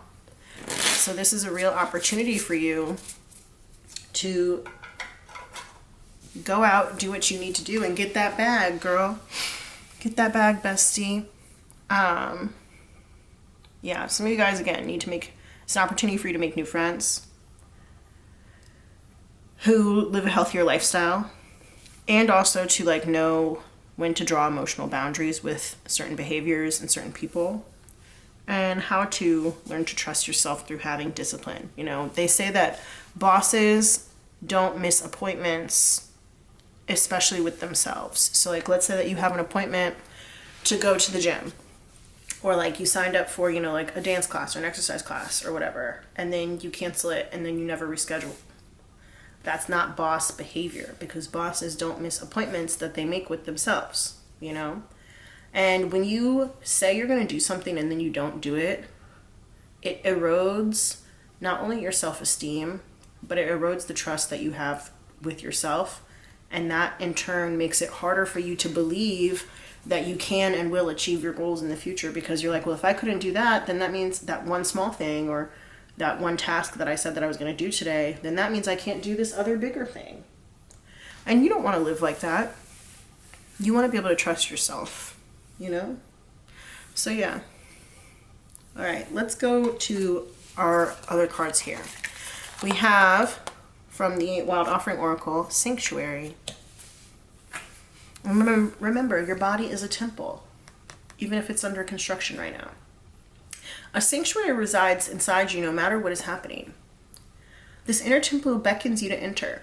Take a deep breath, enter, and sit down on the throne of your own heart. See, so we got two like hearts here, and they're sitting here in this like little canoe in the lake of their heart. That could be the throne of your own heart. But yeah, this is like an opportunity for you to treat your body like a temple. And some of you guys are not doing that. You could be doing a better job of it. So also to think about, like, when you're old, do you want to be one of those old people who's like all busted up and, you know, stuck in a chair and like can't move and has back problems and stuff? Especially if it was like preventable and has to have like a triple bypass or whatever, and like it was preventable and you just didn't take care of yourself when you were young. Or do you want to be one of those old people who's able to like run around and play with the young people, or, you know, do fun stuff when you're old? Like, I'm thinking about the Golden Bachelor right now. Gary's over here like playing pickleball and stuff. I don't even know what pickleball is, but I know you have to be active, you know, so do this for future you. It's about future you and keeping yourself up to code when you get older. Even if it's just like a, you know, quick little 20 minutes a day on the treadmill, just walking or walking outside or whatever, you know. Start small, make small goals first, but also think about making new connections with people who are living the type of healthy lifestyle that you want to live. I heard about this thing called like Sober Fest, you know, where it's like a music festival where people don't drink and stuff. And, you know, especially if somebody's like in recovery or something like that, or if like they're taking antidepressants or something, you know, where they can't drink, then like that's a good place to go to meet people who are like-minded. So that's just an example, you know. We've got here Thomas, which makes me think of the name Thomas. So that could be important to somebody, but let's read what this book is all about. Let's read in the book what this card is all about, because I don't know. Let's find out. So this has to do with Ayurveda. For some of you guys, you might want to look into like Ayurvedic medicine or practices or homeopathic practices or something. All right, this says density, dullness, and inertia. Here we go. I told you, get that body moving. Inertia is all about not moving, right? So we got the treadmill here, we got the sprout here, we got these ladies here dancing. You got to get yourself moving. So I'm going to read the upright and the reversal meanings, and you can take whichever one resonates better for you. Upright. You are in a period of hibernation, which is sometimes needed to blossom into a butterfly. Your body is between lines of a poem, notes of a song, and steps of a dance. Use this time to fully rejuvenate your system, allowing proper rest and food. Know when it is time to emerge from your cocoon and show the world the gifts you have been cultivating. Stillness is only balanced when followed by action. So yeah, this is not only about balanced diet, but balanced action. That's why this card is not fully upright or fully reversed, because you have to know when to indulge and when to not. In the reverse of the Thomas card, we have, perhaps you are feeling stuck. You seem not to have the energy that you used to and feel like the fire within you has been put out. You may feel heavy, absent-minded, and lazy. My dear, you have been in the cocoon for too long, and you have forgotten you have wings. Create movement and novelty in your life. Practice sun salutations upon waking. Take long walks in nature. Clean up your house. There we go, house under construction. I talked about redecorating or moving to a new space and putting things where you want them to go. Let go of all tamasic food. Tamasic? Let go of all tamasic foods, those that are packaged, fried, or full of sugar and refined flour. What did I say? I told y'all about the wheat in this card. I knew it. And I swear to you, I do not look at any of these cards when I do the pre-poll. Like, I have no idea what's going to come out, but I just always am so surprised at how well they are connected. I love that. Okay. It takes effort to get the wheels moving at first, but once you make that push, you'll be in effortless flow. Kriya. So for some of you guys, this also might have to do with meal planning. Meal planning could also help you save a lot of money too. Some of you for, just eating at home more. Sanctuary, talking about being at home. House under construction. So some of you guys might just need to eat at home more as well too. All right. From the Sacred Mysteries Chakra Oracle, we've got Intuition. Okie dokie. I'm going to move these guys up so I can have some more space for my cards. This is like a pocket tarot deck, so that's why the cards are so small. All right, we got Intuition here. Some of you guys might want to practice intuitive eating. That might be really helpful for you. If you don't know what intuitive eating is, go look it up. I don't really know exactly how it works either, but I just know it's a thing. Because my friend told me about it. And she's doing it and she really likes it. Emotions. Some of you guys might be emotional eaters. And if that's the case, you need to practice discipline with yourself. Emotional eating can be really negative, and it can lead you to overeating or eating really negative foods, or you might have like a food specifically that comforts you.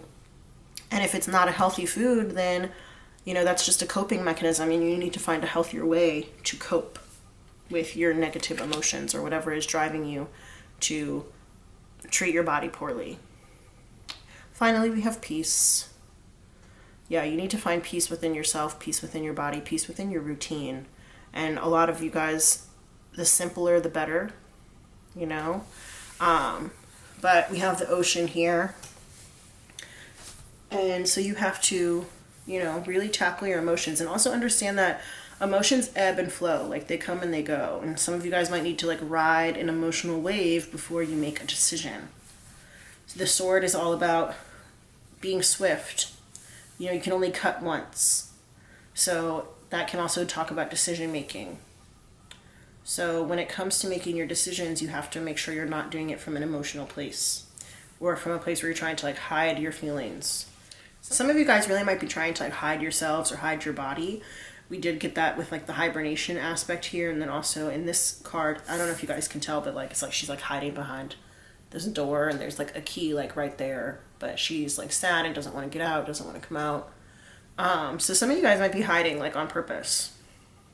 And there's an opportunity for you here to really get that under control, to practice your discipline, knowing when, like I said, I almost wanted to say pig out, knowing when to, let go and when to be more disciplined and to find people who have the same kinds of goals as you, or the people who are on the same vibe and wavelength as you. And if you do need to give up drinking or drink less, then this is an opportunity for you to do this as well, because sober life can be really great. You know, you don't always need to be under the influence to have fun, and this could be an opportunity for you to understand that. Some of you guys might need to like go and pour, if you have liquor in your house, pour it down the sink. I'm not saying that that's for everybody. I'm just getting that message. I'm thinking about this movie called Georgia Rule. And actually, rules is one of the things that came out in our Identifiers.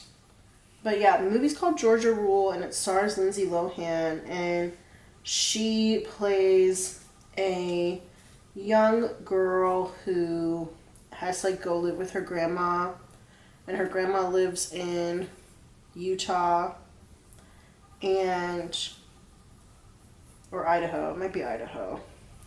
And like in like a Mormon community. I don't think her grandma herself is a Mormon, but she has like a drinking problem and like all this kind of stuff, because all this like bad stuff happened to her when she was young, and her grandma helps her to like move past that, and she ends up like pouring all this alcohol down the sink and stuff. So I can't find that slip. I don't know where it went. Oh, here it is. It was right there. Okay, yeah, Rules by Kill You Manti. That's a song. But there may be messages for you in either that song or in the movie Georgia Rule. But yeah, it just is an opportunity here for you to exercise some discipline. And there could be different kinds of communities around you that are like holistic or about wellness and stuff like that, that you would really fit into, but you maybe haven't had a chance to explore them because you've been too busy with like superficial connections and superficial friends. And that's not to say that you and your friends like that you have now don't know each other well, but it might just be that you guys only see each other to like party or to have a good time or whatever. And it's not, you know, anything deeper than that. You're not like trying to build yourselves up together or like win or level up together or anything like that. And apparently there are some people out there in your area that you could be doing that with. So there's an opportunity for you to go find them. And they probably are a lot more fun than you think that they are, you know. All right, y'all. Don't forget to like this video, hit the thumbs up, and to subscribe to my channel. I'm going to leave this reading here. Thank you so much, Pile 5, for sticking with me. I hope that you enjoyed it, and I wish you all the best on your new perspective and the opportunities that you can take a hold of now that you've watched this reading. See you later.